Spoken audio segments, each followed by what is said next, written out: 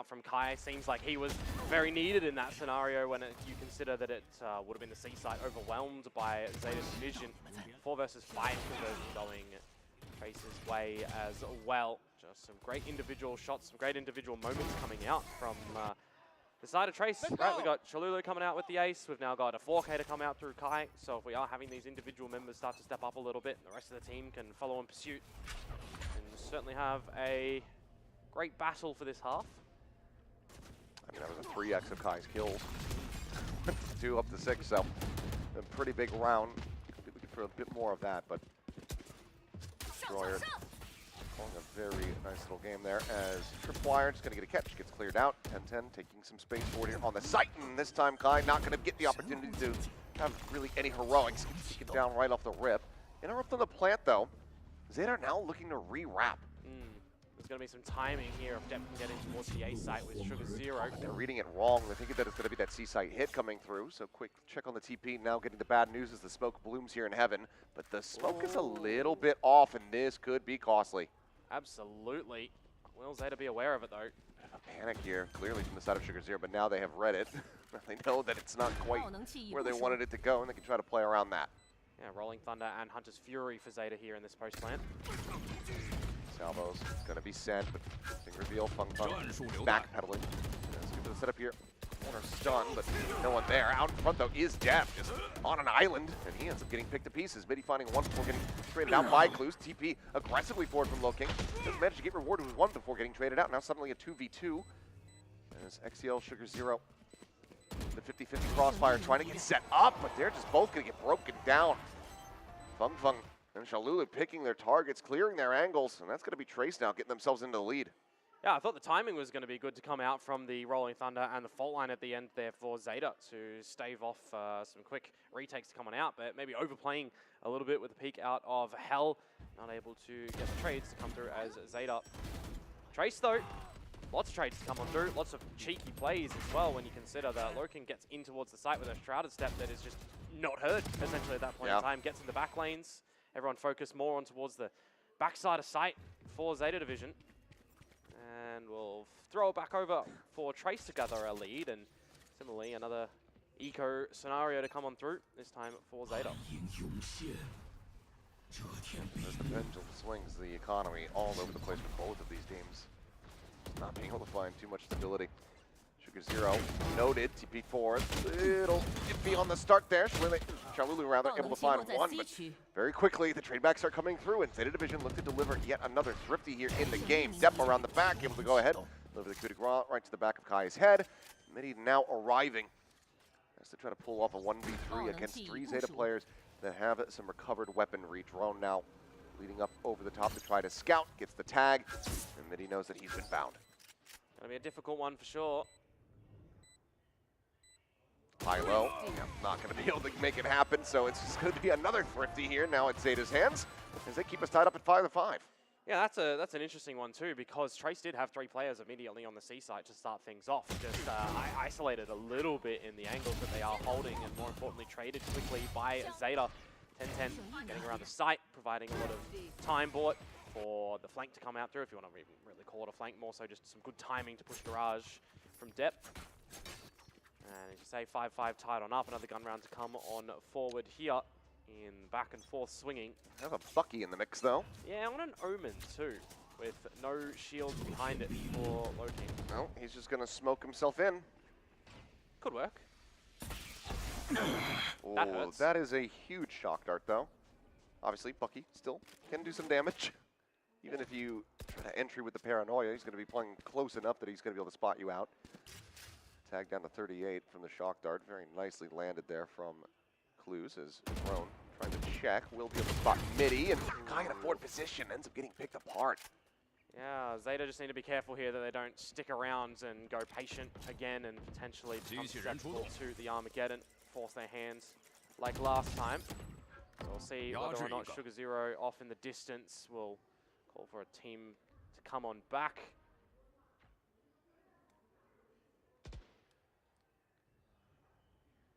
Big lull the action. I mean, still going to be a double player insert here at Sewer. Well, the spike gets worked into Garage. So trying to sell a bit of a fake here, our Zeta division, but this might just be costing them lives here as everybody's just stunned up. 10-10 eventually able to tap away, finds the kills there. At the same time, Loking does get taken down. Nothing going to be found there with the Bucky. So now the bad news registered here. Trace starting to sprint their way across towards this C site, but they are heavily outnumbered, and I think the call to save is likely going to have to be made. Yeah, I mean, they are pretty close towards this C site, so scope out if they can spot anything nice and early. Looks like they want to go for it at least for now, but no one on the site. I mean, tap, maybe you can try to get rid of the Hunter's Fury. Clues is not exactly in position for it, though, given that he's still lingering. So there's the hole. It's going to get up to half. The Cyber Cage blocking out, pulls off of the defuse. So halfway there, but XDL hitting a nice shot.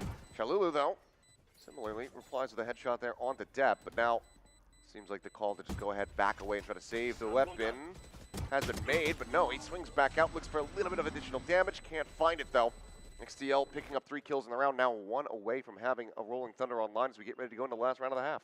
Yeah, and for Trace as well, if their target was to try and remove the Hunter's Fury in that part, they didn't manage to do so. So they're going to hold on to the next round. You've got 2 sides though, right? Stuns are either cosmetic and the shot hits first, or you've got the fun and everyone's just pep, and nothing connects. It just turns you both into wet noodles. Yeah, always funny. Last round of the half though, with that last one not going Trace's way, they're going to be a little bit more strapped for cash, but it's not the worst thing for them.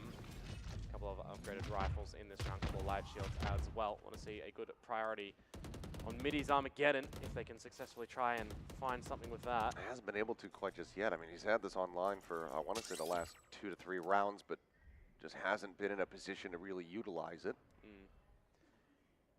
Sugar Zero right here next to Kai.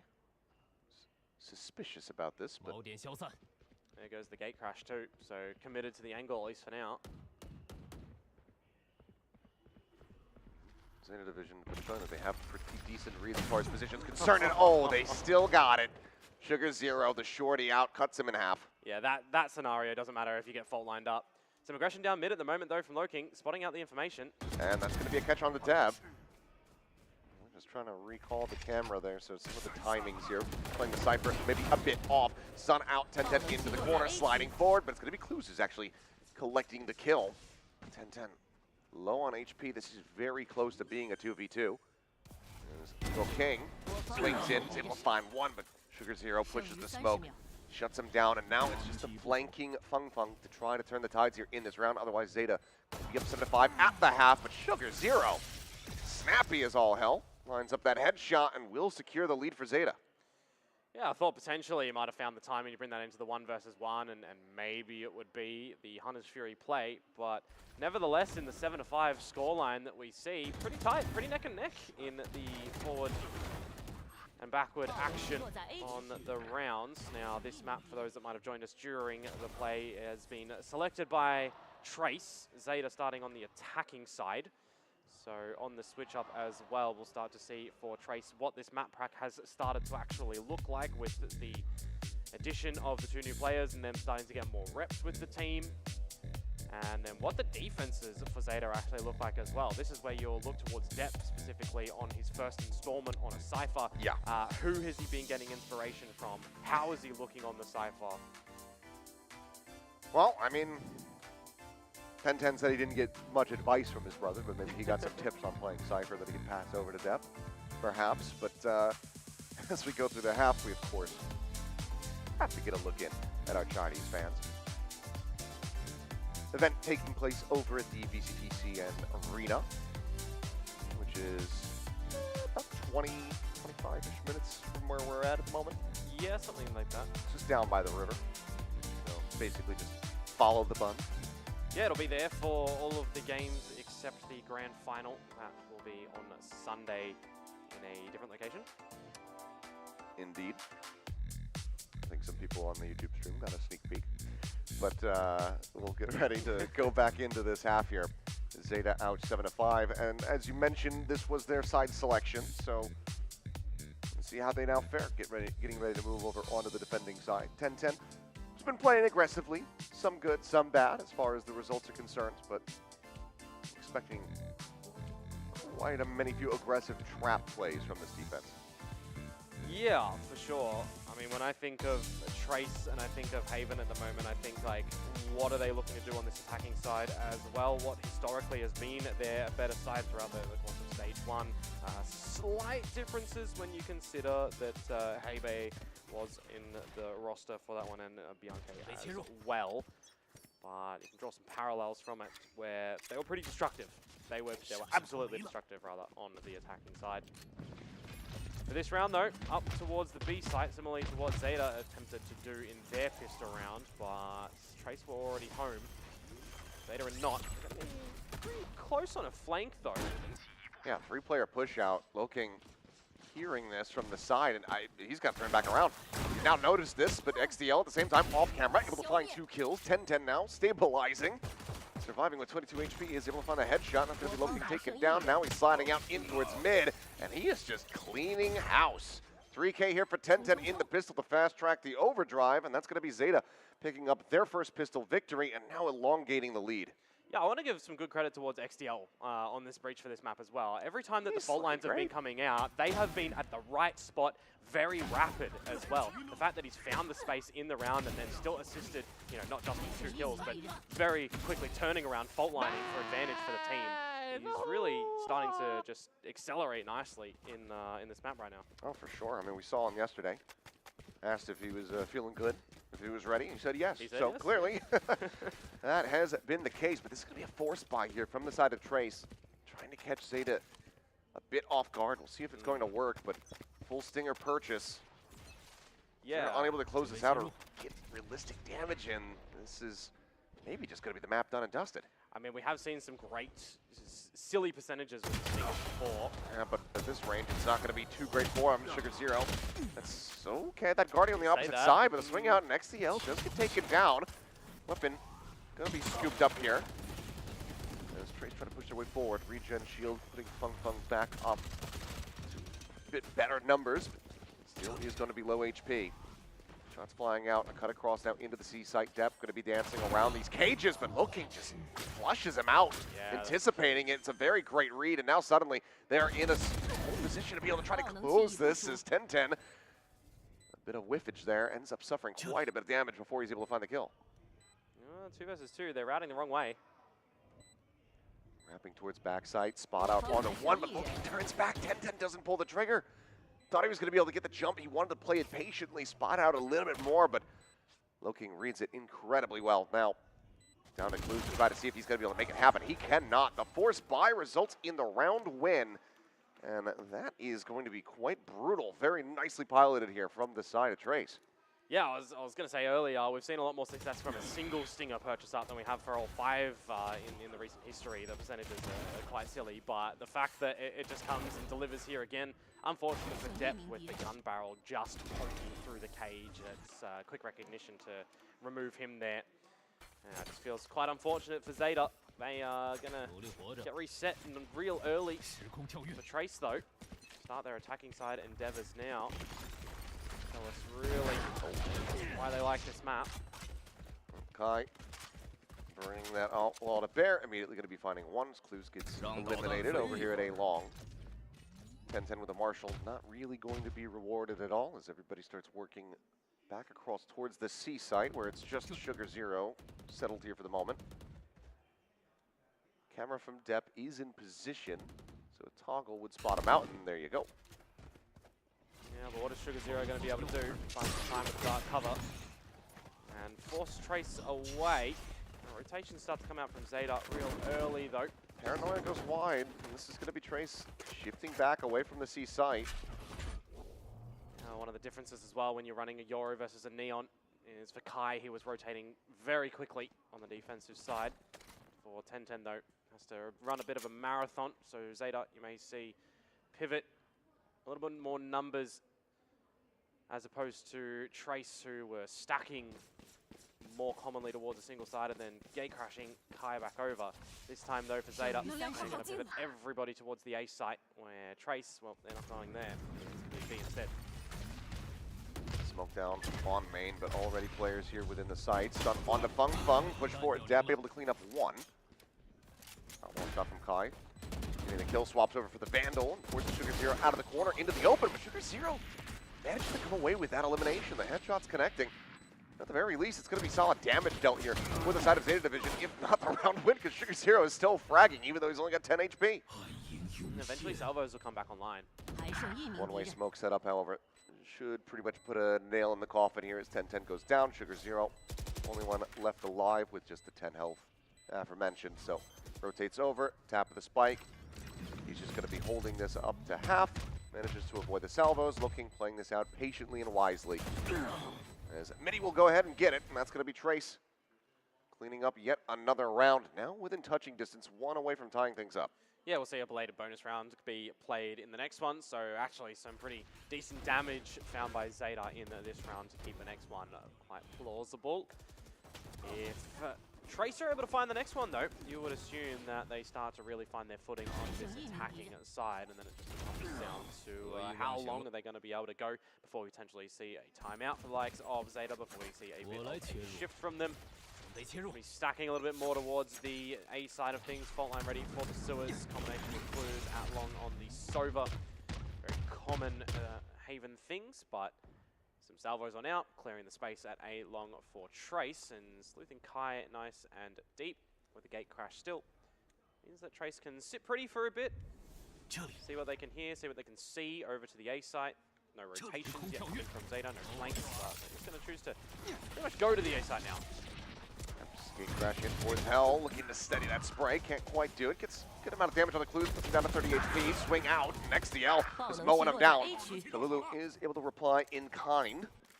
Player advantage now here at the hands of Zeta Division with 10-10 wrapped around the back, and it has not been red. Now he's known, relay bolt connecting, back behind the box, but gun barrel spotted, and 10-10 eventually is able to go ahead and fish him out. Another great delivery from XTL on the site as well, right? Getting a multi-frag, swinging together with the team. Seemingly, Zeta are very well coordinated at the moment with the utility that they want to throw on out. A scenario where if they don't get those kills, Trace can overwhelm the site, establish good plants, and then look back for the flank a little bit later on. So very crucial that Zeta were able to shut down things on the site before it got out of control. And with the economy really not still in the favor of Trace on the back of losing a bit too much in that previous round before the belated bonus there, it's going to just be a bit of a juggle by coming up into this round. Oh. Okay, very much expecting that push out. 10-10 gets away with his life. Minor tag up. Bit unlucky running into the one player that has the four-step rifle. Obviously a Guardian in hand for Fun as well. So 10 through here. He can leave. Yep. That's about it. Wants to try to re-swing. Now is in a bit of a rough spot. Fault line coming through. Tries to get the catch, but looking able to steal away just in time. Kai trying to scale forward. Ends up getting taken down over here at long, as now they have it double stacked. And that's just going to be Depp and Clues falling him down. Looking, trying to, you know, do something a little unexpected. Unfortunately, it's well read and observed. Well, the wayside, just the Sheriff in hand here for Shalulu to try to see if he can get some additional damage to help Clues.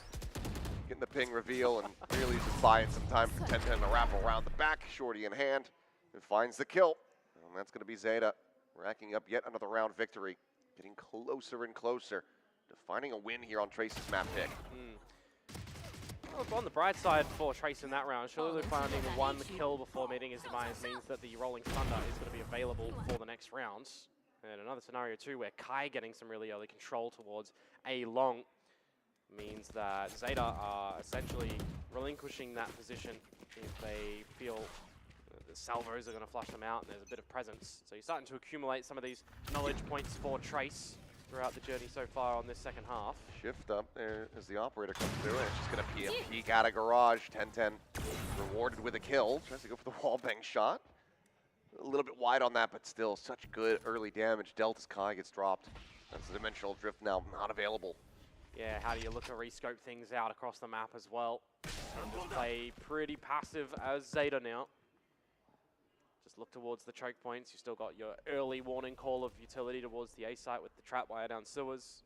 I mean, you might just have to be a send on the Rolling Thunder, but do you want to invest it to try to convert a 4v5 is the question. Otherwise, how are you meant to gain access to the sites? wait for the dark cover to fade and set up a little bit of utility. You've got all of your pieces at the moment. Spotting out depth towards the A-Link side of things. Fault line centers to try to hold them at bay, counteracting there from XCL. Denies them access here into the B site. Now it's going to be a pivot, but you have 10-10 situated here in window, ready for the peak, and oh, okay, shot, and it's not quite connecting. Goes in for a little bit more there, blind through the smoke. Still not going to be found, but now time is starting to dwindle. 10-10 still, though, utilizing this neon speed, is able to go ahead and get into position, pops the overdrive, and now is looking to just go ahead and mow them down. Plant coming through, though, on the A side. Clues nearby, but needs to wait for the rest of the squad. Yeah, Fung Fung got in here on a massive lurk, so from the shadows for lurking to get the plant, but now, well, it's 5 versus 2. Pretty hard. Oh. 2v4. XCL not expecting the reposition there, but He's able to go ahead and flush him out. Neural Tips is going to be invested here from Fung Fung. He wants to try to clutch this one out, and he is so damn close to making it happen. Gets himself the 3K, just a hair away from pulling off the miracle, but Sugar Zero is there, shuts it down. And that's now ZETA 3 rounds consecutively, 2 rounds away from taking Haven as their own. Yeah, that's going to have the sweat on the brow there for ZETA Division, you'd think. A 2 versus 5 that very nearly gets dropped. Lion's share of the work from 10-10 in the beginning and middle of the round, but the real bait play to get the spike back over towards the A site, plant open, try to see what you can defend. I mean, that's essentially the 1 versus 4 from Fung Fung that he tries to win. Just a pre-fire. Yeah. Just has him swing into it. I know where you are. I know you're going to double swing into me. Let me try and mow you down. Timeout called, though, from Trace. Just going to drop their second one in the map now. Last time that they did deploy one, they did convert the round afterwards. So we'll see if this is going to be the scenario that they need to start to come back, because any falterings now would concede map point to ZETA. Yeah, it was a thrifty, so probably similar situation for them. Try to pull off yet another one to try to get resaddled here. 4-round deficit. We need these remaining rounds to be absolutely immaculate, and it's been far from it for both teams, to be fair. Yeah. It's been very scrappy. Yeah, I mean, now you've got the operator to consider as well, right? Something that ZETA Division and bringing in 10-10, they have up their sleeve where previously they didn't. I think it's a great buff for them, personally, and it's actually gathered some great successes. So we'll see now on the back of that timeout what the beginning stages of the rounds do look like for Trace. They've been pretty proficient of getting, the A-long control side of things. They don't have to consider, Armageddons and that such to reclaim the space over there that they themselves were trying to do. This has been a free showdown, both XDL and Chalulu. 18 kills, similar assists, similar deaths. Yeah, now you got the information that they're not going to be towards this C side of things, so 10-10 can rotate back over towards A. Meanwhile, Kai on the dimensional drift, scoping out A. Spotting out Depp's position here. Depp bounding around, has that shorty in hand there for a brief little moment. Ping reveal, Kai has to exit. They still haven't really scaled forward into the side. The Rolling Thunder now going to be crashing across into the smoke goes Depp. Swinging around, shorty in hand, gets a ton of damage there on him, but cannot find the kill. Kai at the same time able to find XDL, takes him down with the Stinger at range. Clues. Spraying out from the A connector, is able to find one, but looking. Takes down Sugar Zero, and now it's a 2v4 that ZETA themselves need to try to win. Drone chase forward, 10-10. They're in heaven. Vandal swap, peeks out, finds the headshot. Kai gonna be taken down suddenly, 2v3. Still a Stinger in hand here for Lil King. 10-10 cutting some noise, goes back across, jumps up over the top at this time. Angles watch, taken care of, and the stun goes out. Clues does manage to fight back for one more kill, and he's gonna find all of them! How has that happened? Unbelievable! Clues pulling off the 4K, that's gonna be such a backbreaker for Trace. He was digged down to like less than 10 HP. He's got 15 health! What is that? 15 health behind, how has he done this? Well, we'll have a look at the replay to see. I thought that Trace were just getting in towards the site, getting all of the kills with the lesser weaponry. The Stingers just roaring. A 1 versus 3, take a look at this. Cosmetic stun. Oh, what? The last bullet! The last bullet fade away. I mean, the team can't even believe it. That is absolutely ridiculous. Actually, you has no idea. You cannot redo that one. That is not going to happen ever again. That is insanity. What a round from Clues. And now it's map point. Yeah, I mean, that has to just be the nail in the coffin. As 10-10, quick peek, quick pick, looking dead. Right here at the start of the round. And I mean, you know, similar scenes to losing Kai. How are you meant to scale when you don't have your smokes now? Yeah, the wind is out of your sails. Rocky waters, the result of that round, and now it's just ever so difficult for Trace. They've lost everything over at seat with 10-10 having the operator on that line. If they want to try and go towards the A site, well, again, it's just going to be the trap wires that'll be there. 10-10 though. He's getting a little bit overzealous, but spotting and backpedaling. Dude, does he just go for the wall bank shot? Could you imagine? I could imagine. I mean, given what we just witnessed in the previous round, yes, I absolutely could. Yeah, 45 seconds for Trace to come out with an idea of where they want to end things. Kind of forced in towards the B side at the moment with the way that ZETA have been positioning and playing this round. Armageddon going to be used. That does get to the catcher. ACL taken down. 10-10 dead as the op shot ends up whipping. But Sugar Zero is able to peel one back. Bring into the back of sight though, and now with the Hunter's Fury layered in, Clues cleans up Fung Fung, and suddenly this round is getting away from Trace. Kai all alone, a 1v3, the plant. Sticking to this one here with 10 seconds remaining.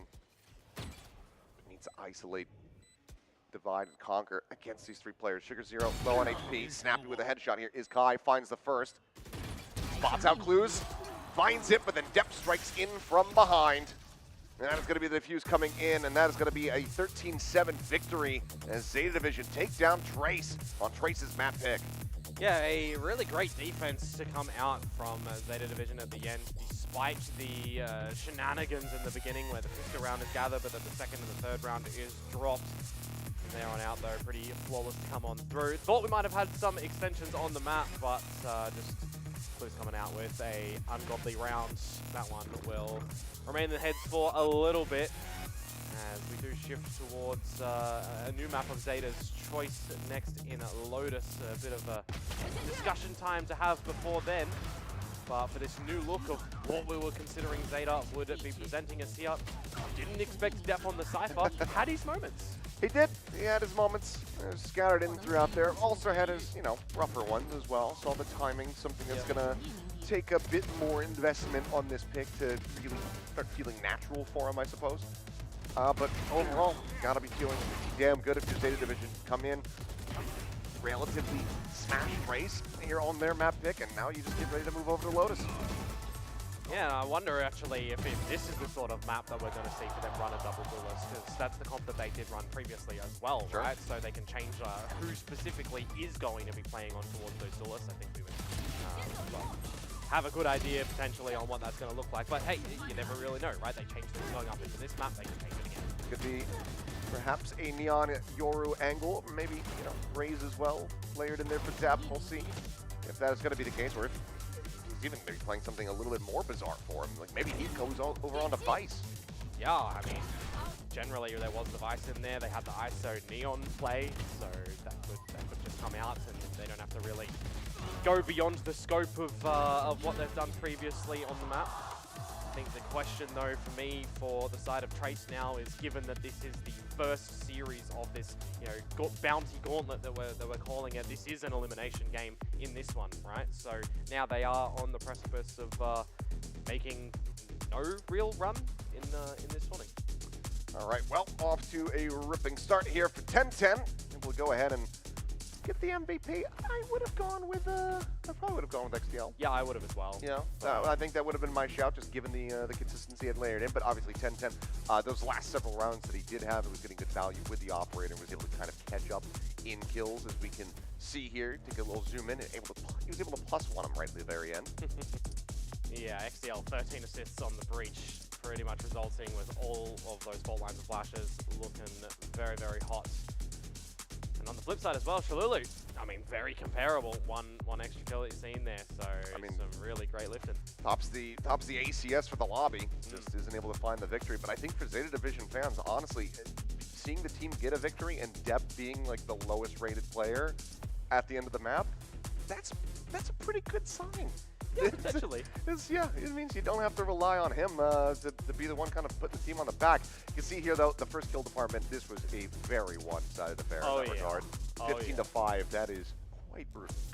Yeah, the 4 versus 5 conversions on the 2 rounds that came out the other way as well. So for a 7 to 13, when you consider it was, what, 7 to 5 at the half in favor of ZETA as well, you're thinking, well, maybe we're going to get, you know, very close results scoreline, but no, ZETA division, great defenses, great reads. It was pretty much just the force buy into the follow-up round, all that they were able to find from that attacker side. So a bit brutal here for the side of Trace. Need to lock in for that second map because Lotus, I mean, you're moving to another 3-site map. Yep, ZETA are looking pretty on point.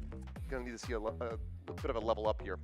Yeah, absolutely. I mean, this is like the first map where we really saw 10-10 come into the fold with ZETA as well, right? And that was the first new look for them with the operator that was coming out. I remember he was being really dirty in the baby door over towards rubble with that operator. It was kind of irremovable. So I think if you are Trace, you're looking at it. Are you expecting this map to have been picked in the veto from ZETA Division as well? Have you got your sort of prep ready for what might come out? Because on both sides of the equation here, you've got new players, new potential, Sunset in the mix as well. Shake-ups on what we thought were going to be with the agents as well, but that patch isn't the one that's being played here. All right, well, we're going to go to a quick little break, and when we come back, we'll get into that second map, see if Trace are going to be able to tie things up, or if it's going to be a 2-0 for ZETA to stick around in the tournament. Don't go anywhere.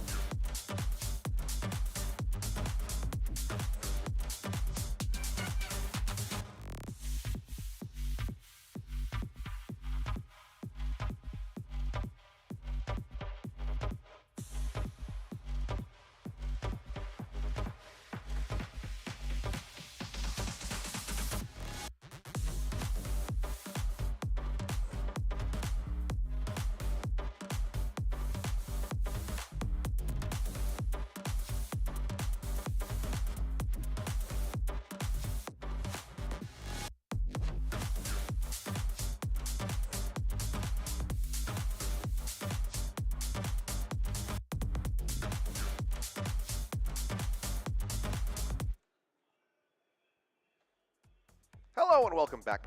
Excuse me, I just gotta get that wire out of the way. Gotta be professional on camera. But welcome back here to the ACL. We are one map deep in our first series to open up the action at Zeta Division. A pretty one-sided affair, a scrappy affair. Some very close rounds. But at the end, 13-7 on Trace's map pick of Haven. Now we get ready to go to Zeta's selection of Lotus. What did Trace do? Basically, to try to get back into this one. I mean, on paper, you look at the first scoreline and you think, oh yeah, Zeta, they kind of, you know, knew what to do. They were rinsing them. They were doing all this. But the rounds, I mean, they kind of tell a much different story with the scrappiness, with the absurdity that we come out with the clutches as well. So coming in towards Lotus, I guess a bit of a saving grace is we've got a lot more reps to come through from Trace on this map than we do for Zeta. So they should know what's been working for them, what hasn't been working for them in every single instance that they are playing this map, to just really fine-tune and tweak. So whether or not they themselves are going to be running in with the same composition that we see, they're going to be playing a Viper comp as opposed to Zeta that have not been. So they're going to have a couple of different tricks up their sleeve that they can potentially play out with an operator, up and down. Always like a Viper when it comes to Lotus, so potentially. I'm curious for Trace. Do you go back to Fung playing Raze? Do you just kind of keep Kai running the Yoru, maybe a Neon for himself here, run the solo duelist? Yeah, back to the old comp. Or they try to change it up? I'm not too certain. Fung, I think, you know, he had his moments as well. They're on that Haven map, so if he wants to get back into the duelist chair, I think that might be well suited for it, but ultimately we will just have to wait as we get closer to that agent selection. As I'm sure the fans here in the arena going to be trying to spur them on as much as they possibly can. Yeah, for sure. I think a key pivot for Trace is going to be to get Kai a little bit more involved as well. Playing on the Yoru, right, it was very solo play a lot of the time, trying to formulate some space. Then the team would rotate back towards him. They're going to try and deploy the same sort of things with a Yoru potentially in this map, whilst we wait for the agents to come up. They're going to have to probably adjust that a little bit more and recognize that nice and early. A little bit of a sneaker peek, I think. A breach doesn't really change too much things for you when you consider Shalulu. Well, seemingly we're a little ways away before everybody's going to have everything selected and we get the graphics flown on screen. So we didn't really go over it too much at the top of the show. So how about we go through the kind of format here? Sure, we mentioned the bounties and whatnot, but we haven't really gone over the stakes for this series because obviously the loser's out.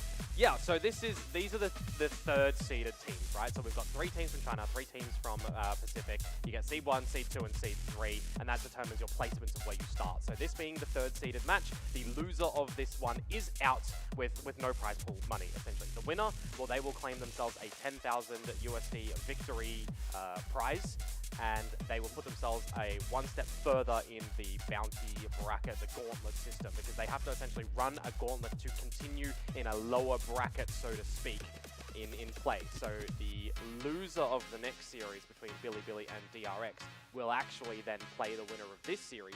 And the way that one will work for tomorrow's game is the winner will get $10,000. And if it is the lower seed, so i.e. the third place teams here getting the victory, that's where the extra 10,000 bounty bonus comes in. Right. Well, it's a bit confusing, but try to help. I think when you're hearing it, it might be a little bit how do I wrap my head around this one? But ultimately, it's stick around, keep winning. If you beat the higher seeded teams, you get more money. Yeah. So we'll see. But yes, it is very much worth noting and keeping in mind for everybody watching at home that this is elimination. So right now, need to see Trace trying to run this back and get a bit of a reverse sweep here, but Zeta have been looking overall pretty damn good. You see the comps, it's going to be XCL going forward here onto that deadlock, so breachless for the side of Zeta Division, and it will be solo duelist for both teams with Kai staying on the Yoru and 10-10 on the Neon. Yeah, so this is the sort of scenario where I'm talking about we will probably want to see a little bit less individuality to come through from Kai, perhaps. On the flip side, though, for Zeta Division, some options and some changes. It's interesting that they are actually bringing out the deadlock. I have loved deadlock since she got a bit of a buff. There's a couple of teams that still float the idea of a deadlock. DRX, for example, Nongshim have been running it. You got in the China region a couple of teams picking it too. But a bit of a different look now to come through for these guys. Well, we are off to the races here. And it's off the rip. That's going to be XCL taken down. Quick little shots flying in as Step similarly. Picked apart here on the lurk outside of B main. Tap of the door. Sugar Zero looking to try to close the gap here and find a kill. Is unable to do so. Clues with a quick peek across is able to trade one out, but still now a 2v4, a 1v4, as I can't even get the words out. These guys are just picking each other apart so very quickly. Clues needing to pull another rabbit out of the hat here. Ace clutch if he wants to drag this back, but will not be able to do so. Lil King comes away with the final kill, and that's going to be another pistol going to Trace. Yeah, starting off with the first pistol of the map, just like Haven as well. Shake off the nerves, shake off the fact that you did drop the previous one as well, and see what the sort of early adjustments will look like from them. Now, in my sort of nerd environment, I might so to speak, at least say, this is the Nongshim composition. It's the only team in all of the partner scenario that run this composition that ZETA are playing as well. So whether or not they actually have come up with the idea of this is what we want to do, or we liked how they have played it, because it was the actual roster that they lost 13-6 against. So if you can't beat them, join them. That is what they've done. Oh, shout out to Nongshim. Shout out to Chobra. As well as the rest of our co-streamers. For now, MTC site, big push out here from Zeta Division, 4-player stack, going to be working their way out. I mean, they have pretty much all of the information. It's just about whether or not they're going to be able to find the damage. Just one Sheriff in hand here for 10-10, as he is segregated away from the rest of the team. And to see what they can find here, really. Well, this is going to be 2 quick taps here from Midi. Good amount of damage there, but still surviving. Gets the headshot and clean up depth. So 3K for the tail. 10-10. Looking for more, but unable to find it. It's going to be a 4K at the end of it all. Is a relatively clean 2-0 start here for Trace. Yeah, coming in with this bonus round as well, you can have a little bit of priority on Midi to potentially do some stuff and get out an Armageddon nice and early. Whether or not it'll be for this next round, maybe a little bit unlikely given that it's 3 points away, but for the round after, where you come in towards the first real gun round, that could be quite the good ultimate to have. So we'll see for Zeta what things are going to look like here, as we may have a timeout. Uh-oh. Yep. Let it be the favorable timeout. Something tells me that Zeta's probably not calling attack timeout after a simple 0-2 start on the map. I could be wrong. I would love to be wrong, but I'm not. You're not. So it looks like we will have a tech pause. So let's all just cross our fingers and sing Kumbaya and have a good time. Cross your fingers, cross your toes. Cross everything. Oh. Looks like maybe a game crash. Yeah, game crash or something like that. Which, if it is, it hopefully is a quick restart to get back in towards this one as well. Yeah, if we get some info, we will relay that over to you guys, but hopefully should just be a bit of a reboot. I mean, I'd say overall, throughout the stages, VCTCN, they haven't had too many issues. So as far as the actual setup of the studio, shouldn't be too big of a concern here. Yeah, and it does help that they're in the CN venue as well, so they would have the resources needed, of course, for quick recovery. Trace, though, 1-0 down in this series, coming out with the pistol and the second round too. Give yourself some good confidence on this map of Lotus, where you yourselves opted to pick on the attacking side to start off as well. Yeah, this should be where the bread is buttered for them. This is where we're expecting that they're going to be able to rack up a good amount of rounds. And if they are, it's even more concerning for Zeta, given that you're running this deadlock, given that you have this heavy defensive side. So Zeta going to be looking to see what adjustments they can find going into Trace's bonus round. So far, on a similar path to what we were seeing on Haven, 2-0 start for the side of Trace. That's when Zeta started really streaking and getting those wins racked up, but looks like we are good to go. So we can go ahead and jump right back into this one as Depp is dead. Yeah, that's a little bit of a headache to come on through. You don't like to see that one for Depp back on the Viper after a bit of time. Unlike the Cypher of last map, the first plate. He's played the Toxins a bit more. Yeah, just a dry peek from Kai. Just hits the shot a little bit faster. And And now what does the adjustments actually look like from Zeta on this defensive side too, right? You've got to cut some corners, you've got to get a bit of information. Clues still has a Prowler if he wants to figure things out up through the pillars. The information will be given to him by Trace's utility instead. Sees to try to slow up the approach. No one getting caught by that. Feng with a Stinger and a Sheriff. Some nice scaling. Yeah. Finds himself slotted here alongside Baby Door, and that allows for looking to now get on an angle to be able to find some shots, but Clues on point. Does find one. Stinger gets quite a bit of damage in. Relay Bolt going to be dodged here by Feng, down to 45 HP.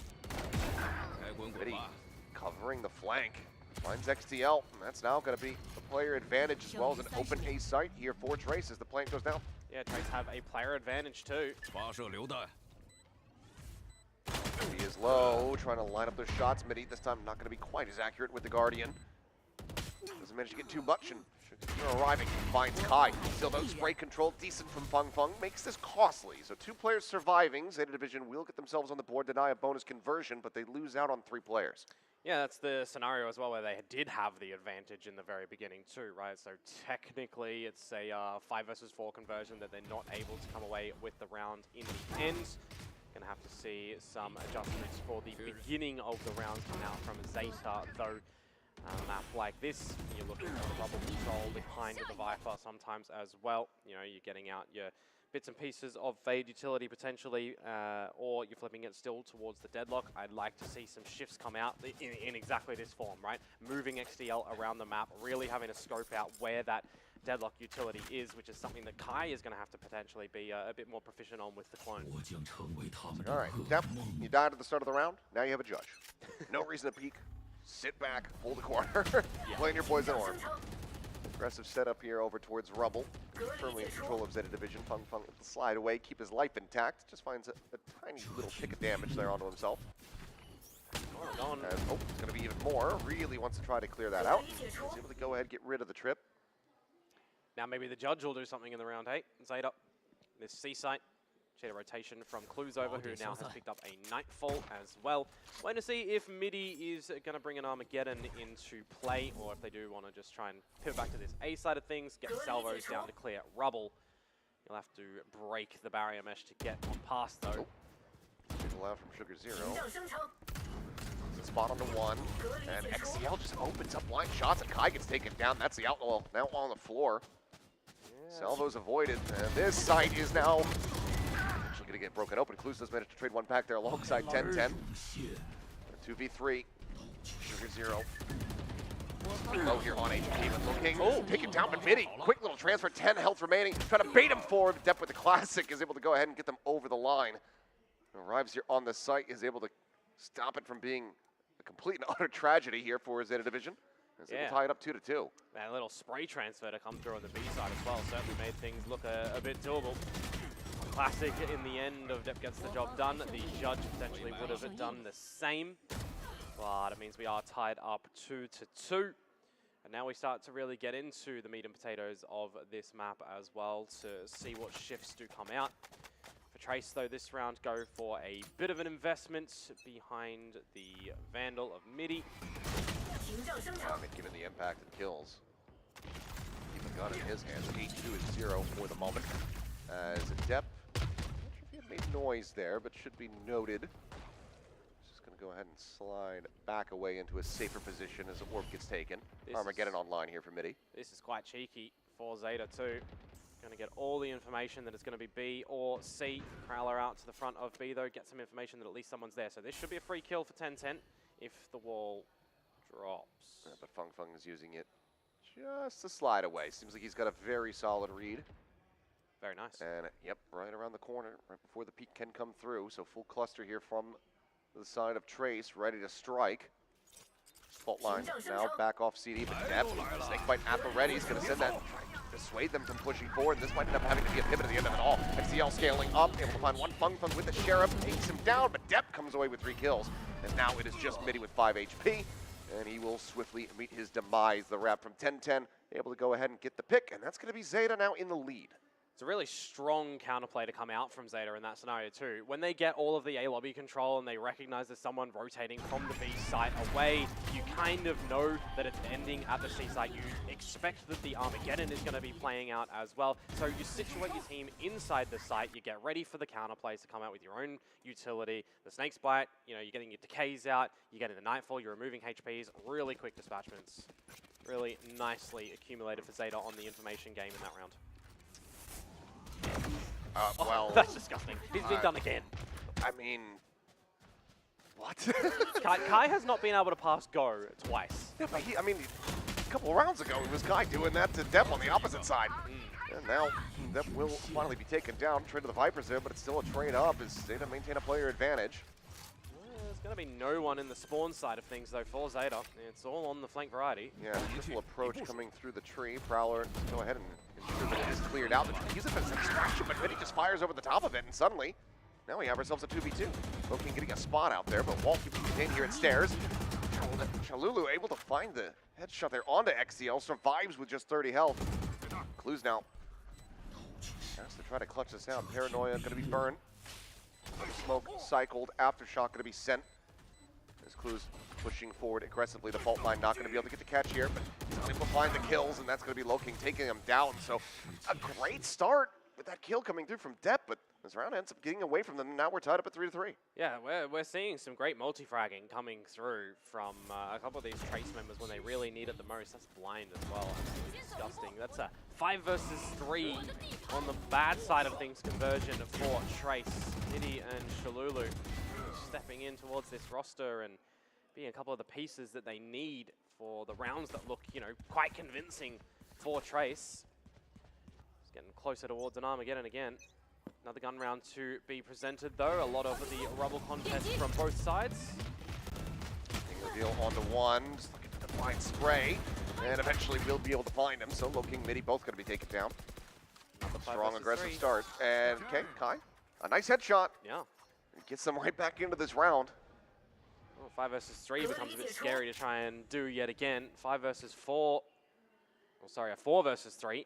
A little bit more doable to the B side of things, and Clues is just going to remove himself from the position. Let's see what Kai can do. Maybe find Depp and pivot to the C site, because now that he's done that, they can. Yeah, cleans him up. Back across towards the baby door here as the pit is going to be invested, so it seems like they want to go ahead and get this lockdown on B. Double approach coming through main. Swing all the way back across through stairs to upper here for the side for Clues. But how are they meant to really attack into this one? Sugar Zero could, from the shadows, try to TP in and spot out the Viper. It does so. Sure how much was gained there, though. As Kai pushing out, finding a timing that's going to be Sugar Zero take it down 10-10. Trades it back here through. Now a 2v2, but the Viper's still missing. Time starting to tick faster and faster. Okay, taking them down. Chalulu going to be found here. Hold on the defuse to get it at least a half, but Feng, yep, just able to play off the back of the decay damage there. Cleans it up, the lone survivor, now dead to the spike. Trace will go ahead and gain the lead. That's another 3 versus 5 conversion that they're able to pull through, this time not on the back of Midi getting the double. It's the team finding cheeky kill, cheeky free trade. XDL just jumping while retreating. His head removed from his shoulders here. Very sharp shot from Kai. And then when the pit goes down to that B site, you just play on the security of Feng. Nicely adjusted for Trace in that round. Might have another first half where it's very backwards and forwards. Pretty close to following the exact same script. Though this time, ZETA might concede further of a fallback as they're just on the pistols here. So unless we see something very untoward happen, should be Trace finding 5. Got a shorty in hand for 10-10.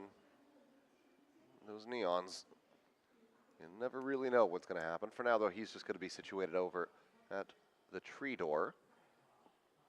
Yeah, he doesn't have an overdrive available either, so it's not like it was one away where the shorty can pick that up and get a little bit electric around the map. Kai spotting nothing. Curious if he ends up going for dimensional drift. Obviously 10-10 at this range. Not going to be able to do too much, but cuts back across. Here we go. Right here, next to the switch. He's going to play a ring around the Rosie with it. Finds the timing to go ahead and clean up a kill. Tries to grab the gun, but Midi eventually will be able to find him. So it's just going to be a 1-for-1 so far, but A site now confirmed open, and Kai watching the flanks. Would be unable to find the punish, but does get away scot-free.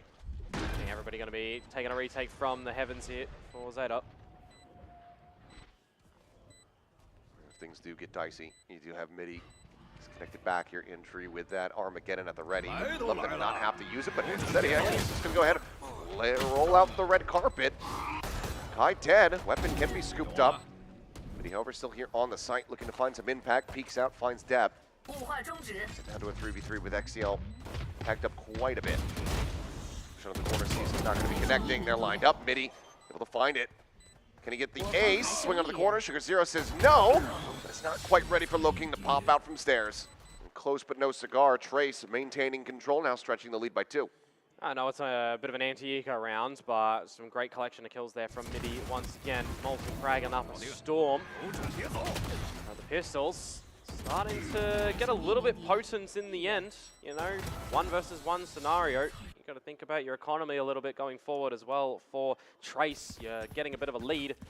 You don't want to be reset and potentially tie things up. If this round here is dropped, you consider Shalulu getting some sort of hero investment. An operator, though, is out for 10-10. First engagement battle as well. 31. Yep, immediately able to find Midi, so raid boss down. But Trace have been pretty good at these deficit positions, right? These 3 versus 5s, True. these 4 versus 5s. They've always found the right avenue.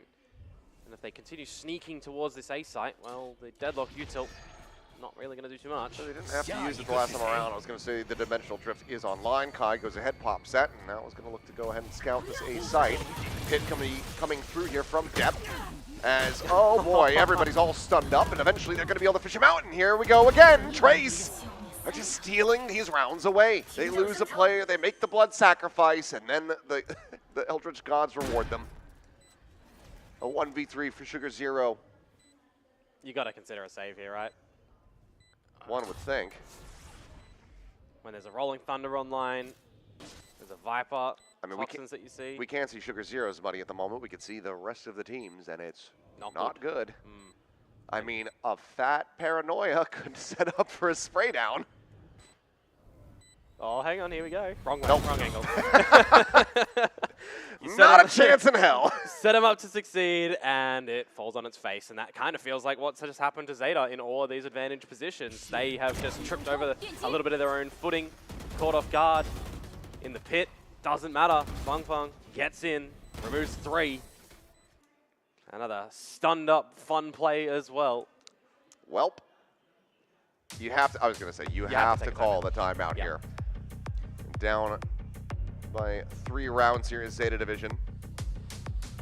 So XQQ and Carlisle going to get involved, see what they can rescue from the half here.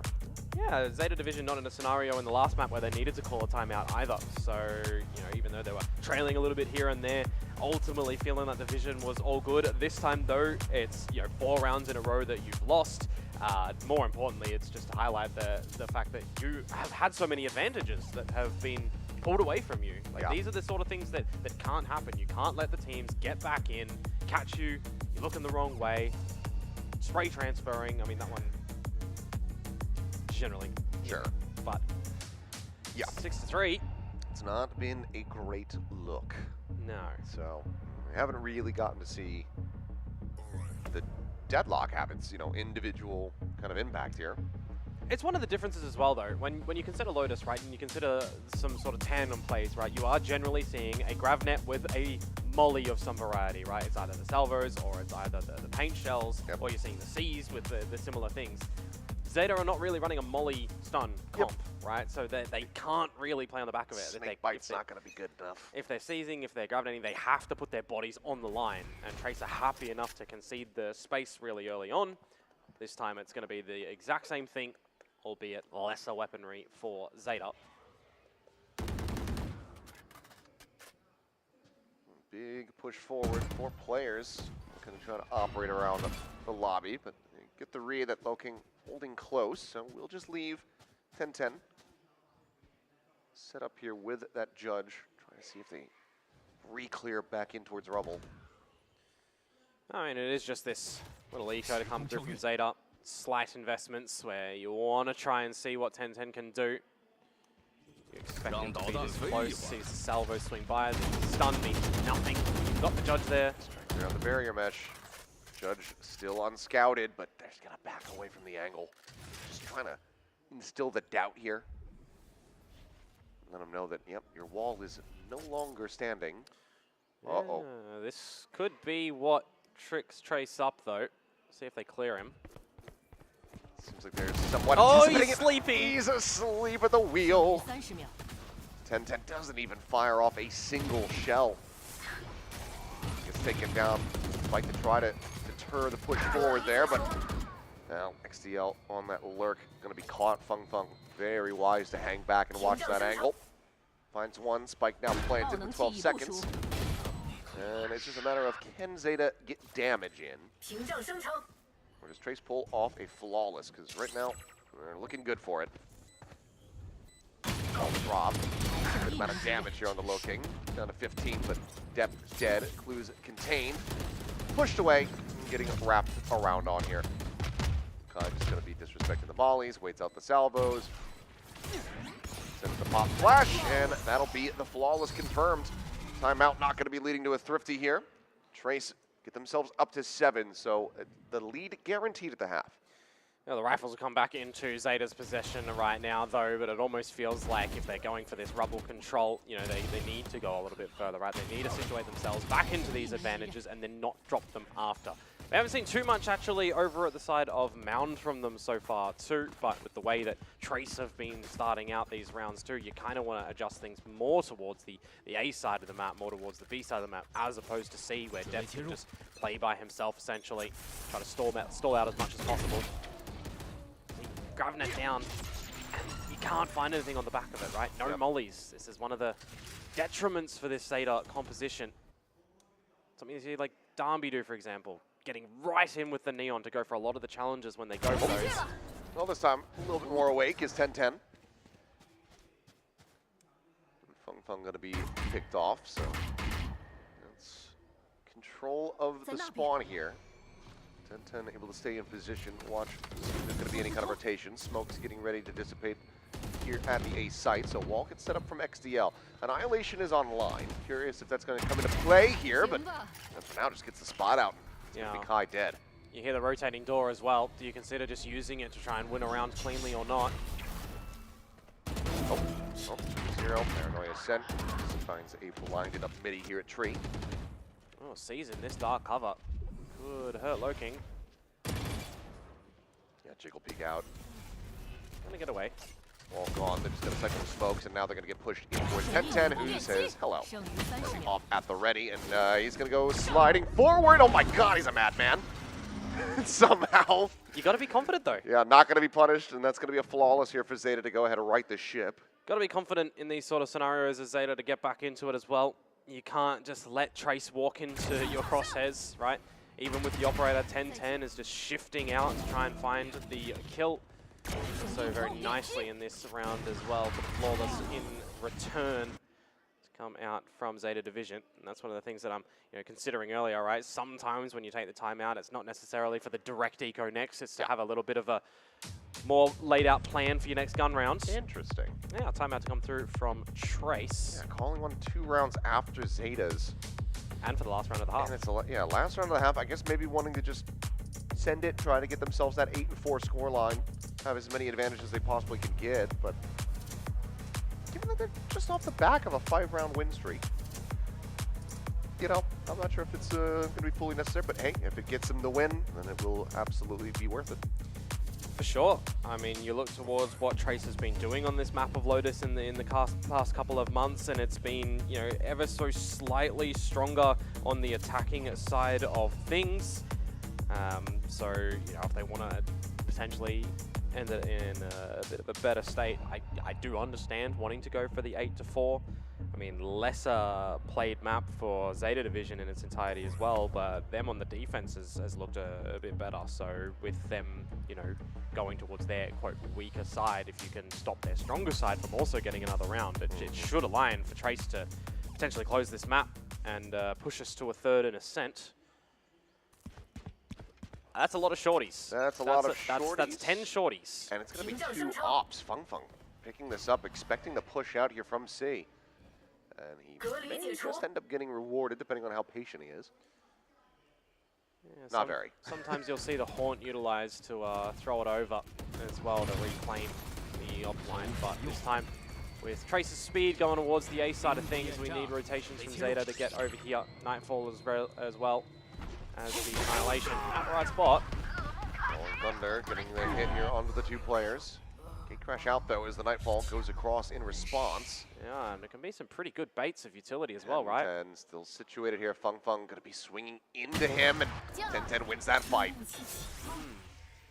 So you've removed the Nightfall, you've removed the Annihilation, but you've dropped Feng. Trying to reclaim some things back towards the A side, and I mean for ZETA, they've still got the right numbers here essentially.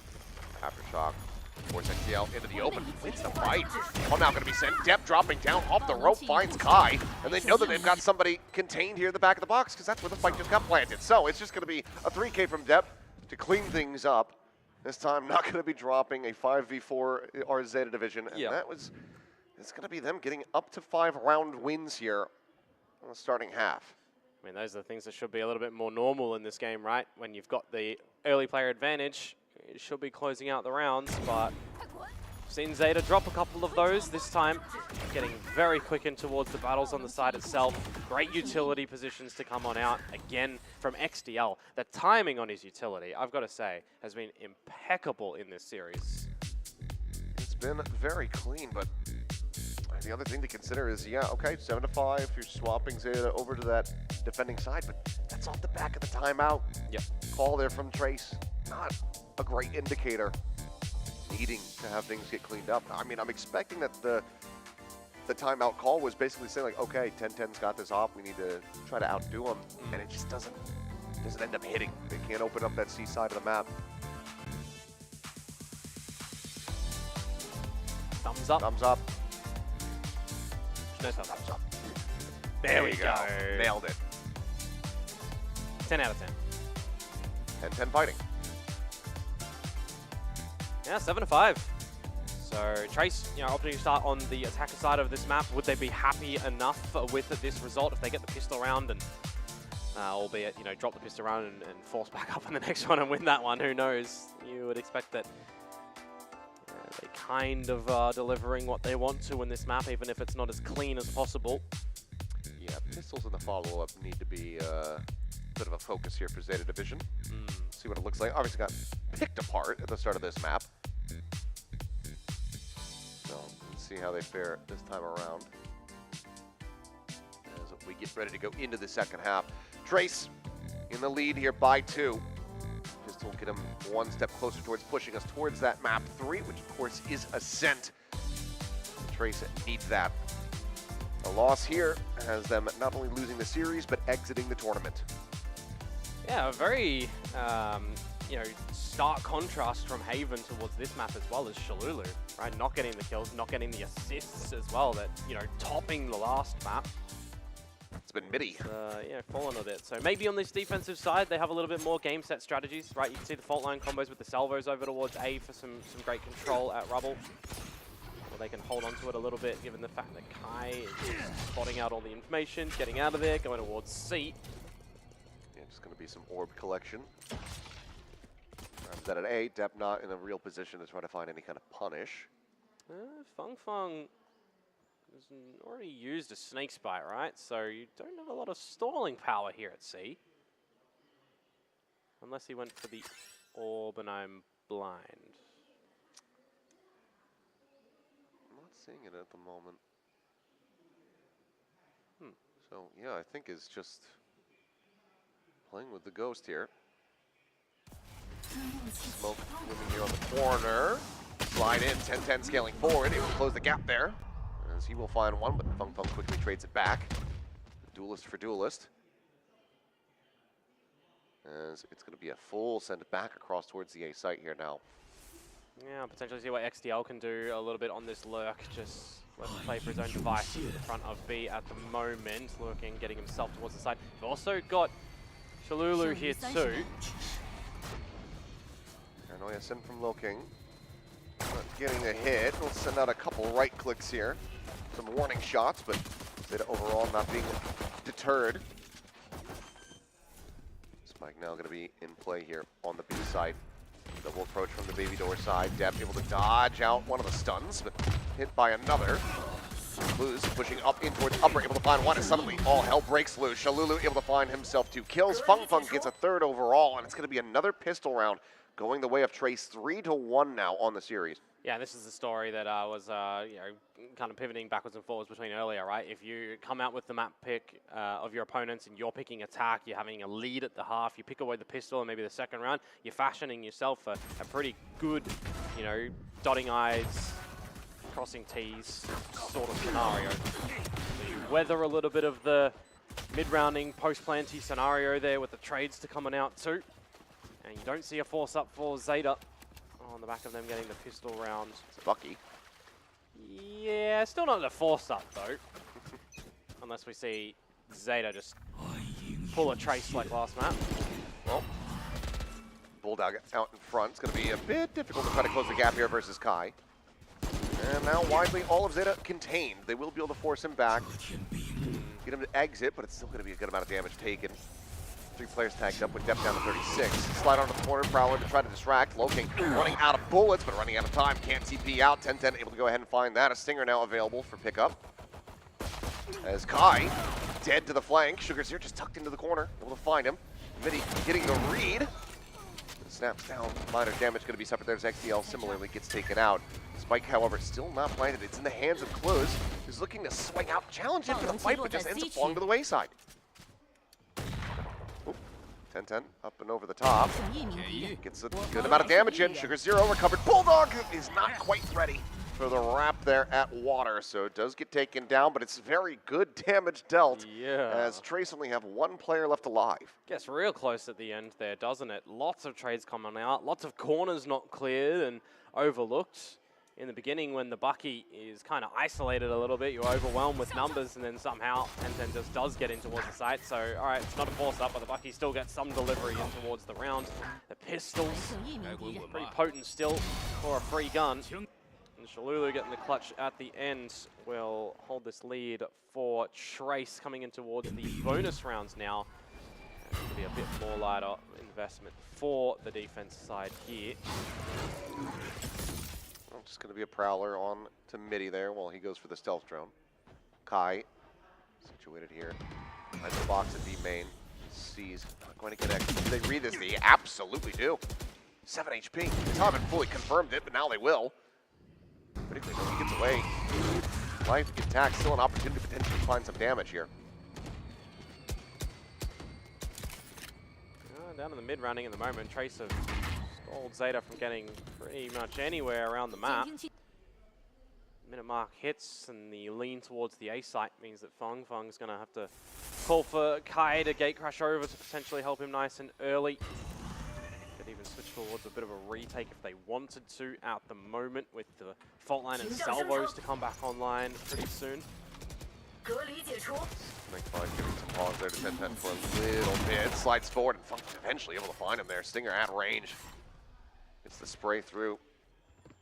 5 HP though. He's got 2 players collectively that's got 12 health on the side of Trace. They still might just be able to convert this. Poison Orb drops. Depp on a very deep lurk now. The time is starting to tick away. Gets the catch. Kai going to be taken down there. On the approach, Spike interrupted. The time. Can anyone get it? Yes, they have, but Shalulu is about to really pick them apart. Swings in, cannot interrupt the plant, but still it's going to be good damage found. Swap over onto the Bulldog here for Lurking. A 1v2. Depp and XDL, neither on the site, both disconnected back over towards a lobby. Depp at baby door. Considering it. Since Paranoia swings, finds the first, the smoke to help isolate. Gets himself back over here, swaps the weapons. Phantom in hand. Is the net getting a grab? He's just going to stick it. He's just going to stick it. XTL is not swinging until it is far too late. What a clutch. Stone cold as Loking will convert the bonus here for Trace. Yeah, that's really important for them as well to try and close out this map and put us in towards the third. I'm looking at a lot of potential indecision from ZETA in this round as well, right? 20 seconds to go before they ultimately figure out, well, we're going to go towards this A side at the moment. Time really nearly gets the better of them too. The plant just getting down. The trade on towards Shalulu, and then, well, you miss your grab net at the end, and it's just a pros don't fake scenario to come on out. He didn't even miss it. He hit him. He was grabbing it. He was? He was just, but he just stuck it. Yeah. It's like I don't need to remove the net. I'm just holding the spike. Well, that's a bit of a brutal way to have a bonus get converted. So ZETA will be investing their second and final timeout call of the map. 5 to 10. What they're trying to run back here. Right now, it's unfortunately feeling like classic ZETA is what we'll say. Just okay, really yeah, running I get that. running the clock down. Yeah, I'm not really figuring out where they want to go. To be fair though, like you've got some players that are changed in this roster. You're coming out with a new composition on a map that you haven't had the greatest history on as well, right? You've got a victory against Team Secret, you've got a good victory against Talon, you've lost against Longshim. So it's not a great sample size, and you're not playing the same agents that you did for the players as well back then. So it is quite fresh, it's quite new for ZETA to have a look and see what this roster is going to be if they stick with this coming in towards stage 2 as well, because ZETA not a team that's going to be going towards Toronto. Well, let's see what happens. I might be an idiot, you might be correct, the net might not have hit. To the glance, people are saying that it did not connect, so me being stupid. It's all good. It makes, because effects on the side of the screen. Anyways. Okay, just going tap, tap, tap, trying to see if you can find anything through the wall. This could be good or bad. This could be tragedy. It is okay. Wall goes down. Kai, he's going to reface in as the stun call goes out. Oh, that shot on the depth is so damn clean. Spike is now dropped. Armageddon rolling through. They'll look to push on the back of that one. Flash seemingly was going to be all right, but Clues does manage to turn it, finds the headshot. Still, a player disadvantages. Yep, has to go for the reload. Shalulu, fortunately for Clues, ends up backing away, but now he's got to re-swing in. The snake bite ends up finding the vulnerable, and this is just a fantastic outdoing here from the side of Trace. Yeah, Shalulu remembering that on the breach, utility goes kind of good. Into the seaside though. Looking, stopping 10-10 kind of makes things feel nigh impossible now. Yep. Sugar Zero, don't think he's going to be able to transform into Sugar Hero here in this round. So it should be Trace picking up 11, getting ever so closer towards the map point and towards pushing us to a third in this series. You even want to see him save this gun in towards the next round too, because the credits are not looking great for ZETA. 10-10, not with the overdrive either yet, so you don't even have that to kind of be something to get you back in towards it. A bit of a hunt is on from Shalulu, but by the timing at the end, he might catch him. Shallow. Got him! Got him moments before. Oh, and that is just brutality. I mean, that second shot from Kai is gorgeous. And I mean, it's just player after player picked apart, snappy stuff there from Loking as well.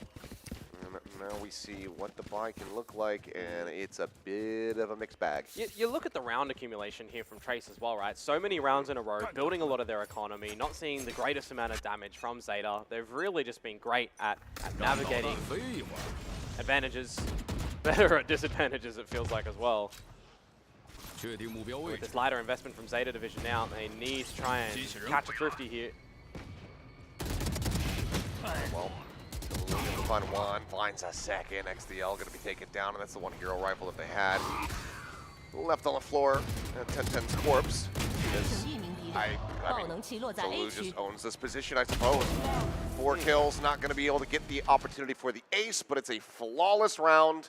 Trace very much running away with this map.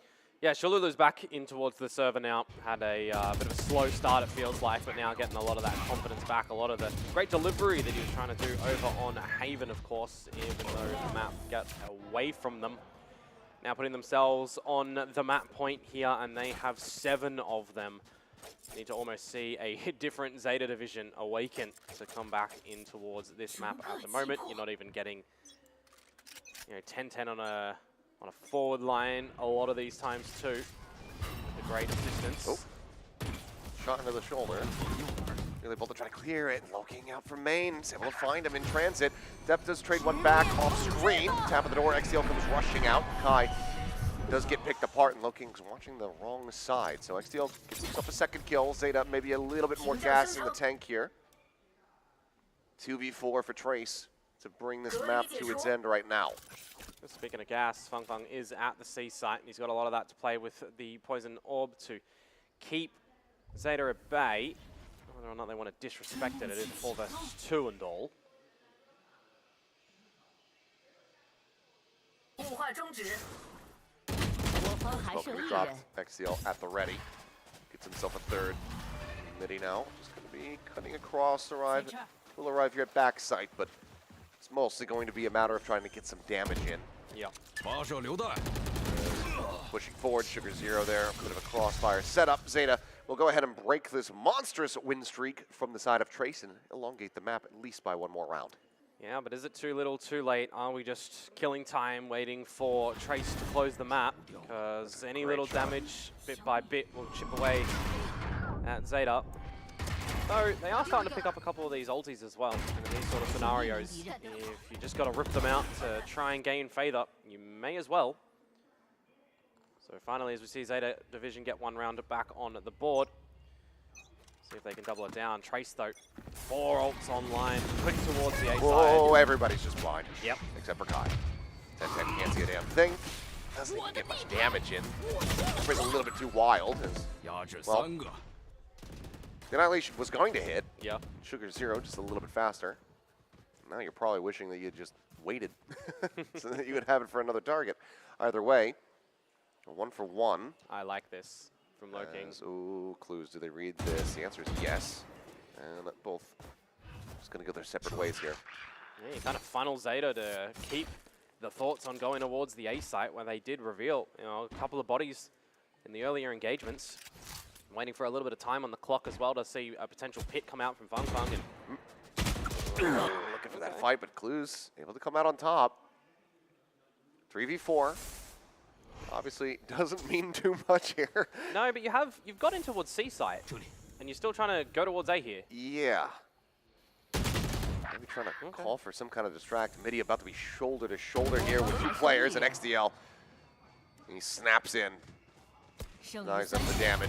Kai, though, trying to hold the door. Down to 5 bullets, getting wrapped around on, and just doesn't know which way to turn. So, in the end, Zeta Division not letting that round slip from their grasp. They close it out. Yeah. 5 more to go to try to push into overtime. If we don't know where we're going to finish, well, they're not going to know where we're going to finish, isn't it? So, everywhere around the map are Zeta in this round. But, yeah, more importantly, they get another round on the board, so they will hold on.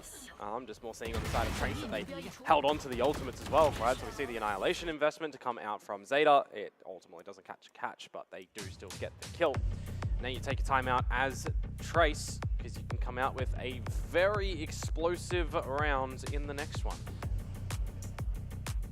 Alrighty, so let's see if this timeout call is going to be able to deliver the victory. 13-7. That's what we saw in the first map. Might just happen here on Lotus as well.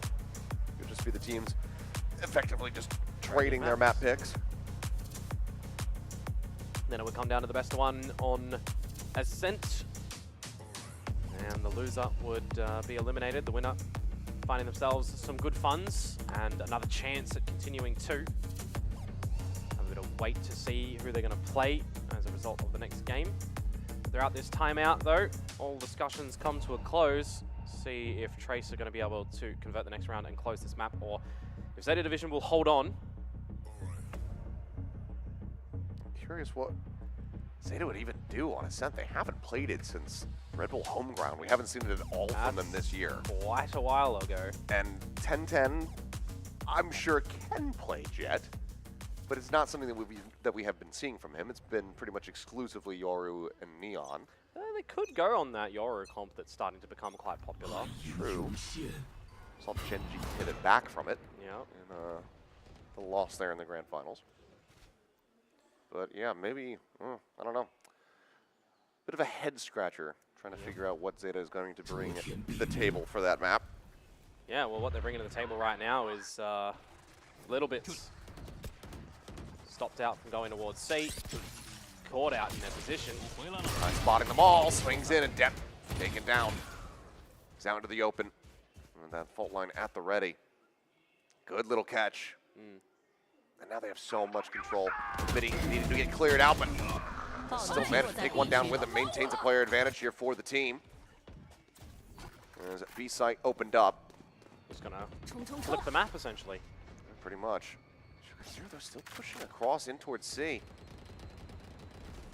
Looking tucked here, but Sugar Zero able to strike, but do they get the read? No, they absolutely do not. Quick trade, however, coming through. XCL keeps them in this. Plan towards the whole side of things. You got a grab net and all 10-10s yourself. 2v2 with Util fairly limited. One flash each here for Kai and Shalulu. It's a tough one. As 10-10 will be able to find the enemy breach. That's just Kai, so it seems like the timeout call not going to be bringing this map to its end unless Kai can come up with a big clutch, but the time is really working against him at this point. Pushes past the fast lane. Here the enemy Neon, but 10-10 is snappy as all hell with that last kill. It's going to be 3 in a row now for the side of ZETA. 4 more to go to get us an OT. Yeah, little by little, some rounds to be found. Getting some trades in the middle of it as well, flipping things over, most importantly. A unexpected position from Sugar Zero really coming in being helpful in the round as well. As soon as that plant goes down, you've got a deadlock. I mean, generally when you're running a deadlock comp, you want that agent to be setting up their utility in a post-plant scenario to be super strong. Frustration on the face of Destroyer there. There's still a 4 rounds until the overtime, so you don't be too worried unless it's another 2 that goes ZETA's way. Main problem is seeing that kind of loss off the back of the timeout call. Maybe players not sticking to whatever strategy he had tried to call for them. Either way, though, Kai going to be caught pushing forward into the smoke. 10-10 ready for it. Does eat a little bit of damage, but overall it's going to be fine. Fung managing to get one shot out there. Clue's going to be dropped despite the paranoia. As, once again, ZETA playing quite split. Yeah, 2 in towards the C site with the spike and 2 in towards B site. Eventually going to disconnect each other, but now you isolate off the door retake angle. You've got a flank to come through. Depth swinging around the back. Should be able to get the jump here on Midi. As he peeks in, and there you go. Depth does find it. He's spotting both of these. Door swung open. XDL, a little bit of slip of the wheel, though. Ends up falling, but Sugar Zero set up here behind the box is going to be layering in another smoke. Don't believe he caught a glimpse there of Shalulu, but he's just going to be looking to rotate out. Looks like maybe upgrade the weapon, go through the door. No, we'll just get hounded down in the end. Unable to escape a 3K from Sugar Zero. And now 4 rounds consecutively built up for ZETA Division. Yeah. Getting closer and closer. Is this where it starts to get a little bit sweaty, though? Is this where you start to feel a little bit worried as Trace that your ideas on this defensive side are not really delivering? Probably. I mean, little bit. you've given up 4 consecutive round wins now. You have no more timeouts. I think if you're Destroyer, you're probably sweating. Yeah, you do have a couple of ultimates that can be quite decisive, right? Fung can lock down a whole side himself. Midi can go in good for a retake or stop ZETA if they bleed the time down really low again. But you kind of want to fashion yourselves some good advantages in the beginning, of course. Oh. Good honest step. At least he's got a real weapon behind that filthy Odin. Spotting here from Low King. Not sure if he caught a glimpse of anything.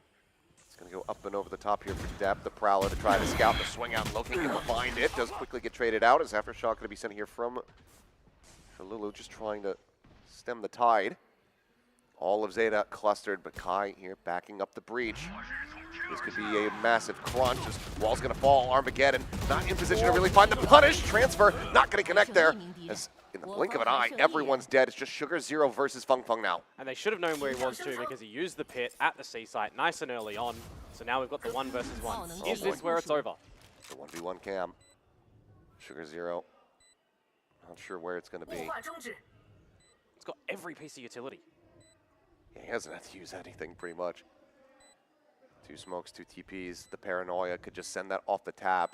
Feng Feng only having a snake bite to try to isolate an angle, but that's not going to mean too much here for an Omen that can just TP past it. He's just going to go ahead, look for the stick, but Feng Feng gets the headshot to connect through the box, and that brings this map to its conclusion. A solid attempt at a run back here from Zeta Division, but they cannot get over the line into OT, and that means that we go to map 3. Map 3, a spicy one for a series in an elimination format. Always going to be so, but for the first series of a tournament that's going to be on the elimination as well, adds a little bit more weight towards a third map. So Ascent around the corner. We are in the fashion here, though, of trading each other's maps in some pretty decent scorelines. Again, you know, on paper, 13-9 is pretty good, but the amount of rounds that you're winning on a deficit scenario, the amount of rounds that you're getting in a row, and the toing and throwing as well, a lot of adjustments, and players asleep at the wheel too, right? We want to make sure that everybody is just fixing these things going in towards that third and final map. Well, that's going to be a sigh of relief for sure here from the Trace camp, as well as the home crowd watching over at the VCT and Arena. Not out of the woods quite just yet, so I mean, we're either going to be seeing one of the Chinese teams eliminated here off the rip on home soil, or Zeta Division just having a quick little holiday trip over the weekend here to Shanghai. Yeah, we were talking about it a little bit before as well, but Ascent is not really something that we've seen at all from Zeta, right? And Trace have kind of been shying away from it as well after having a pretty abysmal result against Billy Billy. It's surprising to see that this ended up getting floated by both teams. Yeah, that's where I was going with that as well. You had the option of going a split instead, but Zeta Division choosing to go towards Ascent. So, I don't know.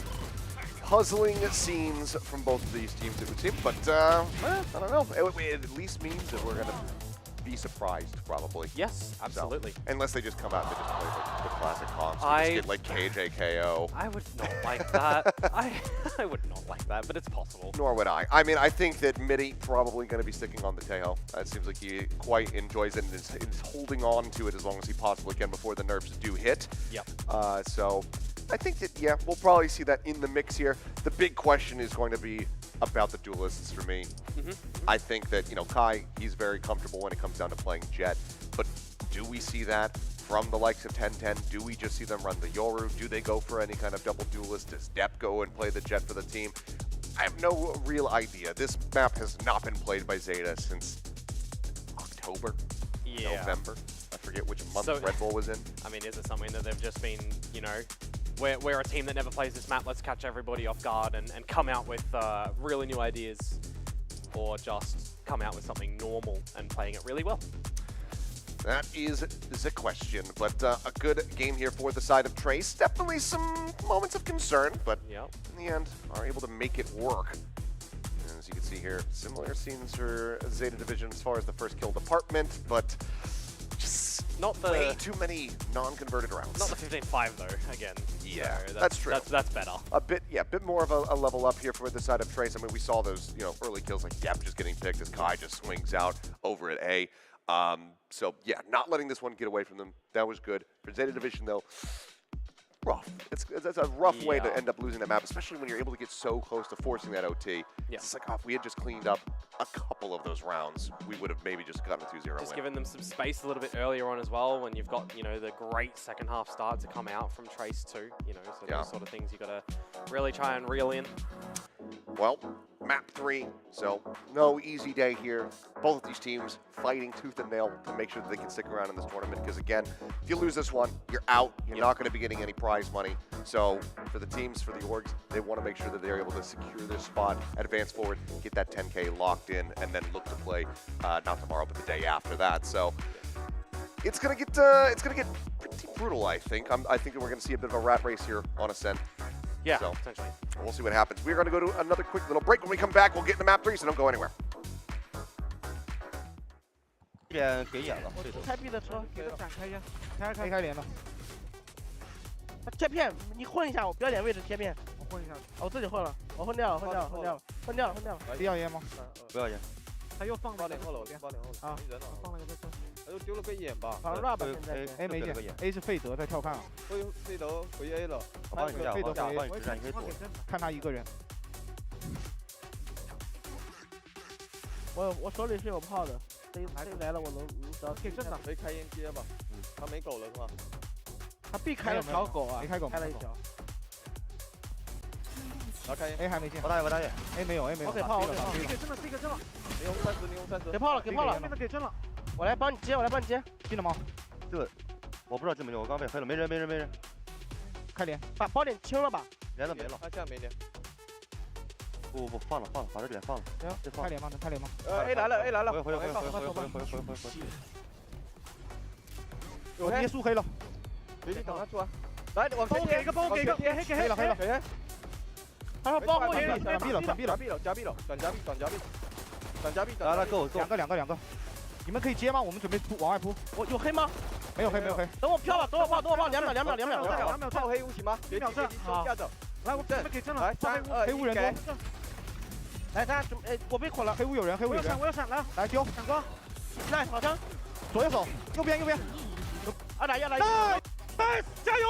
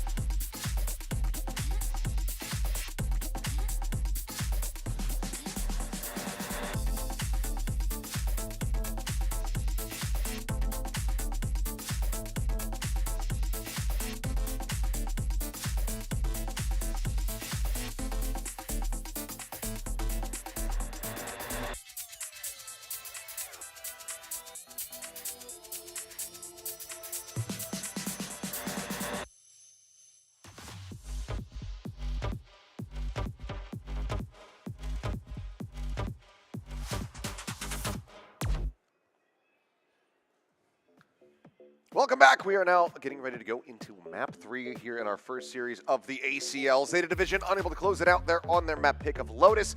Now we have Ascent, and it's a map that we've not really seen from Zeta at all, and one that is kind of rarely seen from Trace as well. So what are we going to get? We have no idea. Yeah, it's always a fun one as well. When you go map 3, do you have something that both teams really, really play often, and then you've got a lot of counterplay and a lot of strengths and hopefully not a lot of weaknesses, or do you go something very unexpected? And that's the scenario where we're at right now. So the old classic map, in a sense, I think the biggest question for us literally is going to be, what agents are these teams going to be playing in this map? Right.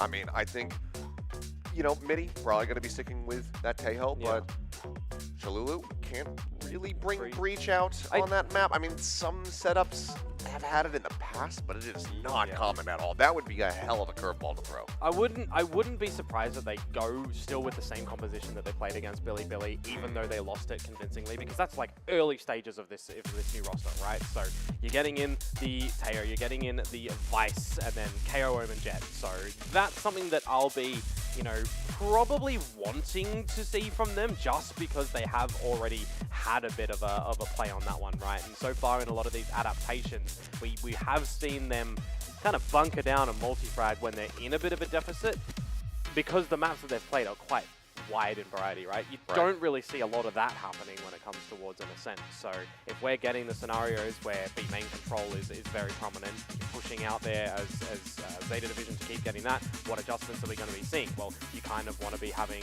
you know, the likes of your Teo there, the likes of your Vice in the back lanes as well. Arcros, they like to avoid that there, so we'll see. No, we're wrong though. Okay. Of course we're wrong. All right. Well, it's just going to be pretty standard stuff here. Teo going to be coming through from the side of Clues. You do have the Deadlock variant, however, here for the side of Zeta Division, so XDL still going to be sticking with that pick.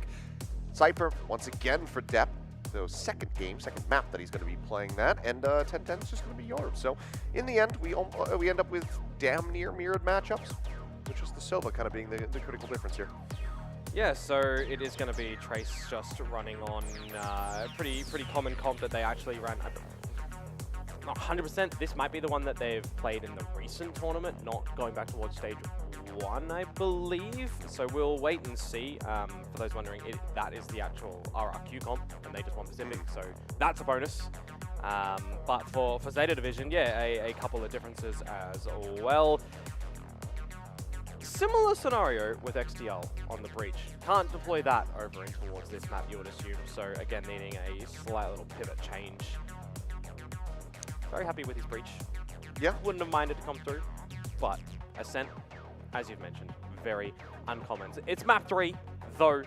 Loser will be eliminated here, not claiming anything from this tournament. That's something that's going to be a bit of a heavy blow when you consider that there were chances for both of these teams to even potentially win this 2-0.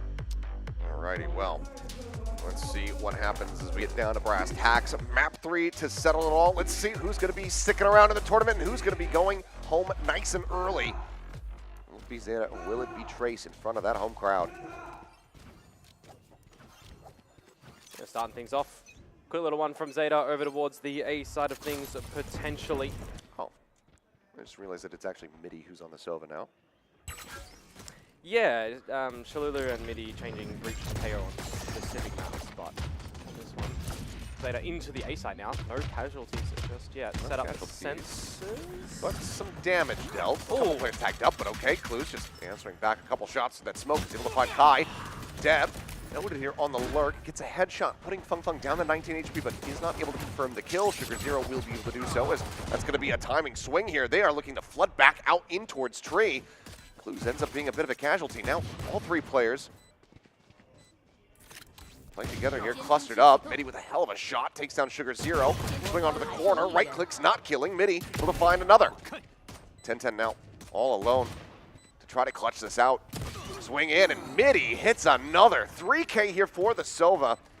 That should be a passover on the defuse. Get this guy his Hunter's Fury, but it's another pistol round dropped by Zeta. Yeah, collecting nearly all of them are Trace at the moment. Well, dropped one. Goes a good way. Shots through the smoke's quite ridiculous. When it comes towards Ascent, though, Achilleos, the Cypher Lock is something that I've always really liked when it comes to here. This rendition of it specifically is going to be the Na'Vi rendition, if my memory is serving me correctly with what Zeta are playing specifically too. So that's going to be, you know, having its strengths, having its weaknesses. It's another very layered kind of approach that you're hoping to kind of see from Zeta. And then this double second on the defense on the attack. Trying to start off. Nope. And they're doing that. Yep, Stinger's just going to be finding an immense amount of value here. As we'll just go, okay, you get 2 kills, I get 2 kills. Let's just kill him and bring this round to a very quick finish. Depp now going to be noted as the trip gets cleared out. Kai has that Sheriff behind, so is able to find the kill there at range. So flawless start here in the anti-eco. Trace up 2-0.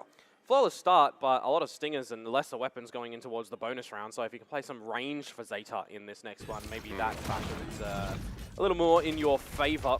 We'll have to wait and see, though. I wouldn't mind a scenario for Trace where they do look to do something similar. Go towards one of the extremities, real rapid, command some respect, command some space, play with the lesser weapons a bit better in the close proximity.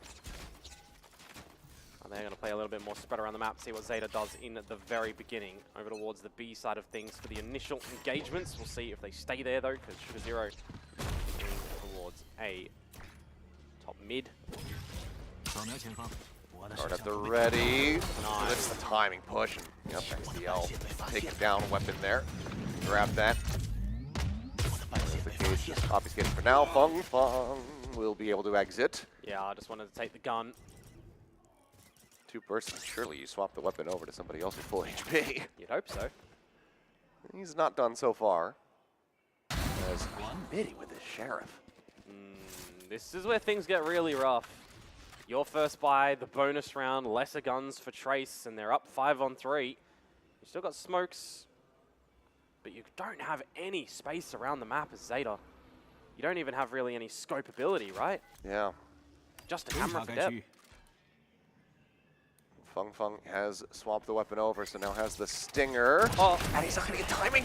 Clues doesn't turn around. How does he not hurt that camera? Deb able to find one, but can get nothing more. Mitty will get his first kill that isn't from a Sheriff.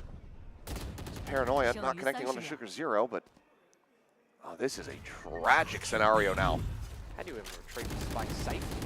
They're just going to be spamming into the smoke and eventually rewarded with the kill. Bonus converted here for the side of Trace. 3-0 to start, and this is already brutal. Yeah, that's 4 players essentially getting upgrades of guns as well for Trace. If you're ZETA, I mean, these are the sort of scenarios as well that you even consider just a bit of a timeout to stop any further momentum from Trace and just reset your players as well. These are the rounds that you shouldn't be dropping. You're caught out with no tradability in B main. You don't hear the camera. You don't even have the player behind you swing off the camera as well.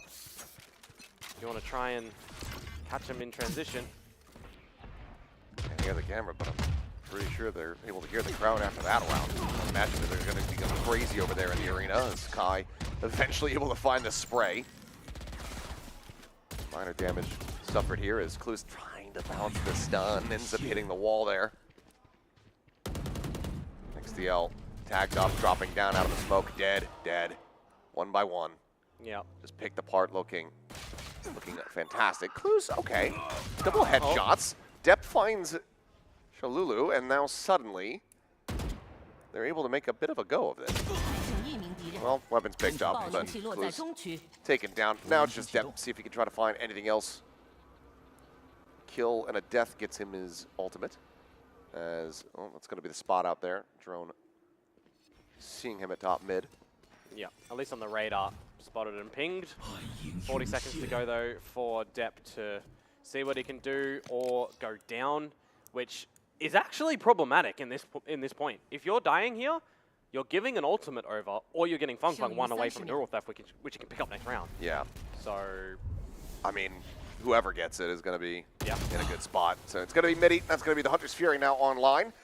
And a 4-0 beginning to this final map here for the side of Trace. Curious, do you give it another round, another bye before intervening, or if you're in SQQ, do you call a timeout now? big question. I mean, I feel like the ZETA need to get on the board, so I think you call one now to really have a discussion. You know, you kind of cut the loss in giving Trace some time to talk, but I think you kind of need to. They're going to choose not to, though, and Kai's going to bring out an operator. Well, I mean, expecting that. Granted, it is, you know, defensive start here for Trace. We've seen teams basically just not know how to attack. Want to set time and time again. But need to have something. You don't want to try to run back as, you know, like a 9-3, a 10-2 type half here. So we'll see if this purchase is going to be able to get them on the board. Couple ults very close to being online here as well for Zeta Division. Well, they're going to the B site, right? So what do you want to pick? You want to get an Armageddon, you want to get a Dimensional Drift. You've already revealed that you're in this location at the moment with this utility, Cage, the Bone. Shooting for the camera at the moment. Trying to find it. Just going to survive. You go for the Dimensional Drift, though. Cage gets popped as the Dimensional Drift leads in. And 10-10 going to be able to spot out multiple players, and he's just going for the timing, and he has absolutely nailed it. 2 kills found. B-site broken open. Operator now going to be noted here as Depp pinching in from behind. Knows this Yoru is somewhere, but it's the news now that he's TP'd out, turns his sights back, and that's going to be Loking dead. Kai's position going to be known. The question is, do they really go hunting? Because economically, Zeta not in a fantastic spot, so can't afford to throw too many bodies at Kai, but getting rid of the op would be very good for them. Well, they are going for a little bit of an exploration, but more staying contained to see that they don't drop their own weapons as well. Love the play to come in towards the B site on the back of that Dimensional Drift, though. XDL getting the grav net towards the back of site as well to entrap them when 10-10 comes out of the Dimensional Drift. His team salvo's not going to do too much damage towards himself. Operator for Kai going to get a freebie here. Kai, they could hunt him now, well, and they will. Are able to take him down. You know, Dimensional, or rather the gate crash, not far enough away to really break that line of sight. So they end up losing 1 more life. Get rid of the Operator. Granted, there's plenty of money in the hands of Trace at the moment, so they absolutely can afford another one, but at least are making them have to make that purchase. And now the fact that Zeta get that round on the board and they didn't drop a timeout, it kind of works out okay, and XQQ is more on the side of having a good breath. He can relax a little bit, potentially. And see here, I mean, the 6,400 force to get that Operator in play again. So Trace, after this round, if they're not able to convert it into a win, they're going to start feeling a bit rough around the edges. Not seeing the salvos to gain control of A main, though, this time for Zeta means that Trace are going to have to put some early utility on as well. Try and set up where that Operator might need to go scoping a little bit further, or the other util. So drone invested quite early. Players going to be spotted here on both sides.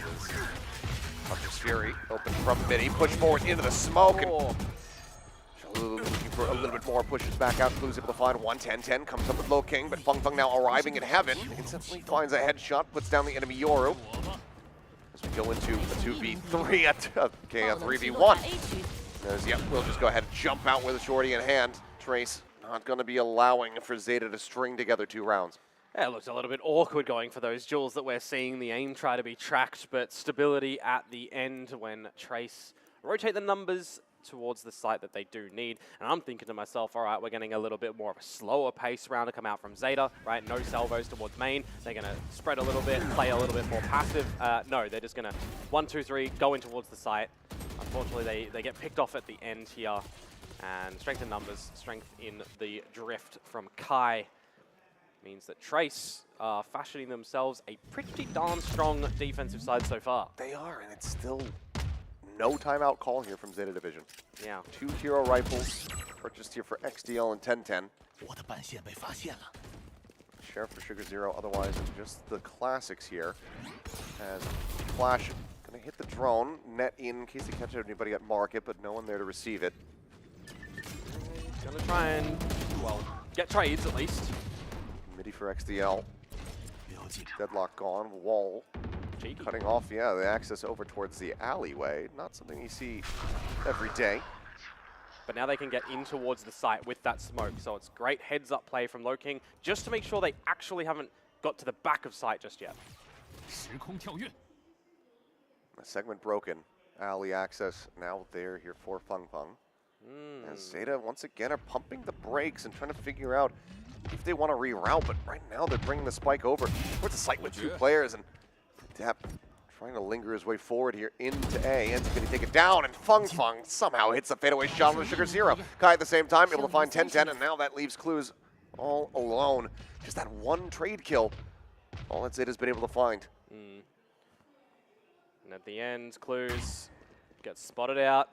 You don't want to give an opportunity to him, though, to potentially come back into this round, so fall back as Trace.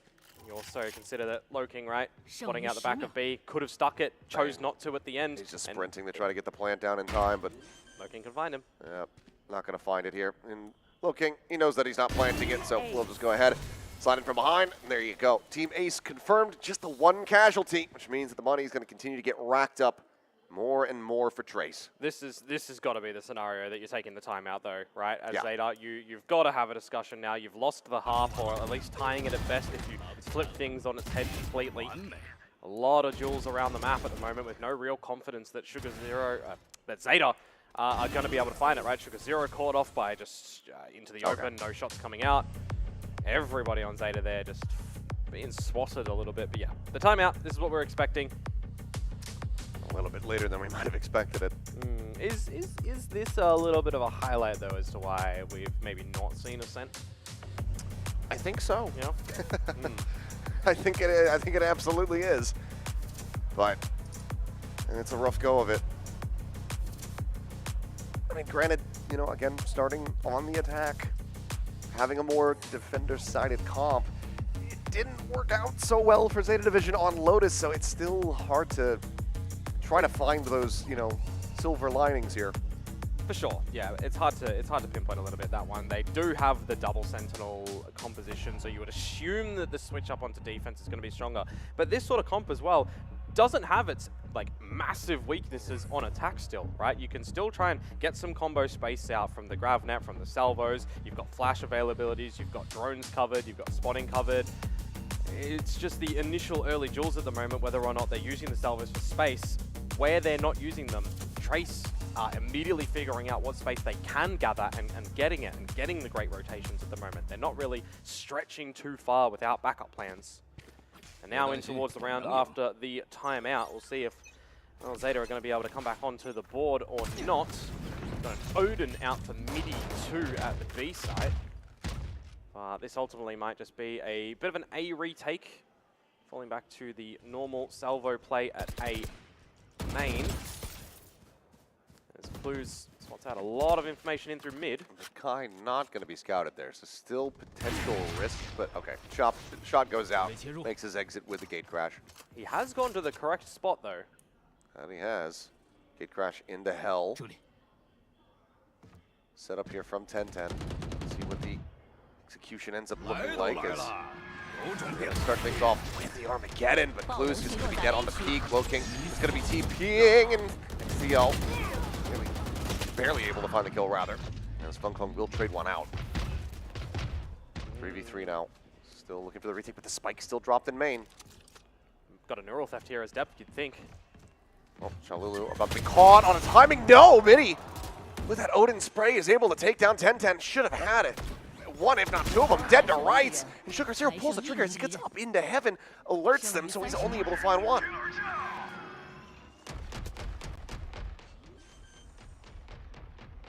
There is now tap, not committed to. And the retap, just trying to get Chalulu out into the open, and Chalulu will find it.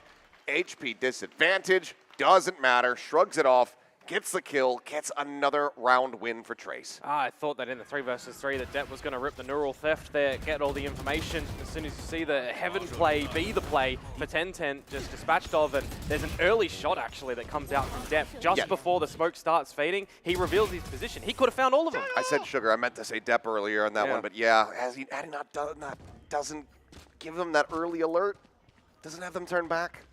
Things clearly off kilter for Zeta Division. And now you're in a scenario where you're potentially going down 8-1. There's no real weapons for Zeta. Although, if you can take a gun like that free of charge, you're happy with that. Stinger's in range. Well, he's just TP'd into the open. He's missed it. Yep. All right, well. Picked up Dimensional Drift scouting here for 10-10. As Fung swinging out here at Heaven. Gets taken down, and that's going to be the Annihilation getting a grab. So, free kill coming through. Zeta Division somehow making a go of this in the Thrifty attempt. Drop down, Shorty's going to be good for one, but Kai cannot exit. 10-10 will find a third elimination. As now we get into a 2v2. Both players from Zeta stacked up here. By hell, but the Clues can't make it to back gen. Shalulu trying to lead them forward, trying to steady the spray. 10-10 finds the headshot. Now is on for the ace. Midi trying to find him here with the drone, confirms that it was a real gate crash, not a fake, but does he know where he's at? There's the drop down. Check over towards tree, and I don't think he's gonna have the read on this at all. The slow creep forward into the headshot, and ace from 10-10 will get Zeta Division their second round victory. I mean, we had a lot of individual moments of time over on the previous maps, right? With the ace already coming out, a lot of 4Ks, needing to see something of value come through for Zeta. They weren't able to convert the round after the timeout, but this time 10-10 taking it into his own hands from a stolen gun as well on the back of you know, the first initial duel missed TP from Loking. I think a missed call from me as well. Was it the Annihilation get the clone? Because I don't think we saw it pop up on the... Oh, wait. I think it might have been a clone. It actually might have been. I didn't even think that. I was going to say, it caught a body. Yeah. I think he might have actually intercepted it. Jumped down from heaven, got the shorty kill, and then died. I'd have to scroll it back. Yeah. I think he might have actually gotten the clone, though. Either way, Zeta got another round on the board. That's the most important thing, because they need more. They need a 7-5 half here. Yeah. I mean, Well, 8-4. 8-4, maybe. You know, I think that's kind of going to be the minimum that you're looking for here. As Paranoia goes out, and I mean, they just kind of leave Sugar Zero here to his own devices. 10-10 still pushing forward into the site, is able to find 2 kills as Kai is going to be taken down with his eyes on Loking, but now he's dead. Oh, what? Sprays across. Never mind, he's alive and well. 11 HP, no problem, clearly, when you just killed 10-10 through the smoke. Yeah, 3 versus 3. Can you get out of here? Probably he's not. just- He's got the spike He's in squatting main. on the spike. But he is 11 HP. He does have 11 HP, but he also has a Vandal. If he could just hit the headshots. Like that. Like that. Okay, here we go. A Loking round. When he doesn't miss the TP in towards Wine. Starts off nicely. Clues has now picked up the spike, slowly working his way back across, but now he's got to get into the site, and there's just a crossfire set up here at Tree. Now you've got the reveal. They know exactly where XDL is at, and they know exactly where he needs to go. Gravnet going to be avoided. XDL needing to triple his kill count, and he's only got 13 seconds remaining in the round. Spike going to be picked up. He would love to be able to challenge in for a fight here before he goes to this plant, swings in the back gen. Fung Fung is there, stuffing the barrel right into his face, and that is now 8 rounds secured for Trace. It's just 2 individual, isolated rounds for Zeta so far. Does not give a lot of good confidence on this attacking side. Great deployment from Loking. And yeah, that one's a bit ridiculous. But the fact that he's just able to survive, commands the space again. And you're just playing in the numbers as Trace Esports at the end. It's looking pretty well for them on this defensive side so far. And again, we're talking about, you know, it is the double sentinel combination, composition, the Cypher Lock. Defensive side generally is going to have a lot more strengths than the attacking side. But this is just feeling very Lopsided, one-sided. I'm going to say 4. you can keep saying words. They're all working. Oh, well, into the dimensional drift there goes 10-10. Jumps out very quick exit. Still does manage to find Kai before getting taken down. At depth on the approach out from Tree does find Shalulu, so a couple kills traded out. Looking stuck. Will end up dying. XCL picks up the weapon. Now a Vandal recovered. And a site opened up. Zeta Division looking to try to get themselves you know, another little thrifty win here. Maybe. Unprepared is the good wall. And we'll buy a bit of time here. Midi now making his presence known, and that's the Vandal on the ground, but Sugar Zero now brings it down into the 2v1. In the close corner, Midi just anticipating it, reading it well, but just not quite getting the shots to connect. Puts Step down to 5 HP, but can't quite get over the line. So if Thrifty will get Zeta Division a 3rd round win, chance at that 8-4. Or the 9-3 curse if you are superstitious. And it's another isolated rounds to come on through in this one from Zeta. I mean, 9-3 curse, not sure if that one exists, but I think we have confirmed the existence of curses in Valorant. Chobra being the prime example. Yeah, you should not wear that RRQ jersey. Thanks. Yeah, take it off. Yeah. Last round of the half. See if Zeta are going to be able to get another round. 10-10. 10-10's like re-swinging. Toying with fire, yeah. Though you do force a little bit of change of look from Trace in this round now, getting complete domain control of A. You got Tree as well, just playing a spread default. Not the worst idea from Trace in a scenario like this as well, where you are forcing Zeta to come up with new ideas, take the initiative. Oh. Just Fury. He couldn't get out. He just can't get out. He can't escape. Depp is dead at the same time. There's a peek in from Kai. He's dead right here. Center of mid. Now the Neural Theft is going to reveal XDL. He's going to swoop forward and he's going to die. That's the spike drop now in bench. And the rest of the team is smoked off. It's falling apart. Wow. They just look a little bit lost, don't they? Can't get anywhere on the map. And as soon as Trace realize that they're locked in, well, they're just going to absolutely obliterate them. 9-3 is the halftime scoreline here. And we do now need to wonder for Zeta, if you have any legs left for this tournament run, you need to come out with a very different look on your defensive side. Yes. And you know what it needs to start with? A pistol win. Oh, yeah, they just don't have any. They have one. One in the second half of the first map, which was hours ago. 4-1 in that regard. But this has been a brutal map so far. So 9-3. See if Zeta are going to be able to run it back. I mean, made a decent little go of it on Lotus. We saw them, string together those 4 rounds consecutively to tease the opportunity for that that overtime. We've also seen when Trace has an established lead that they close it, right? They don't choke. So now with the biggest lead that they've had so far, they set themselves up quite nicely, right? If they're able to figure out the early way to get around the Cypher utility and the Deadlock utility, they're already hitting their shots, right? It feels like maybe if you get rid of 10-10, it makes things easier to try and close out a couple of these rounds. And if I'm looking towards Zeta Division and where they're looking to potentially put some of this utility, well, the Cypher Trap is generally always going to be in mid with this composition. You play that wall wherever you want. If you want to take some control on the other side of the map, just wall B main, wall A main, go for it elsewhere. This meme cam, by the way, right now with the highs.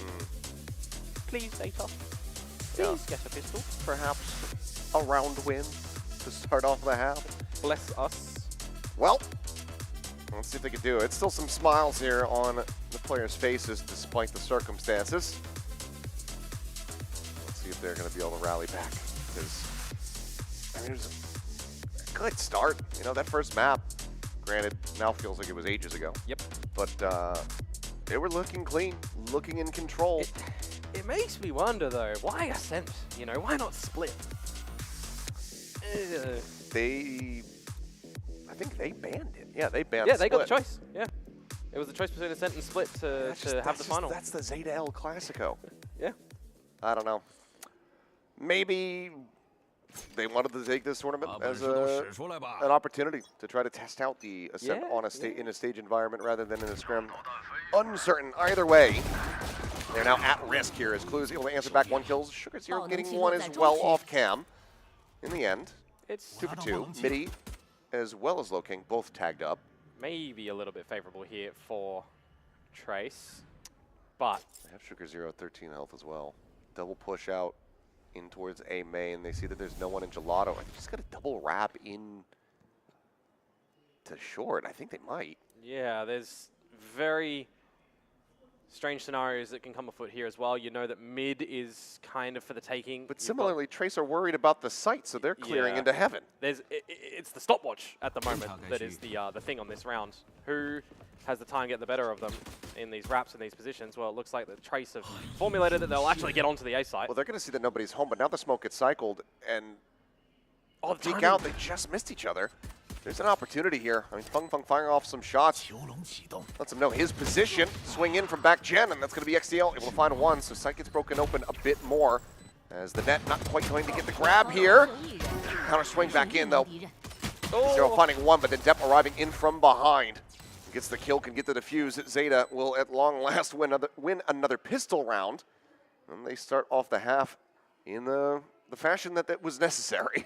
Yeah, they definitely needed that one. That cannot be understated. But what a way in which a pistol round comes out, right? A bit of a skirmish in through mid eventually, and then everyone goes to have a little bit of a journey around the map. I get the idea of ZETA, right? You've got one player kind of bunkering down the B side as the Cypher. You want to try and figure out some information to not be overwhelmed by some numbers in a 3 versus 2 that would have been at the A site. So have a bit of a wrap, see if you catch a late straggler. Otherwise, you play a bit of a retake. And it does work out well for them. So a bye to come into the second round for ZETA. Not for Trace. They'll play every rifle round that they possibly can. Not start things early with a force here. Now here's the concern. The Yeah. one other pistol that ZETA won, They dropped the ding. Yeah. Granted, that was a force buy from the side of Trace. We're not seeing that here, just 2 sheriffs. I just don't want to see ZETA play scared as Yeah. well, right? Falling back, not going with any util plays. Now getting self drone out through short. We're trying to get a timing, but clues on the peak will just go ahead and find Fung Fung. So one of the sheriffs going to be taken care of. Midi holding the other, and obviously he's already shown us what he's capable of with that gun. Yeah. So still a minor cause for concern, but for now, given that they have smoke cycled on main, they have the wall set up as well. Seems like ZETA has a pretty good stranglehold on this A site. Pretty hard to get through the barrier mesh with just the pistols, so you got to respect that. Just have a reset on the round as Trace see what damage can still be delivered again with the pistols. It's not a bad idea for them to go to B as well. Kind of get an idea on where this Cypher utility may very well be placed. If it's going to be kill traps, if it's going to be, you know, first point of contact traps. 剩余30秒。 Just going to be quiet here. I mean, opportunity for a post-plant setup. If they can get through 10-10. Orb's going to be grabbed. Can relay that as trips start getting cleared out. Got one at lane 2. Alpha's buy them some space.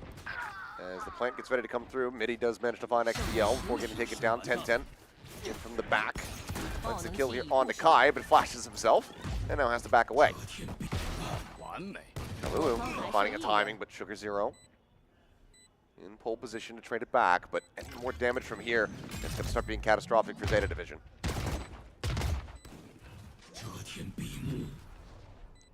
Fuse being held, not much more than looking to do other than try to find a kill here on the corner. Won't be able to do it. And as they will just go ahead and pass around the defuse, give that over to Clues, and ZETA Division start things off 2-0 at the half.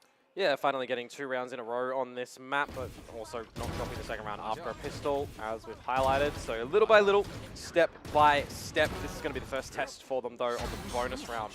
See what maybe damage that they can find, or albeit steal away the bonus round that Trace did in the first half.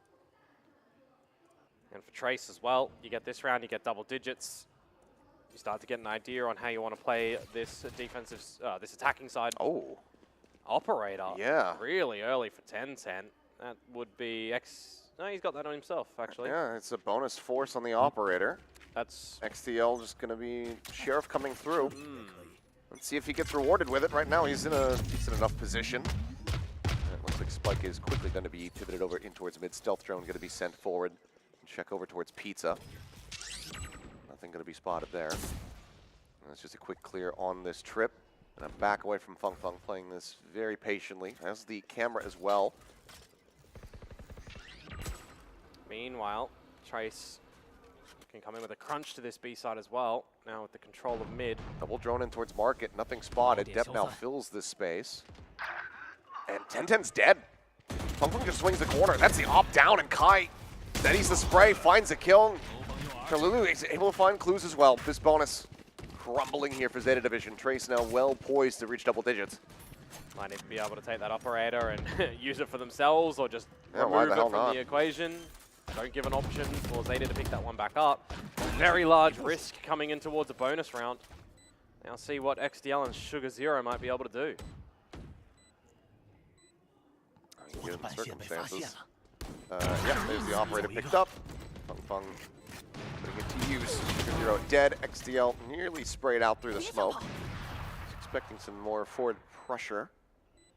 17 HP. I mean, Kai low on health. Would be good for him to try to find the kill, but as the smoke dissipates, Kai is there. Has the jump on him. Fist bump. There you go. Nice. Well, that's double digits achieved for Trace now as well. Pretty convincing of a round, all things considered. Wouldn't even mind seeing another timeout to come through from ZETA Division. like That's that. how it's happened. That's how he... How? He's fully flashed, holding an angle, and 10-10 just dies. That is brutality. Yeah, you're not happy with that one.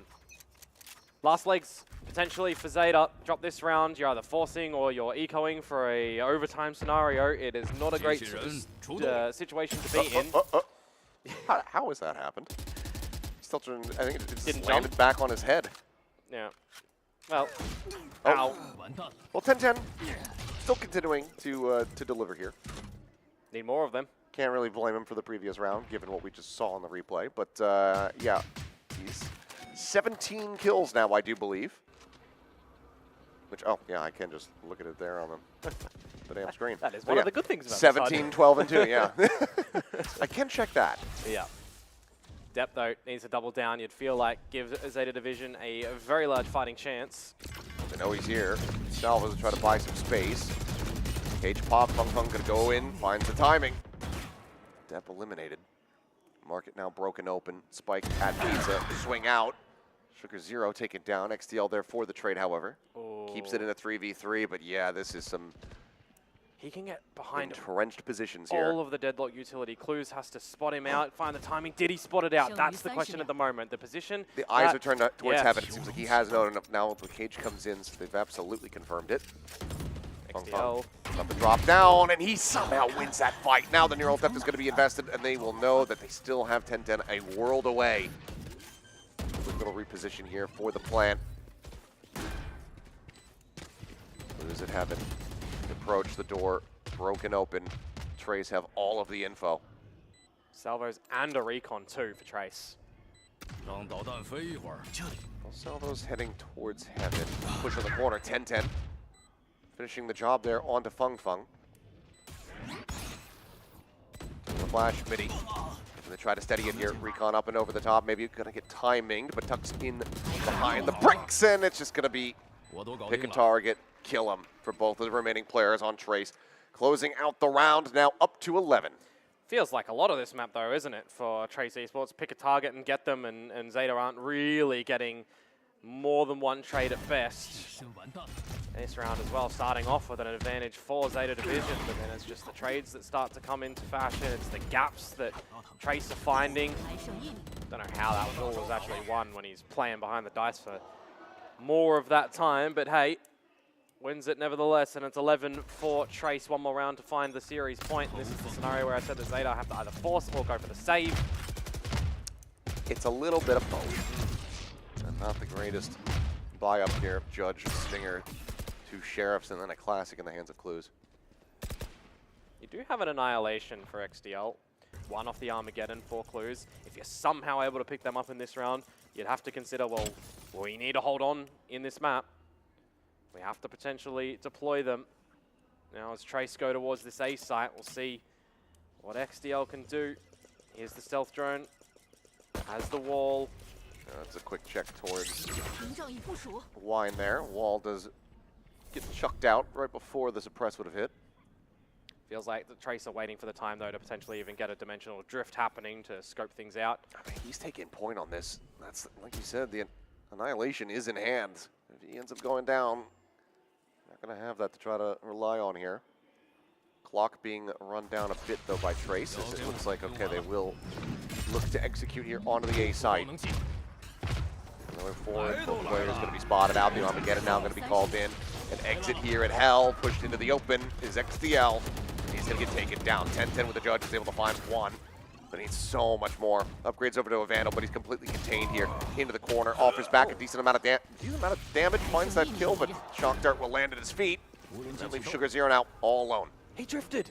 He just used the drift to try and get out. Oh, good God, you are correct. Oh, 10-10, not like this. Yeah, simultaneously being used there. There's a drop down. Sugar Zero, point blank versus Fung Fung. Paranoia not going to matter. Kill comes through, and that is now going to be a match point here for the side of Trace. Looking for a 13-5 win to very quickly close out this series. Yeah, that's a half fire, half eco round, whichever way you want to swing that one. And you're looking at the ults you would have available in the next round. They could have actually been pretty gorgeous, but yeah, it's all tried right to there. put on the mask and died to the dart. That is rough for ZETA, rough for 10-10. I mean, Look at the score on him. the man he's doing so much work right now. 20, 14, and 2. Trying his darnest. Keep ZETA alive. So let's see if it all ends here or not. Well, Feng just doesn't lose from this position, it would seem. If you try to peek this guy in B lobby, you're losing your head. He's done it again. This time it's clues. No Armageddon in this round. Clone is sent. Make you feel a bit more comfortable about using the Annihilation here if you're XDL. Yeah, but how do you 100% the cocoon, you know? There's so many people that could break out, whoever gets captured. Yeah. Flash out, Hunter's Fury gonna be used, and yeah, he went for it, but Cocoon ends up getting broken. He goes down, Kai. A very nice kill.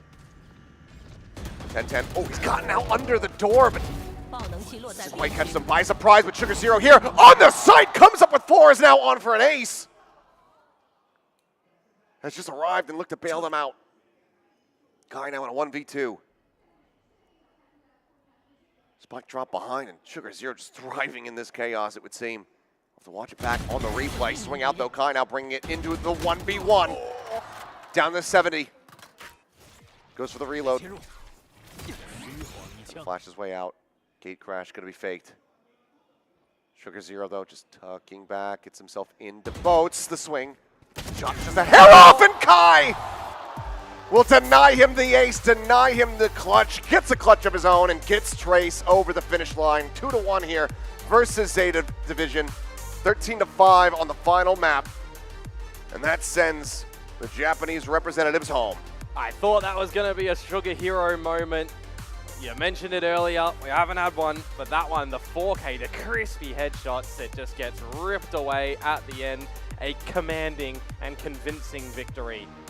Every single point in this map for Trace felt very well measured, very well orchestrated. A couple of rounds that they do drop as well, more often than not just isolated for ZETA. So the series at least going the depth, but yeah. Well, here for a good time, not a long time, is ZETA Division, as will unfortunately be their exit from the tournament. And we will see Trace going deeper here. And now we'll start getting the opportunities to rack up some cash. yeah, 10,000 going to be claimed from this victory as well, which means they see themselves ready for their next series, which will be against the loser of Billy and DRX. That one has a bit more money attached to that for them as well, if they're able to win that one. The beauty of the bounty tournament that we do have here. Yep. Well, a very nice victory here for the side of Trace. He's got to be feeling good to go ahead and get that win right in front of the home crowd here. Well, for ZETA Division, you know, a different look, given that we had Dep and 10-10 performing here. Is that going to be the case in Stage 2 of Pacific? We don't know. We'll have to wait and see. But obviously, a good amount of time, regardless of which roster setup they want to go with, a good amount of time to iterate on it, improve it. Yeah, sure. I mean, you look at towards this map as well, just in a bird's eye view, 10-10 trying to deliver absolutely what he could. So teething issues for the team as a whole will be explored. But yeah, Ascent, probably still one to shy away from. Yeah. I mean, you know, there's a lot of things that we could caveat and whatnot. And again, they've got months to try to prepare, because I think Stage 2 not going to be kicking off until July. But yeah, I mean, you know, it's the second time that we've ever seen Dep play Cypher. Played it the first time on that opening map. So you know, things like that, it's going to take some time to really find the footing, find the groove. But not sure.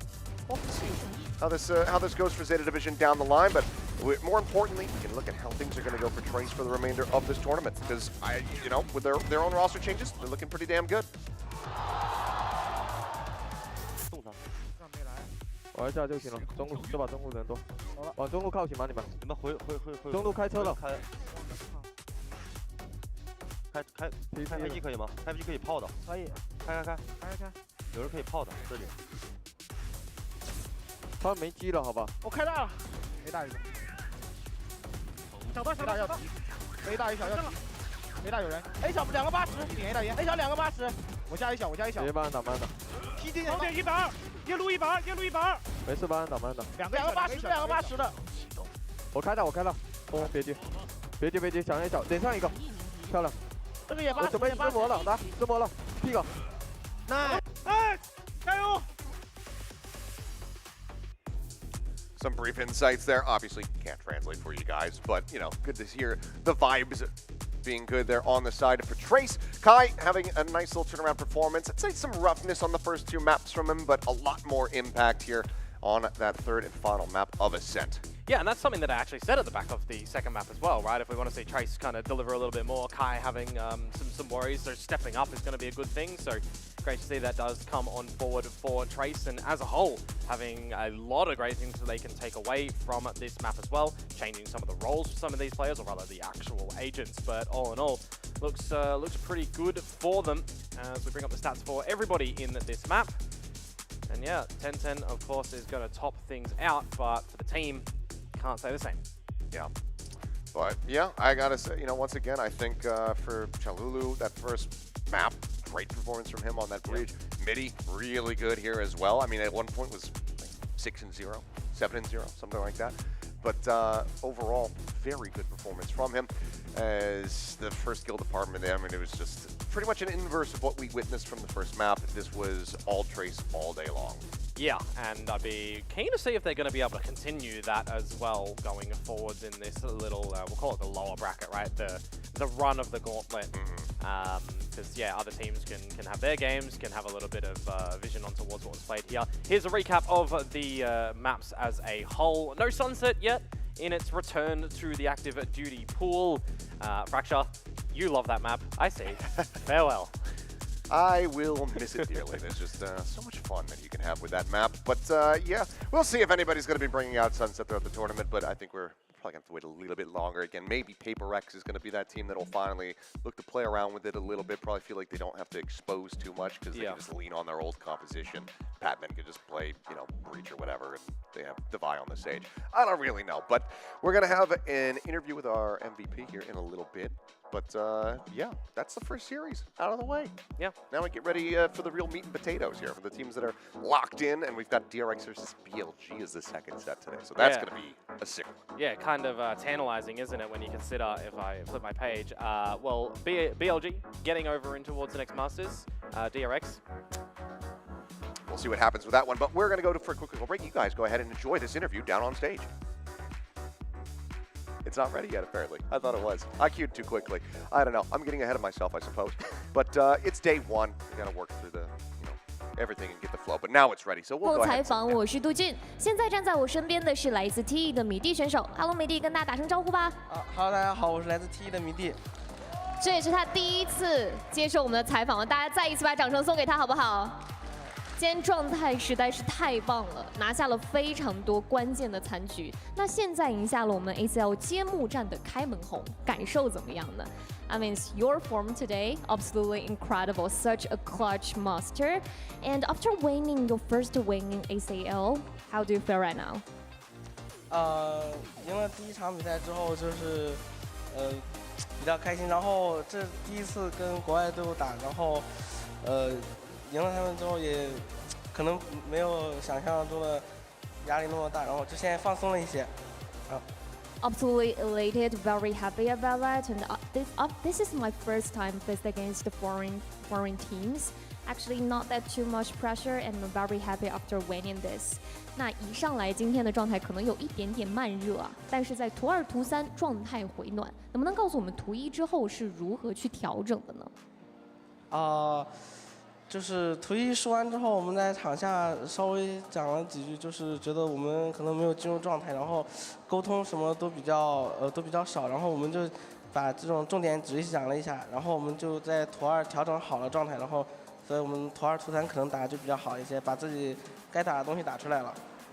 Actually, a little bit slow start today, but at map 2 and map 3 finally got your form back. So tell us about your adjustment after map 1. And he said, actually, we just talk about what our issue is. Feel like we're lack of our communication, maybe not in our best form. But at the map 2 and map 3, luckily we got our form back. 那下一个问题呢，是在人员变动之后，其实你们有着非常有限的时间去练习嘛？那觉得现在队伍磨合的怎么样呢？ And after your roster changes, you only have very limited time to practice together. So how the team synergy and chemistry right now? 我们人员变动之后磨合的其实还可以，然后我们生活中可能相处的时间也比较多，就是在这个阵容确定之前可能就相处很多，所以我们磨合的可能比较快一点。Actually, I think our synergy is fine right now. Before we got on the stage, we actually have lived together for a really long time, so they kind of help us to play together and grinding together. 那下一个问题呢，对 ACL 之后的比赛也有怎样的期待呢 ？What's the expectation of the upcoming matchups of ACL? 之后我们也会就是尽全力赢下每一场比赛，然后我们也不会给自己太大压力，就是最重要打得开心一点。We don't gonna give us too much pressure, and we're gonna try our best to winning every matchup, every following matchup to enjoy the game, enjoy the stage. 那以上呢就是我们赛后采访所有的内容，谢谢你，米蒂选手。好，谢谢。那我们一起来期待下一场比赛，不要走开哦。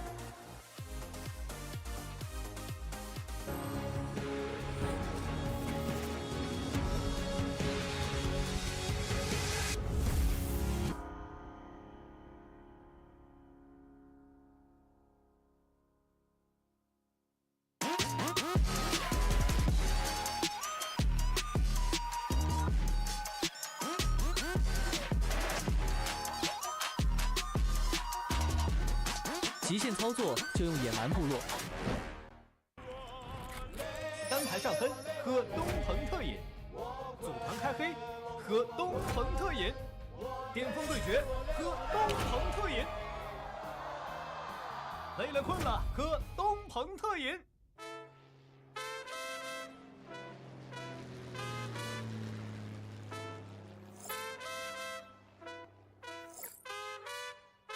哇塞，我的鼠标怎么那么的上头？没用力就会把全场爆头，爆头！我没有键盘，键盘自己在玩，在玩。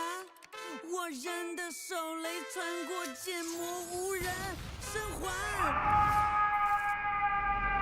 我用键盘打碎了屏幕，哥们才不是败者。虽然击杀知道这三个，至少数据颠倒是帅的。我怎么办？当我败了，非常非常非常不快乐。时刻拼命的 C 位英雄，那地方出门装先买了，练得疯了，动作就疯了，老周的微操就退散不空抗，只怕是要我这种没病的人，全看对立的稿子吧，进行一个综合。我用物理代表网吧，进入弹跳，飞入框架，不能欠费的网费，当成记忆，管我当下，我不懂离了 gay 还有那种活法。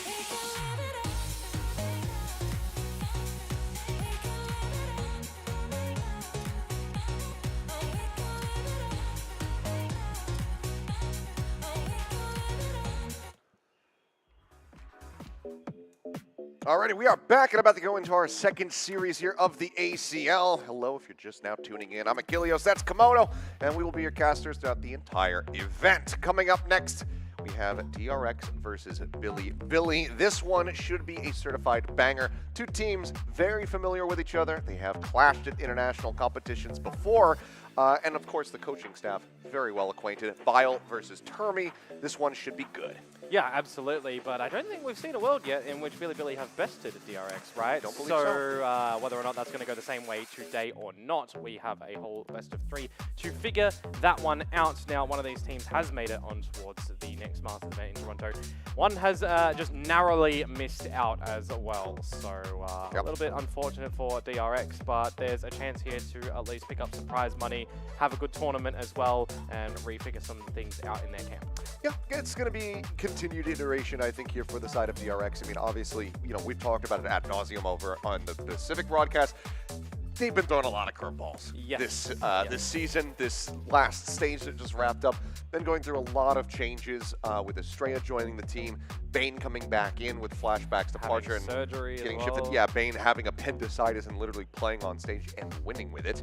Yeah, there was some craziness for DRX. I think that overall, this is going to be them saying, okay, look, it sucks that we don't go to Toronto, but we're going to take this off-season tournament and this time that we have to really learn, continue to build up this team and this iteration of the roster. Yeah, absolutely. I mean, we're going to see what strengths they're going to have to just continually build upon, which I think is always going to be one of the good highlights for that one. But over on the side of Billy as well, right, to have some consistency, to still keep playing as well, to get towards the top of the CN League with a couple of changes that they themselves have seen in towards their rosters. But as we change things up, let's have a look back at some fan comments. Yep, BLG versus DRX again. So, yep, we're going to be looking to try to get some revenge here versus this squad. Let's see if they're going to be able to do that. And on the other side, despite the challenges, BLG's current roster plus the grueling 3-day back-to-back matches in VCT CN playoffs, making it this far is already remarkable. I think it would be very difficult to disagree with that statement. Oh, no, 100%. EDG, Wolves, and Sheila Gaming as well, that you're all having to contend with. I mean, talk about teams that are continually performing and learning in the CN League as well, right? I don't think anybody would have guessed those 3 teams would have made it through. I don't think so either. I mean, the absence of EDG was already a shock, and then it's just like, oh, and these are the ones that we're sending. That's pretty crazy from the CN region. And DRX not being there, I think, is going to be an extra little, you know, tip of the cap from Bile across the stage over to Termi, being like, you know what, you know, even regardless of the series results here, we still got you beat because we're going to Toronto. So it's just going to get more and more grueling though for these teams because overall there's a lot of Valorant to be played because you also have EWC that's going to be in the mix. So there's going to be a ton of stuff going on. 现在站在我身边的是来自 BLG 的 NAF 选手 ，Hello NAF。Hello， 大家好，我是 BLG 的奈夫。那现在来到了新版本嘛，地图和英雄的调整，觉得对你们来说是一件好事吗？以及原因是什么 ？The new map dropped with hero and map changes, so is that a W for the team, and why or why not? 我并没觉得是好事还是坏事嘛，因为这个游戏永远在改变，然后我觉得作为一个职业选手，一个职业队，我们就得适应嘛。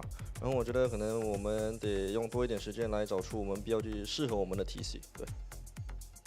And actually, I don't think it's a good thing or bad thing. You know, as a pro, you have always to adjust with the team. You know, the games is always changing. And also, to deal with the new meta, I think our team need to always do the adjustment to find our best form. 那以及呢，在历史上和 DRX 的交手当中呢，很可惜的没有赢下来过嘛。但是现在你们的状态非常的好。那今天有没有做一些调整，来面对今天的这场复仇之战呢 ？And actually, in the history, when you faced against DRX, it's a pity that you didn't manage to win that. But your form recently has been really good, really insane. So is there any adjustment to like break the curse to today's revenge? 没有什么很特别的调整嘛。我觉得就今天也是一个普通的一个比赛，我们会认真的对待。然后我就觉得可能很遗憾，以前对第二场的时候没拿下胜利，我觉得今天可能会变吧。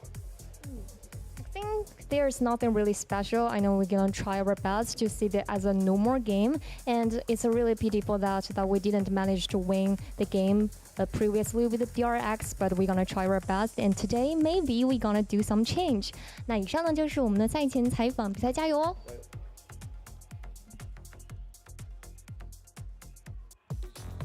Alrighty, well, there you go. BLG. Let's see how they do fare here today, whether or not they're going to be able to conquer their demons at DRX. Yeah, maybe get some changes coming up. Maybe it's going to be inside the server itself. Maybe it's going to be in the score lines. Maybe it's going to be in the series as a whole. Because for a team like BLG, they are just looking to continually improve upon improve. And when you are weathering back-to-back days, they've just done that. So maybe they could do that here. Yeah, might be able to do it. Might be very well suited to this gauntlet style bracket here. We'll have to just wait and see. But you know, expecting good things out of players like Russia as well as K-Knight, because they were very much delivering for the squad in their run over at VCT to be able to make it. Let's go Hello， ahead 大家 and 好， hear 这 from 里是 DRX 赛 now. 前采访，我是杜俊。现在站在我身边的是来自 DRX 的 Ben 选手，你好，你好，반갑습니다。那我们也其实都知道，对于 DRX 来说，CN赛区其实也是老朋友、老对手了嘛。那今天面对到 BLG， 有没有对他们最近的风格做一些研究呢？以及觉得他们的实力究竟如何呢？那 actually for DRX。I mean, the CN League is an old friend, long-time competitor. So, have you studied BLG's recent playstyle, and how do you rate their strength right now? DRX한테는 CN 리그 자체가 이제 오래된 친구이자 또 이제 오래된 상대이기도 한데, 또 이제 BLG 이번에 만나게 됐는데 BLG의 뭐 최근 성적에 대해나 실력에 대해서 어떻게 평가하시는지 한번 얘기해 주면 좋을 것 같아요.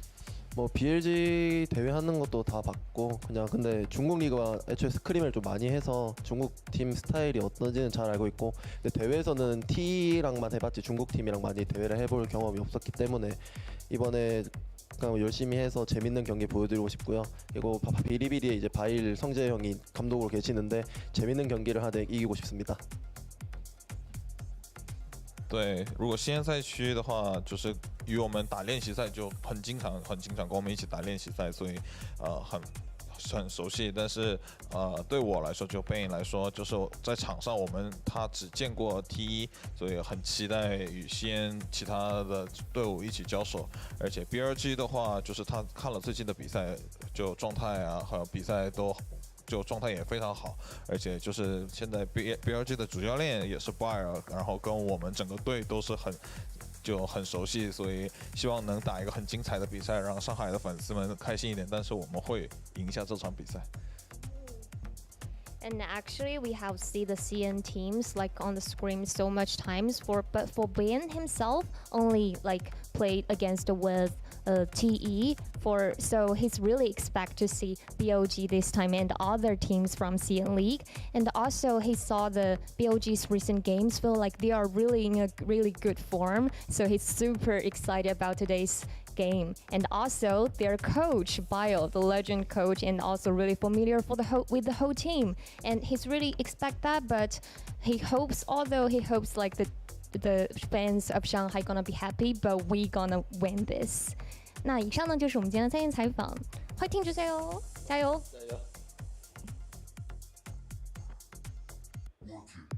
All right, well, some confidence there from Bane saying, yeah, you know, I might not have played against you guys, but I've watched, we know Bile, and I think we're going to be able to get the victory here in front of the Chinese audience. Yeah, well, we'll have to wait and see if that's going to happen in the server as well, of course. We know that this roster of players has gone through trials, try to weather them as well, gone through a lot of changes on the agent department too, right? With Freeing, for example, going from the Teo amazing plays away from it and back to it. Like, what are we going to get now that we know for this tournament too that Teo's not nerfed?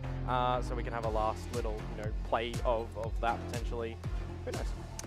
Yeah, I think that we're likely just going to be seeing him sticking to that pretty much 100% of the time. Be shocked if they are changing it up this early on, considering that they don't need to for the tournament, but time will tell that, anything could happen. So, we'll see. But for one, I'm just hoping, YZ can play some Rays. Maybe get some Rays. Maybe get some blast packing. Let's go back to 2023 style, just up in your face, judge in hand. It all depends on the maps though, That's very true. So we'll wait and see. I'm always interested to see, well, we've got 2 best of 3s. Are we getting 6 different maps? Are we getting any common scenarios? Because then, we could even just have the same maps played the next day. I like to come up. I like to change that. I hope so. I actually would love to see that. It'd be a neat one, and I think that's one where we absolutely could see that Rays coming out from for Yes, both yes. Hyunmin and YZ. So maybe there'll be some differences. I could, you know, obviously Yoru can pretty much be played on any map. Maybe that will kind of be the new flavor for that map. Honestly, I was hoping that ZETA were going to play because I thought maybe they would continue with like their Phoenix because Depp used to play that when it was in the pool previously, but didn't get to see it, and now we won't get to see it. Maybe in Stage 2. Yeah, I mean, that's definitely something to think about when it comes to Stage 2. Teo in the bin, maybe other agents are going to come on back for the play. Between these two teams, though, you know, a lot of history, but most recently, a lot more matches played for these two teams just in the depths that they ran through in Stage 1 for the leagues as well, right? So in the previous series, a lot less play, a lot more unexpected things. There's going to be some unexpected things coming in towards this series as well, you would expect, but a little bit more of a known quantity. I'll take a look here at some of the team stats throughout the run of Stage 1. There's a little over 50% there as far as the pistol wins are concerned. It's going to be a big point of contention between both squads because I'd say DRX in their own right, a very good pistol team, which maybe I'm talking out my rear. We'll have confirmation on it in a moment when we flash their stats, but it feels like they're usually good to come away with those. Usually in the beginning, I think they fell off a little bit towards the later stages. That'd be stretching the mind, though, as well. I think BLG would have them, though, on the stats. We'll wait and see. Yeah, just ever so slightly. So halfway there. But who really knows as well, right? Because we saw the stats were really comparable in the last series, and, well, there was just absence of pistols, essentially, for ZETA. Yeah, just the two collected there for them. So hoping to see our Pacific representatives in DRX maybe be a bit cleaner in that regard compared to what we were witnessing, as well as, you know, being able to convert 5v4 advantages if they're able to find those. Yeah, that's a highlight point for me. It's you're getting so many advantages and the other team is crawling the back. Like, it's not always that you're dropping them as well. It's you're, you know, seeing them fight for the options, actually make the correct decisions to put themselves in the spots to better themselves in a lesser scenario. So yeah, really well done on Trace for that. Whether or not these two teams will have that happen as well, hope not.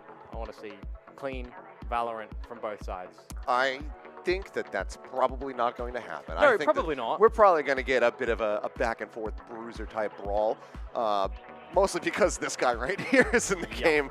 YZ, that's you know, down and dirty play. That's kind of what he really thrives on. It's what he made a name for himself with when he was able to go ahead and, you know, take down Finesse twice in a row all those many moons ago.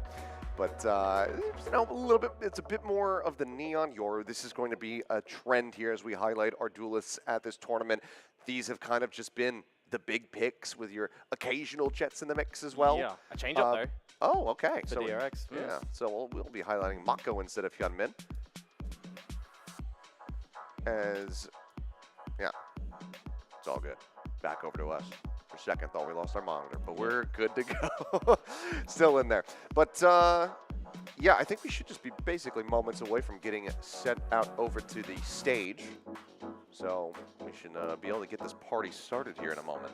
Hopefully so. I'm very excited to see how this one is going to play out. So it's a good time, I think, to recap what this tournament is as well right now for those that might have joined us for this series. Is a bit of a gauntlet bounty style as well. So the fact that Trace has won the previous series, 10K. They are going to be, well, catching 10K to their name, but now they're putting themselves in the scenario where they will play the loser of this series, and if they win that game, they get an extra $10,000 bounty bonus on top of the victory 10,000 bonus as well. So they can set themselves up quite nicely for a bit of a run, but of course, if, you know, for example, DRX lose this series and then they win that game against Trace, well, they're just going to get the $10,000, no bounty, because they were not the lesser seed of the three teams that we have from CN and from Pacific.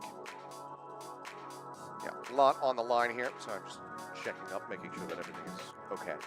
But yeah, there's a lot on the line. I mean, you know, every org always wants prize money. Yeah, it's good. So being able to get that, especially this much in an off-season tournament, is pretty insane. I think we were trying to calculate the maximum that one could get, and we settled somewhere around 110. Math on broadcast is dangerous. I know, but it's math that we did previously, so we're not doing it live. Grand final is 50K, right? If you win the grand final, I don't know if there's an extra 10 for winning that game.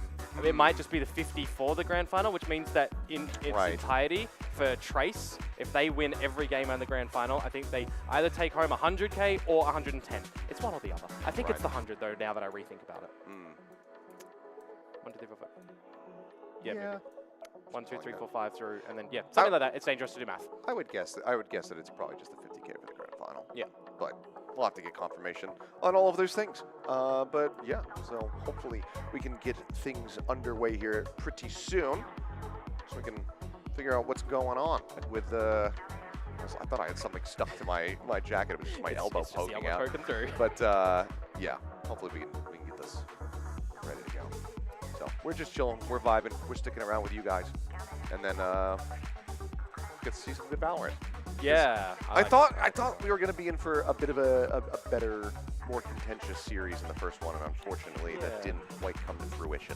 No, I thought coming in towards that last series that it was actually going to be like a 2-mapper, and I thought it was going to be really close between both of the maps. I didn't think it would be like very spread score lines, getting all the way. One-sided, kind of one-sided, giga one-sided. Yeah, especially for the third one. I mean, risky business going in for a map that you've not played at all, or your opponent's only played once, so maybe you're playing on the back of your own practice, and if you're having good, scrim results and everything, it doesn't always necessarily translate into a proper game. No, it does not. Getting a warning. Wow, I apparently chewed through my data. Just got a warning. It's like, you've got 25% remaining on my eSIM. So I'm going to have to top that up. This is why you go unlimited. Yeah, I probably should have just pulled the trigger on that one. But it's also, I mean, what I should do is I should get on the Wi-Fi here, but I haven't done that yet. So that's contributing. And having just the stream open to be able to check in on things is costing me dearly. Yeah, true. So. Very true. But yeah, I don't know. I think we're vibing. I think that we had a minor issue and a hiccup, so that's causing a delay for us to be able to get everything underway. But hopefully things will be good. I'm sure the live audience probably having a good time, probably vibing out. They got the Chinese casters over there, and I'm sure that they're just doing some good crowd work to just keep everybody energized and get them ready while we get things spun up. Yeah, for sure. And I mean, if we want to get everyone involved on the streams as well, we've got a lot of co-streamers out there too, as well as just us. But if you do want to send things, figure out the handles and tell us who you think is going to win. Yeah, let us know. Keep us up to date with what you guys got going on. It's always good to hear the fan stories as well, right? The fan comments from before. We can always get more of them flowing on through. Yeah, I'd imagine that probably can get featured on the broadcast if you'd like. I'm not sure if we're just pulling from Weibo or if they're looking for some stuff from Twitter. Obviously, we've been highlighting the the Chinese fan base a bit. So it'd be nice to do get you guys in there as well. Okay, well I think that we are ready to go. So let's go ahead and send it down to the stage.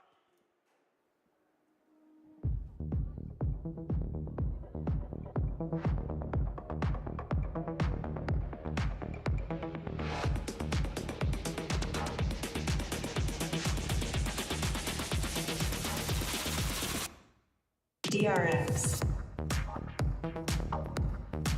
Healed in. Estrella.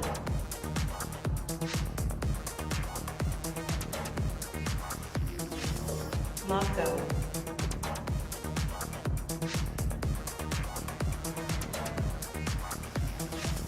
Fame.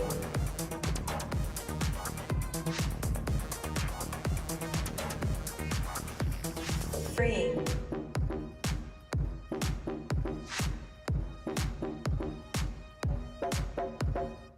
Termi.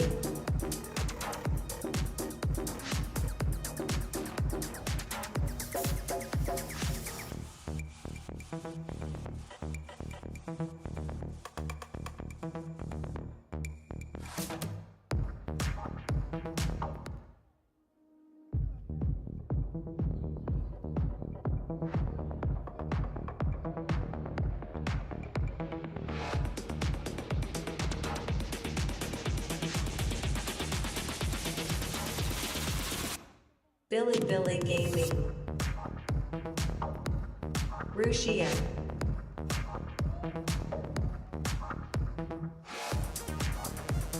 K-Knight.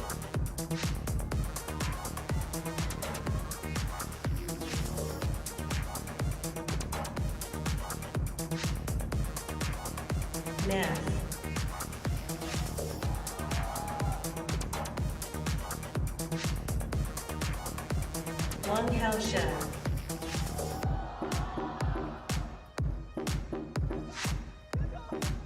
Use.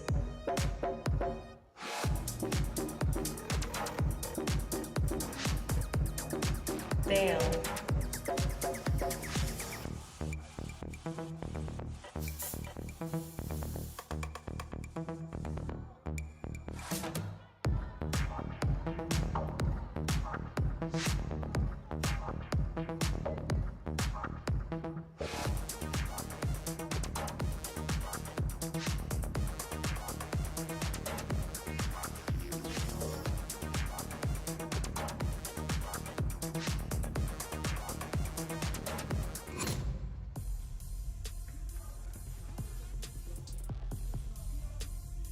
And there you go.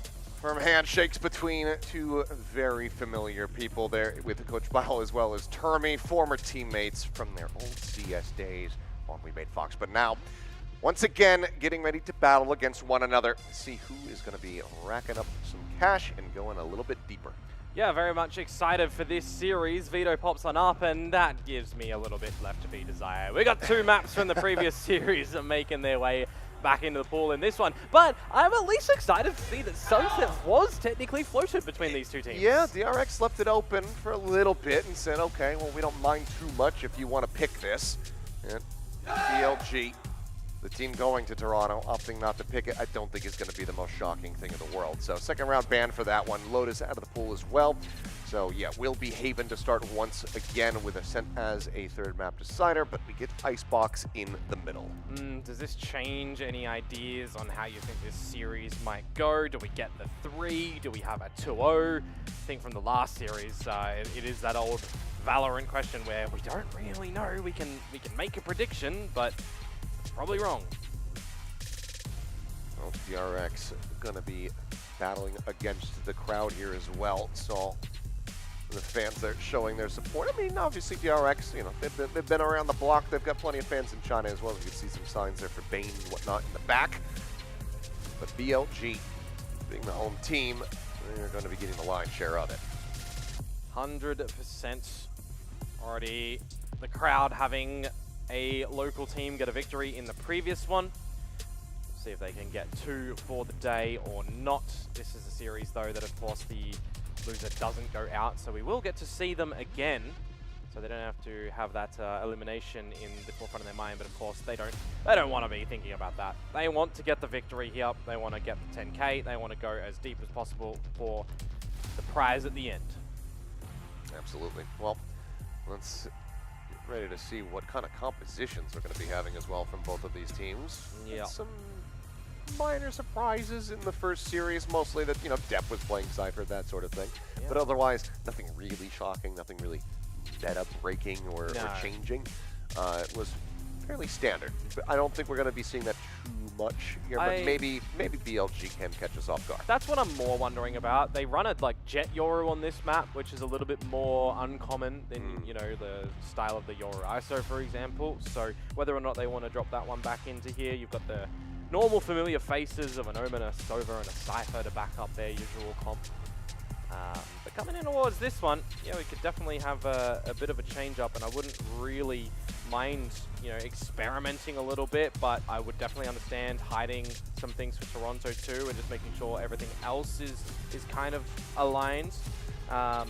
Whether or not as well we're going back just towards this roster's rendition of the Breach Teo with the Yoru, Omen, Cypher, which they're more prominently known for. I would have hazarded a guess that they would steer away from that before starting today's adventure, when we thought that Teo was nerfed, but now that he's not, I mean, they've had some pretty mixed results with that composition of agents.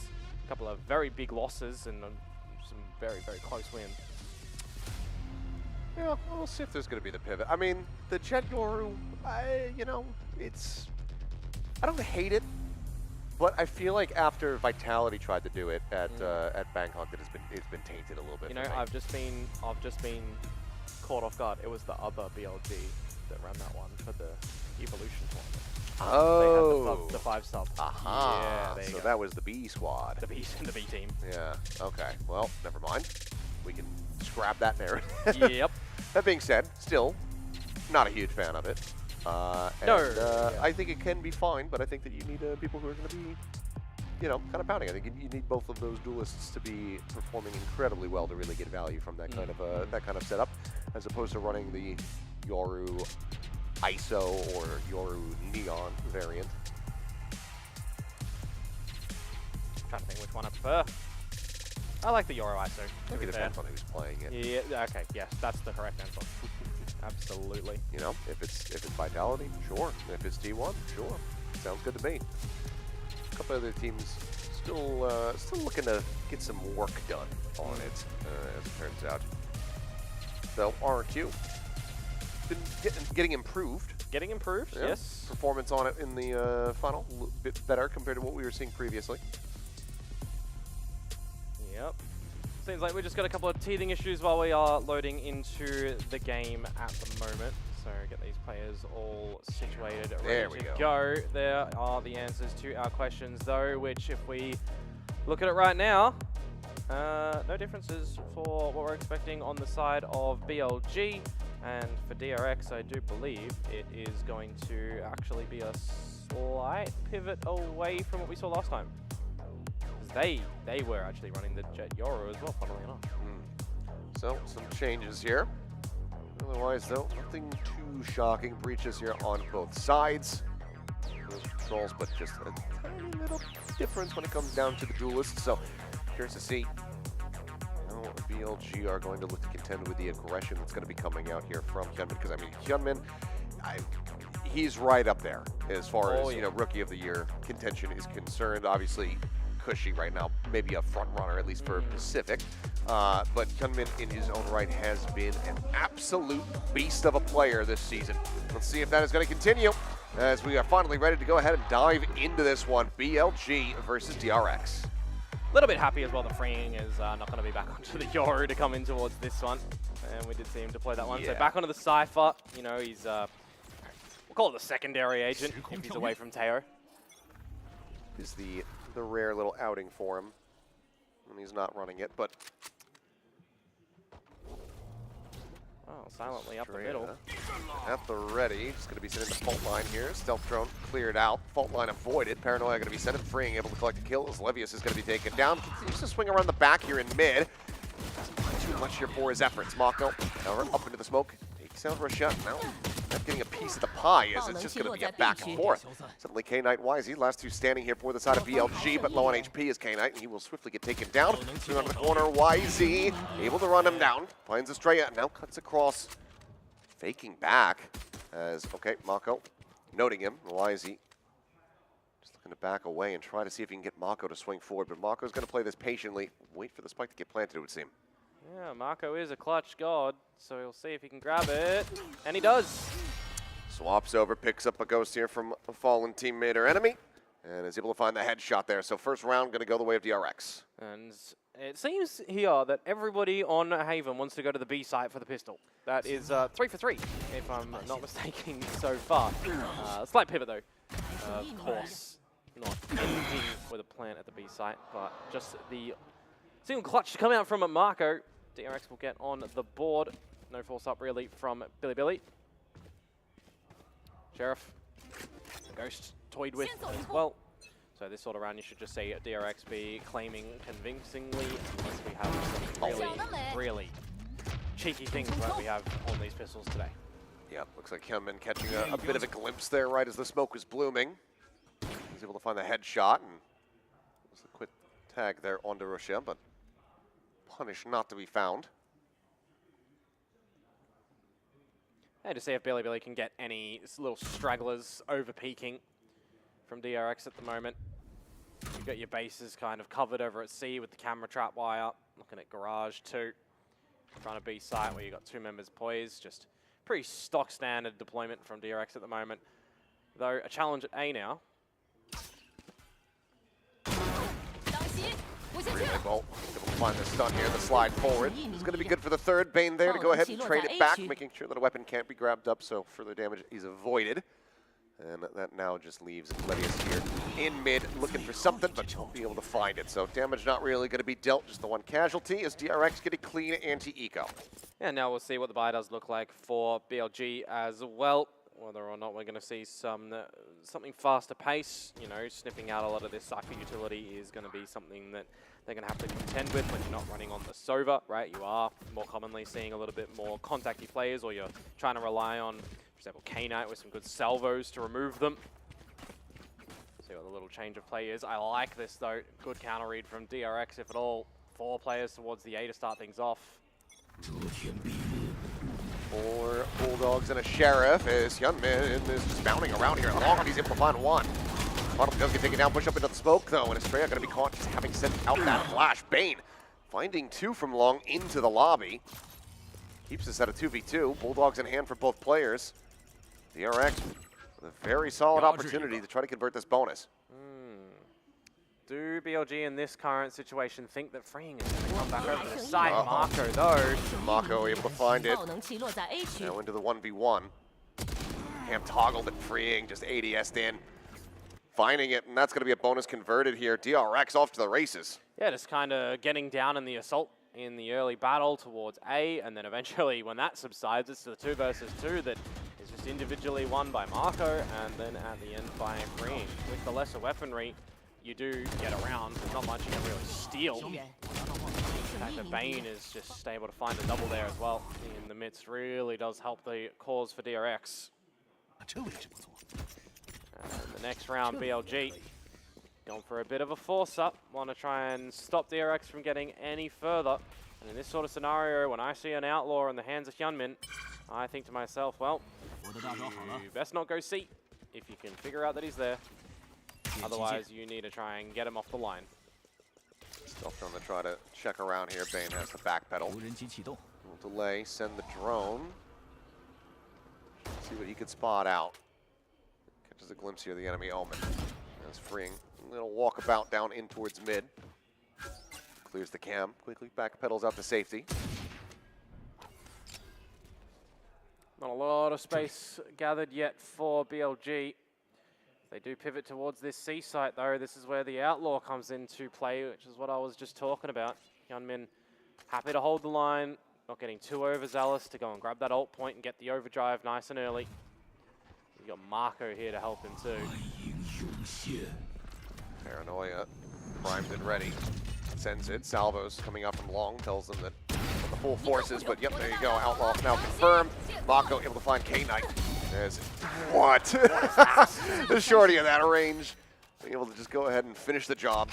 Ends up the kill. Just the one casualty so far as Freeing does get eliminated. Estrella. I'm not sure if there's going to be some split pressure coming in from mid, but it's just going to be Neff here around the corner as not going to be able to scope in fast enough to be able to find that, but Estrella will just be Johnny on the spot, cleans up the kills, and gets DRX to a cozy little 4-0 start. Hey, happy as Larry as DRX there as well. Not dropping too much in that sort of situation. Again, picking up the overdrive, as I mentioned, for Hyunmin. Luckily, the shorty, as funny as it is, finishes the job onto Levius there. I feel like it's got to be really one of the longest range shorty kills that I've ever seen. Yeah, probably has a like range cap when everything fades out for it. Big happy fun round though now. Operator out for Hyunmin again towards the C site, see if he can find an opener. Deep dark cover helps. Good for now. Yeah, progressive smoke at the moment for BLG. Now they hear the echo of the operator. Do they stick around? Looks like Hyunmin's not. I think he's anticipating that those couple warning shots will have them pivoting, and he would be correct for it. So he's swinging around towards that A site, and he's going to be in pole position. I wonder if anything has been heard from Levius, though. Pushing on up, not seeing any forward pushes, hearing for some rotations if at all possible from the B site, but it was... No way to clear this drone, so they do go ahead and get note of him.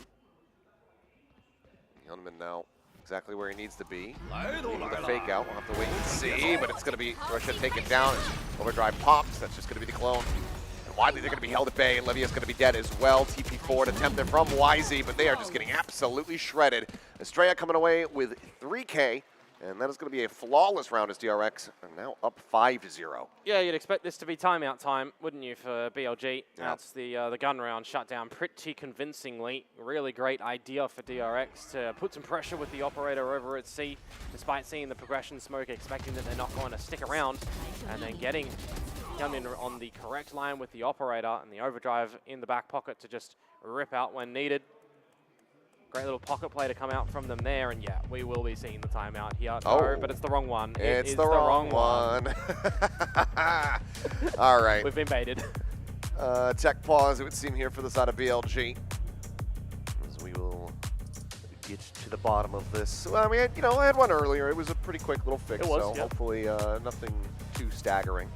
Last time we just had a DC, but based on the fact that players got hands on mouse and keyboard, I'm gonna guess that it's probably not that. But yeah, I don't know. Overall, don't really know. Not in a position to be able to tackle it. This is why I don't work in IT. Yeah, this is true. I barely can sort my own issues out with my PC at home.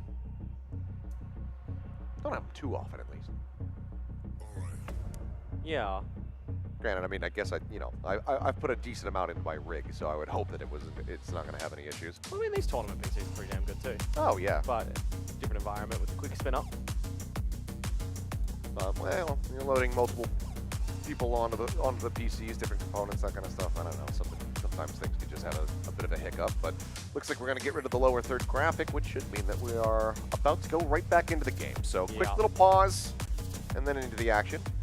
Question is there a timeout on the back of this? No. That's what I was going to exactly say. I wouldn't mind a proper timeout from BLG after that tech timeout. But they've got an eco here, so maybe they'll hold that for the next rifle round. Yeah, I mean, it's kind of a, you know, what do you right over the head? But, you know, it's a matter of, as a coach, how do you like to approach it? Do you go for the one before the thrifty and try to set the stage for the next buy, or do you wait until it is the actual buy round? Seems like for Vile, it will be the latter here. Dimensional Drift going to be used as YZ trying to clear things out over on the seaside, swings around. He's going to get a spot on the freeing as well as Mako. As Gunman trying to escape, and YZ able to find one with that frenzy in hand. Freeing going to be full flashed up, just strafing here at backside. Not able to collect that, but Gunman finds King Knight at the same time as now the Hunter's Fury coming through from Bane, looking to cause some chaos, and does get a tag onto Russia. 3v3. Got to get this operator line for Hyunmin, otherwise he's very difficult to get in with 12. Yeah, recoverable weapons are going to be dropped here on the side itself. One of them in the hands here of Neff is looking for a timing attempt. Levius does get a good amount of damage in, but cannot find the kill. Hyunmin, Bane, 70 HP between the two of them, bounding forward. Bane finding one, Estrella getting the other. Close but no cigar here on the thrifty attempt. It's going to be 6-0. So now we'll see for BLG if Bauer's happy enough with what he's hearing to let the team still continue on and potentially try and gather this round, hold the timeout for later, or just recognizing the fact, well, you've lost 6 on the half, and that is, you know, the tied scoreline. So take it, have your discussions coming into your gun round, and figure out what you can try and do early. Yeah, and having dropped 6 in a row, starting on the attack of Haven, that's where it's not really going to be feeling the greatest. So you can see some disappointment here, not being able to get the thrifty. Would have been a very nice way to just kind of get things jump-started for the team, but in the end, it will be the timeout call here to try to recover what they can in the half. Lots to think about for them as well. They know that the operator is still going to be in possession of DRX as well, so are you just trying to drone that one out first before going in for a full flood? Are you still doing your C progression smoke as well to keep things a little bit obscured for a C split through garage and through long, popping out the smoke? Because you've not really seen too much towards the actual, you know, B side of things as well, besides the pistol round and what you're trying to get in a little bit later. You're going towards A, well, it's Haven. You're trying to drone, maybe a deep smoke, trying to gain some forward positions before settling for a bit of a hit. Or are you playing more defaulty? BLG, beginning stages seemingly looking like more so on the default variety. Here we go. Back into it. We want good Valorant.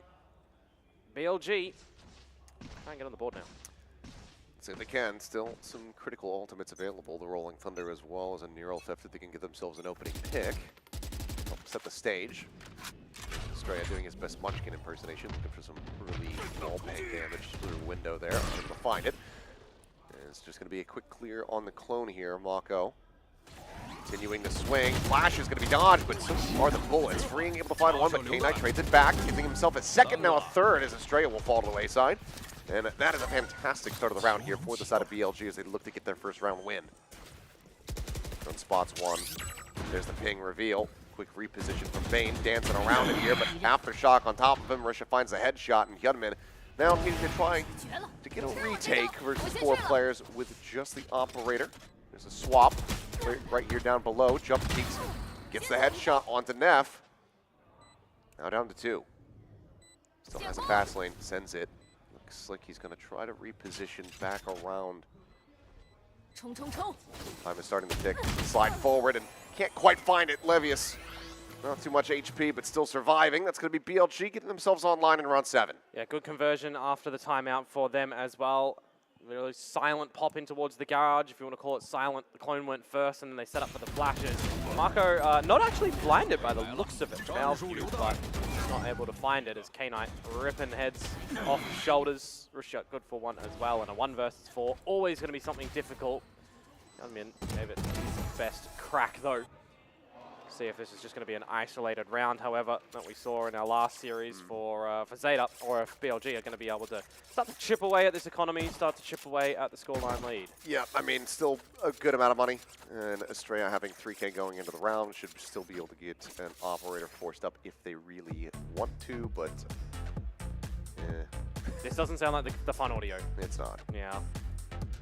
I mean, it would have been a bizarre time, whichever, team would have been calling a tech pause. I mean, if it was Termi calling one, we'd be saying, what? Because he's gone from never calling timeouts to then calling timeouts, and then...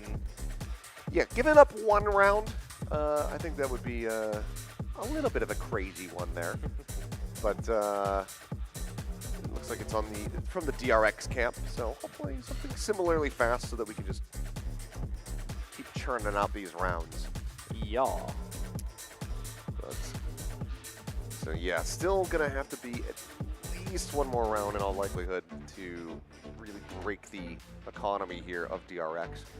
See if Billy can get some back-to-back rounds stacked up here.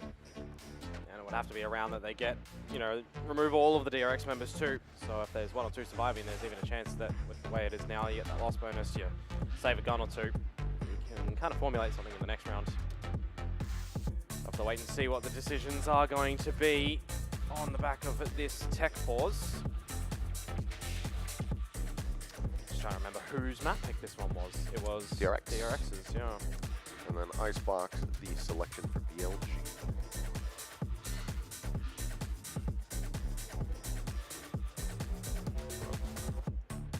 Should hopefully be just a little bit longer.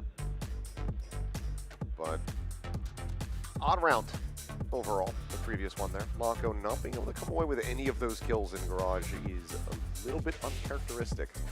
And I didn't quite get to see where K9 landed as far as All-Charge is concerned, but getting those 3 quick kills that he had is going to help get him built up towards that next Armageddon. Yeah, well, I mean, he potential old snowball available. Did use it a couple rounds ago, so it was reset recently. More importantly, though, we need to sort of see a situation where BLG are finding some opening kills and either calling for a reset or having a really good idea on where the remaining force is for DRX to then close out rounds. Bit of a elongated tech pause now. Shouldn't have said anything. Me or you? Me. You? Yeah. That's alright. Shouldn't have mentioned about it potentially being quick. I mean, we're still not in that bad of a position right now, but hopefully it won't take too much longer. Okay, there we go. Fade away. Mako. Grab the mouse. Yeah, there we go. All right. Oh, and we are just into the action. Mako, once again, here in Garage, this time holding above as he's instantly going to try to clear that, but it doesn't turn from the flash. ends up getting taken down.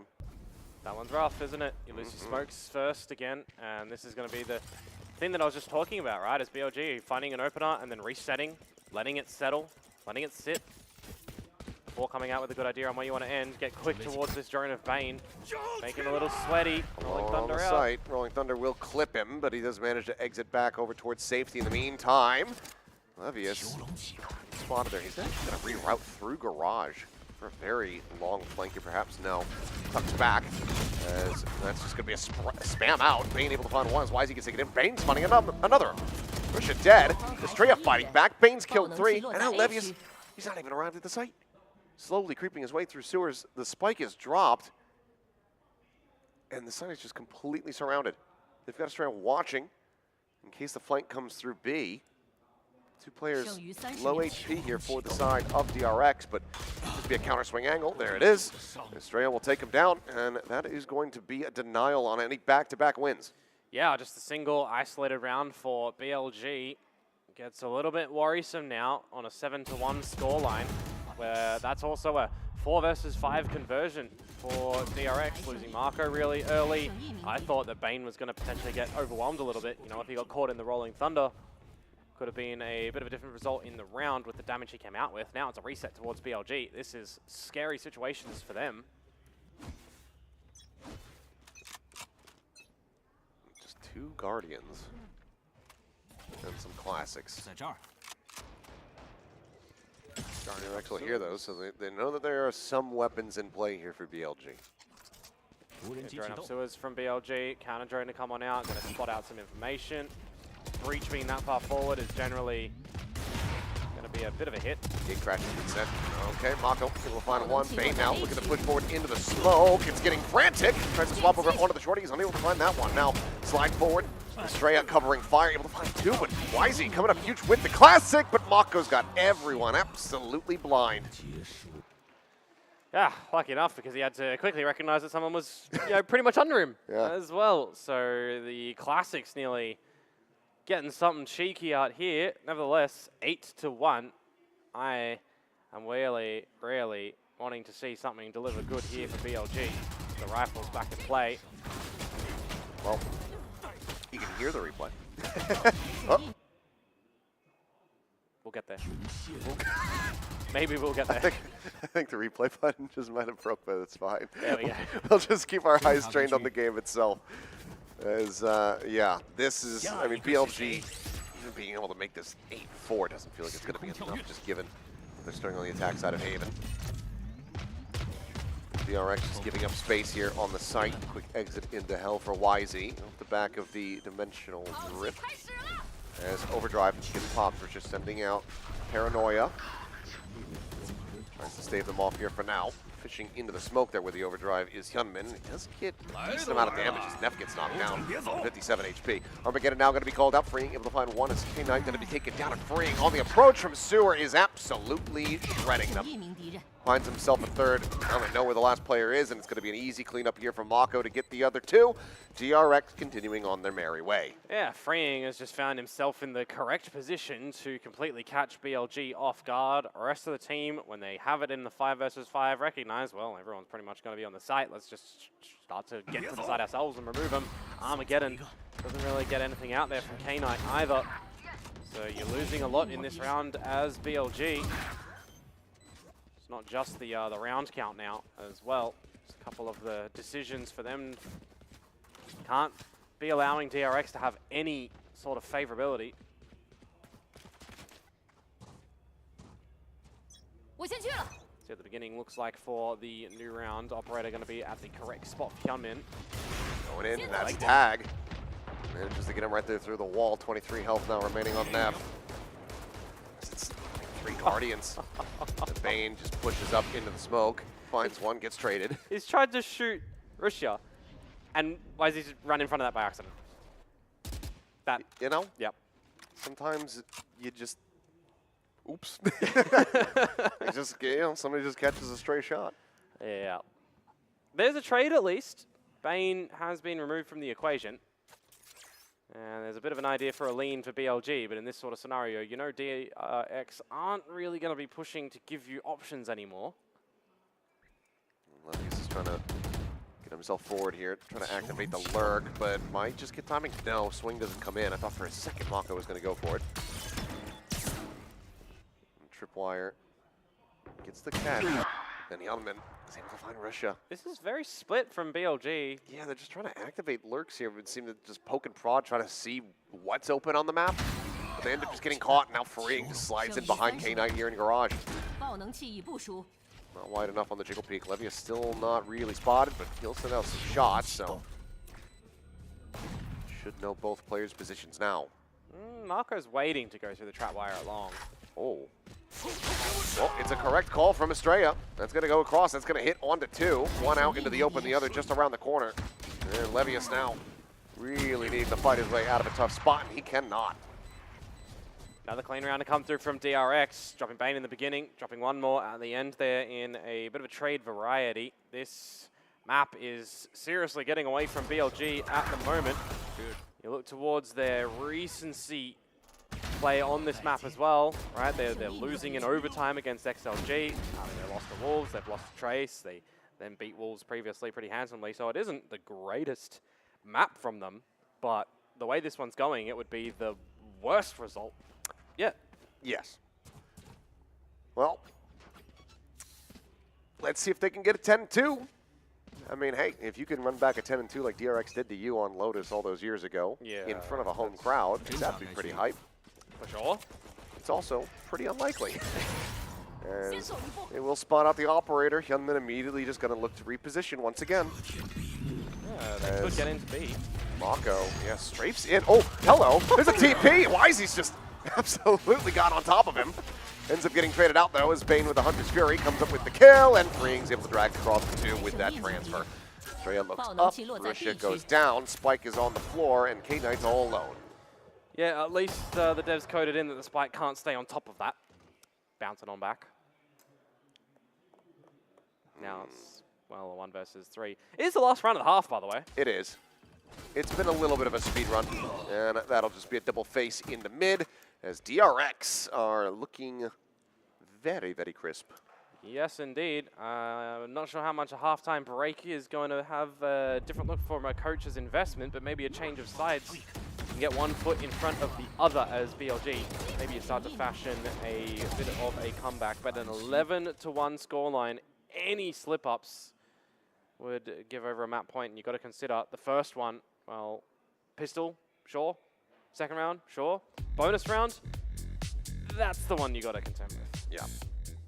Well, this would be a Herculean effort for them to try to get back into this game from this point. Obviously, all needs to start with the pistol. DRX, if they scoop up the second one, then that's just going to be them at map point.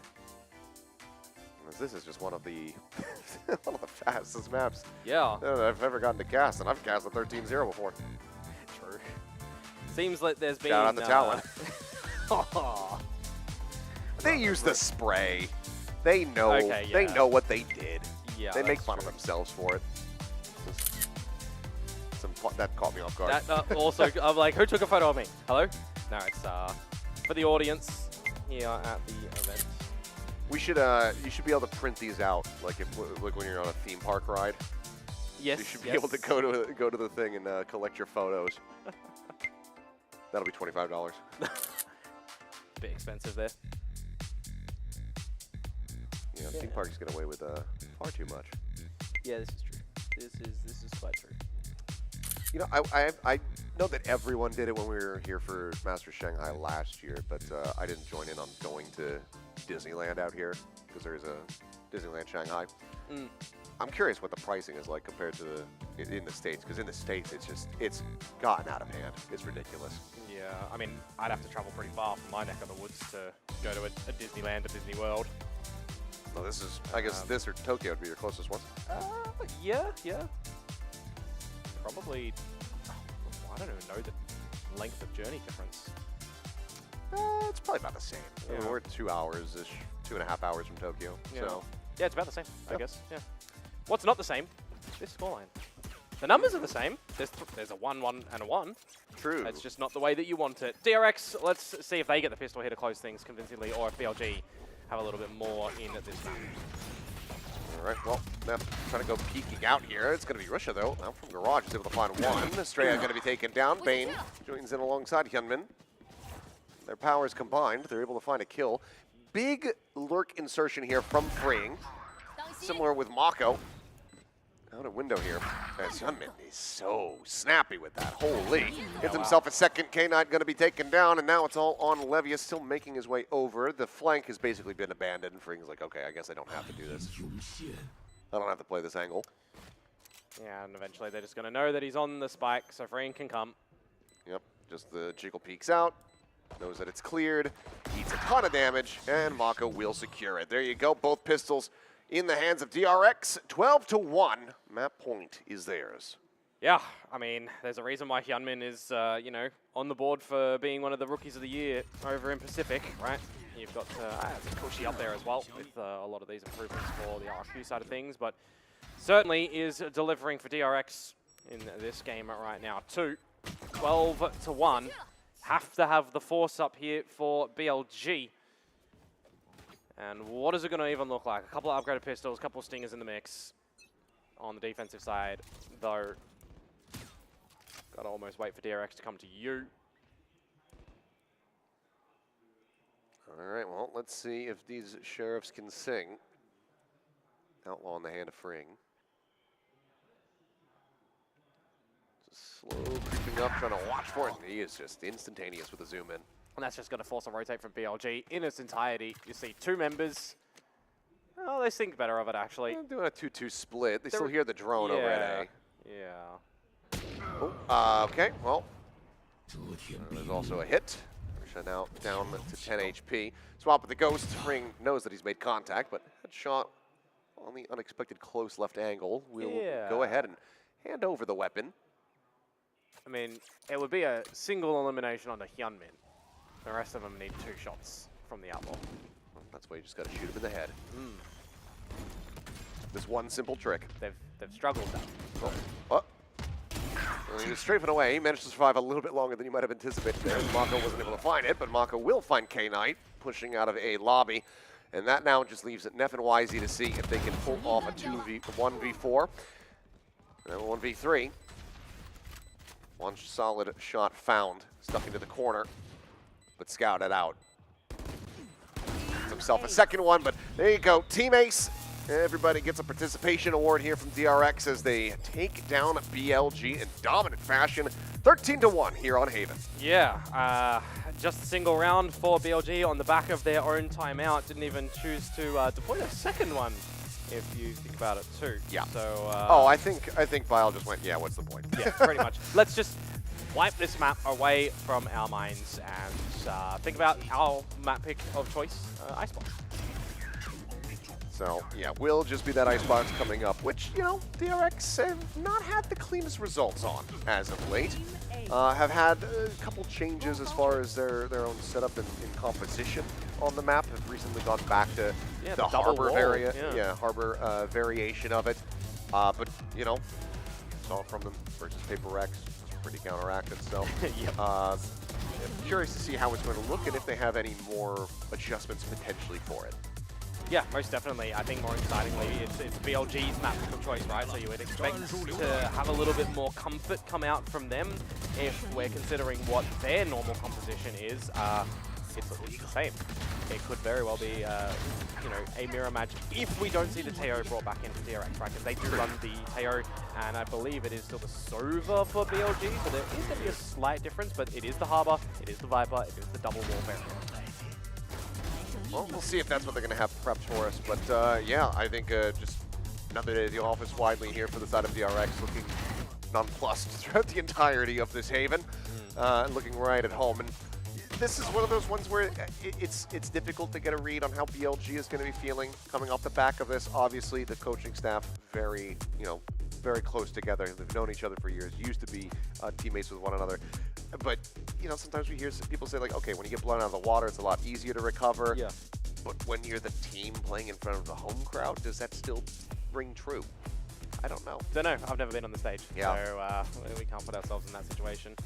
Hyunmin, though, can always put himself in this situation. The MVP The man's so good. Like I said, he still has to be one of those players that we're keeping in mind when it comes down to the conversations about Rookie of the Year, because it's things like this that just go to show how damn good he is. But more surprisingly, Estrella, huge performance from him as well. Yeah, and I mean, his step up as well, right? Because we're thinking about when he first came in towards this DRX roster, there's the shuffles on IGL duties as well, and there's a bit of absence in the very beginning, but coming on up, so that's also really good to see. Last couple series were, certainly rough around the edges from him, but it's always good to see, your IGL be able to step up and be fragging like crazy. So it's a good showing here from Estrella, and I think a good indicator for what's to come throughout the rest of this tournament here for the side of DRX. For BLG, though, not over yet, still in with a shout in this series, but they need to turn it around on Icebox. I'm looking at the first kills here.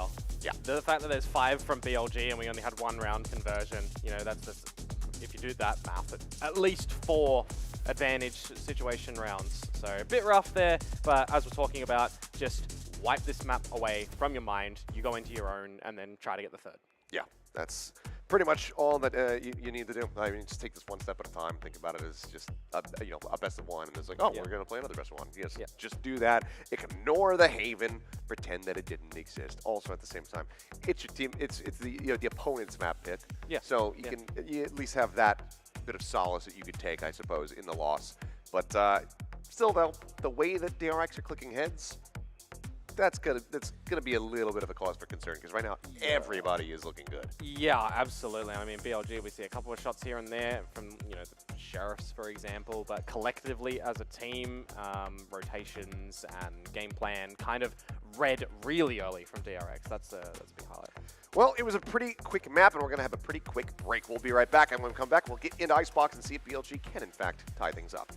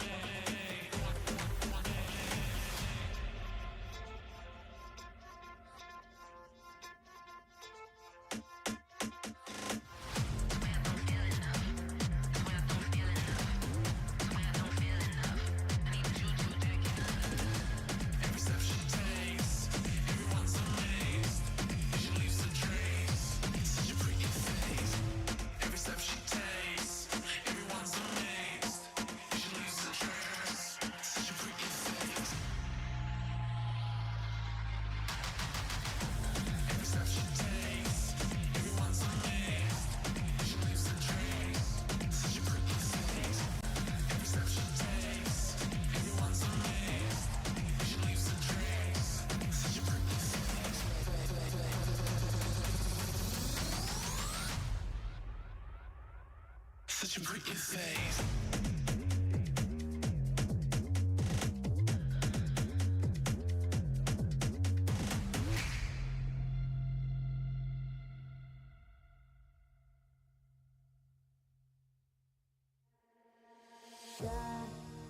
This feeling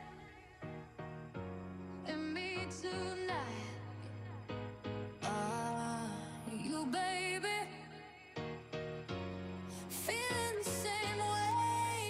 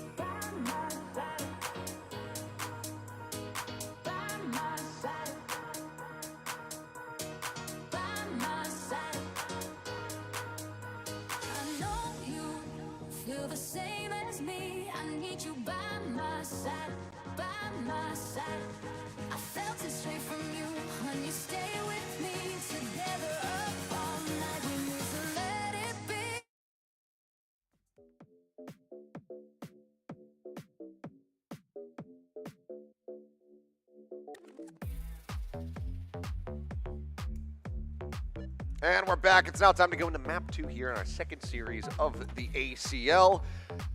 Very fast. Very fast. First map.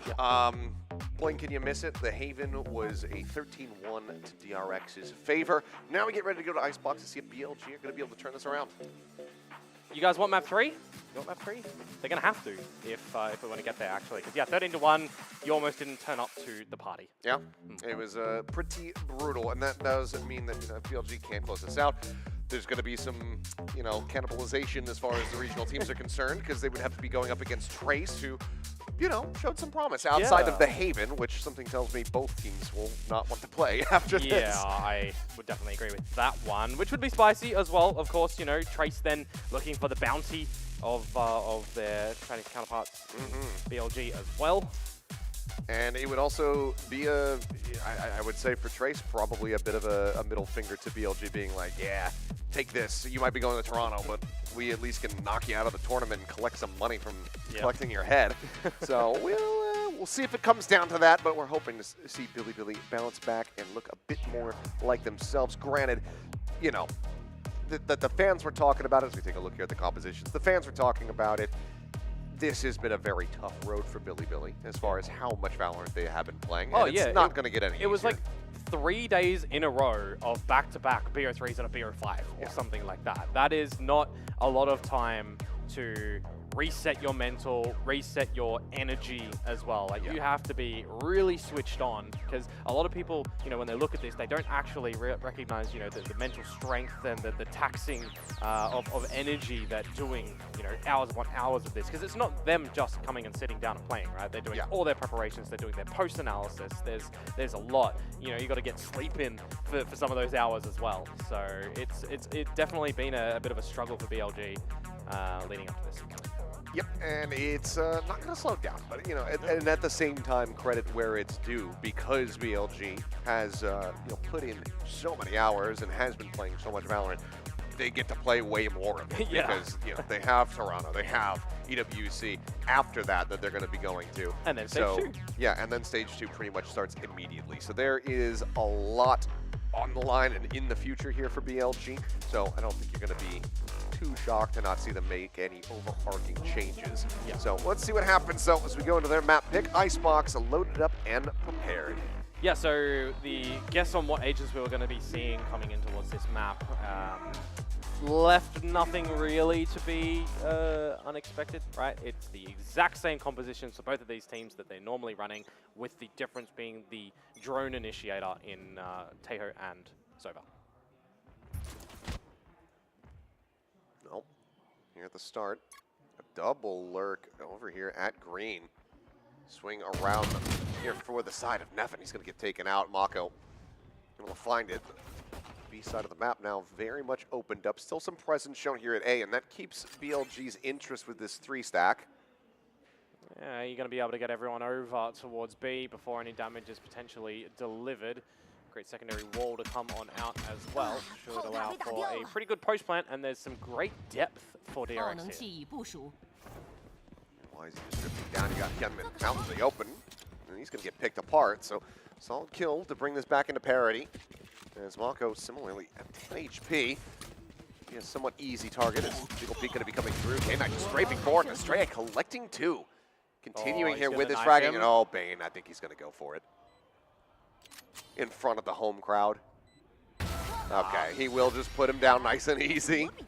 You could tell that he was thinking about it, but I think he said, okay, the distance is a little bit too great. He could turn around at any moment. Let me do the right thing. Let me not piss off Termy doing something silly. Yeah. Well, continuing where DRX left off from the last map, at least on this very large streak of rounds. Pretty convincing pistol round with 4 alive at the end, just losing 1 to the flanking position of VLG. The straggler caught off guard, so to speak. So second round. Holding money. DRX as well, 3 Bulldogs, couple pistols. Love to ask what their protocols are exactly for the buys that DRX do, because it's FPS, very variant. FPX-esque. Yeah, but I mean, look, we're still just on the Haven, the big send on like the 4 Bulldogs. Yeah. Now this one, Vandal, Bulldog, goes to Sheriff. Like it's I think it's switch one of them, yeah. a little all over the place. That's all right. They're feeling confident that they can shoot their opponents. That's the nature of this game, so do that. All good. Hyunmin here, back of yellow, as K-Knight pushed forward. Does end up getting collected here. Yeah, well, the A side is completely given up by BLG here as well, so eventually Bane is going to spot that one out, call for some rotates. Australia is already close with the spike as well, just making sure that no stone is left unturned. Get your wall out, and we'll just plant wherever you want. Try to hold on to these weapons at the end. Marco and Bane can go hunting if they want to. Yep, spike planted, and everybody pretty well fanned out. You've got Mako and Hyunmin ready to go ahead and catch this pressure. It's about to be coming through across the spawn. Seems like YZ, he's going to double back though. Rotate around, but widely, this should be players just trying to get into positions to die to the spike. With maybe Russia pulling away with a kill, given that he does have the Sheriff, but yeah, he's going to get tagged up, and now he says, okay, well, I've also got to rotate around. Yeah, he's going to run a bit of a marathon. Extra ulti point for Bane. See if anyone else is going to grab some as well, but up with the spike will go BLG. There you go. Just go ahead straight in. As very clean, flawless round here from the side of DRX to start off 2-0 once again. Yeah, see if they're going to get the bonus, though, like last time as well, right? We really want to see a little bit more delivery from Billy here, so want to see something a bit more convincing. Potentially a little bit faster as well, but with the double wall comp, you generally don't see that as much. Going to have to go to the B site. Does DRX start off? Although, Russia doesn't have any shields. There you go. Okay, did manage to buy them at the end. Yeah, that would have been bad. Yeah. Don't want to go into your first buy round not having any kind of armor. It still is only going to be half, but there you go. Solid early kill. Double set up on top of pipes. They're able to catch Bane, so now don't have to worry about the lurk, and because they kill the Killjoy, they say, okay, well, this is probably going to be B, so they immediately pivot 4 players into position here to try to intercept. Hyunmin does manage to find one, so a trade out on the Killjoys overall, but then Neff trades up and equalizes. The Jets similarly now gone. Also got the Reckoning. Mako in around the back. 3 players, wall falling. K-Knight ready for it. Only going to be good for 1. K-Knight collects a second, and now it's all on Estrella. Try to see if you can get this bonus converted. Couple shots through. Comes out here on the mag. Spike now starting to be diffused. He's going to be able to hold for this one, it would seem, as yep, Cove hadn't been broken until that very moment. Estrella will make it costly. So in the end, the anti-bonus, very rough for the side of BLG, but they get themselves on the board nice and early this time. Yeah, 1 player surviving with 11 HP at the end there, but more importantly, on the board, you'll take that one.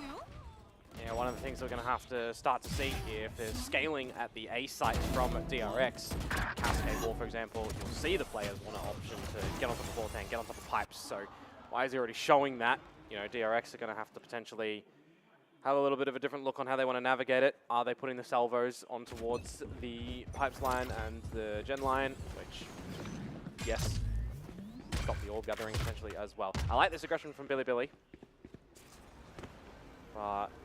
you know, the Bane is going to think the better of it when he hears the drone, and he only has an outlaw. Playing around the rosy with it, but YZ's there on top. These extra layers from BLG. Working a treat, they find the catch. Now Mako potentially at risk here. Given his position. Look forward, a cross over by mid. Swing out, and yep, will get taken down there. As Levius similarly finding it, freeing a little bit whiffy on the spray. Finally does manage to find one, but K-Knight just trades it back, and now once again it's Estrella all alone. And I don't think he's ready for the forward position. So 2-2, BLG find themselves another round win. Yeah, and DRX now seeing a little bit more resistance on this map, so going to have to potentially go a little bit slower, reel in these little flanks, because that's the second time that it's not worked out for Bane. And then even in mid from Marco, maybe you would have found one, but there was a bit of a boiler push as well. So a great round to come through from BLG. See if they can triple down now and take the lead, break the economy of DRX. Got a Hunter's Fury and a Blade Storm available as well. Yeah, waiting to see what Fring's going to invest with. That's alright, we're there. We're good. Just, you know, making sure. Yep. Last round was one player just for getting the shields. This time it's everything. Just making sure he's not going to pull a Navera. It's quite a while ago. People don't forget.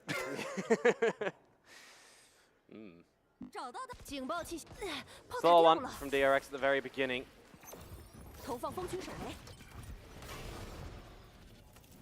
It's getting slowed up. Everybody basically ready to go for a death ball setup here on A.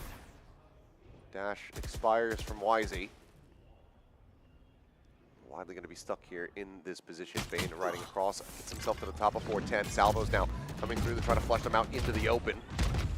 Mako breaking up in mid, able to find one, but now the return fire comes in and BLG start hitting their shots. Mako taken down. Estrella going to be dead, spiked on the floor as it's now all on Freeing. Down to 30. Anticipates the pressure, but isn't ready to fight back. So that's going to be the lead now for the first time established by BLG in the set. Yeah, got to be happy with that one as well. The right numbers at the right spot, and just this standard double wall things too. When your toxic screen is up and starting to fade, you refresh it with a high tide. That buys you enough toxins as well to, when the high tide even falls, put your wall of the Viper back on up. So just some pretty standard icebox things, and then see some disrespect from your opponents trying to push their way up a little by little in towards the site. Lots of numbers for Billy there to get a lot of those trades, and we will not see any coach involvement super early. What we will see though is the return of the Stingers. DRX with 4, Marco with a Marshall. And a reckoning again for Estrella. It's his second already. Yeah, it does have it. He's very good. I'd say even in the loss to Paper Rex, just generating these ultimates very rapidly. Reminds me of what, Jemkin? Was it Jemkin with the Yoru? Getting like 4 ults in one half? 4 ults and a half. Well, Mako, shots a bit off there. Not quite able to align it, so damage not even really going to be found here. Plant does come through. As everybody very clustered together here. Try to keep the gaps shortened so they can utilize the Stingers, but in the end, they are just getting absolutely shredded.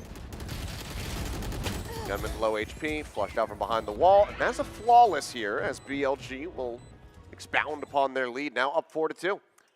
Build up more economy too, build up more rounds, start to feel a little bit more confident in this map of your own choosing as well, which is good to see.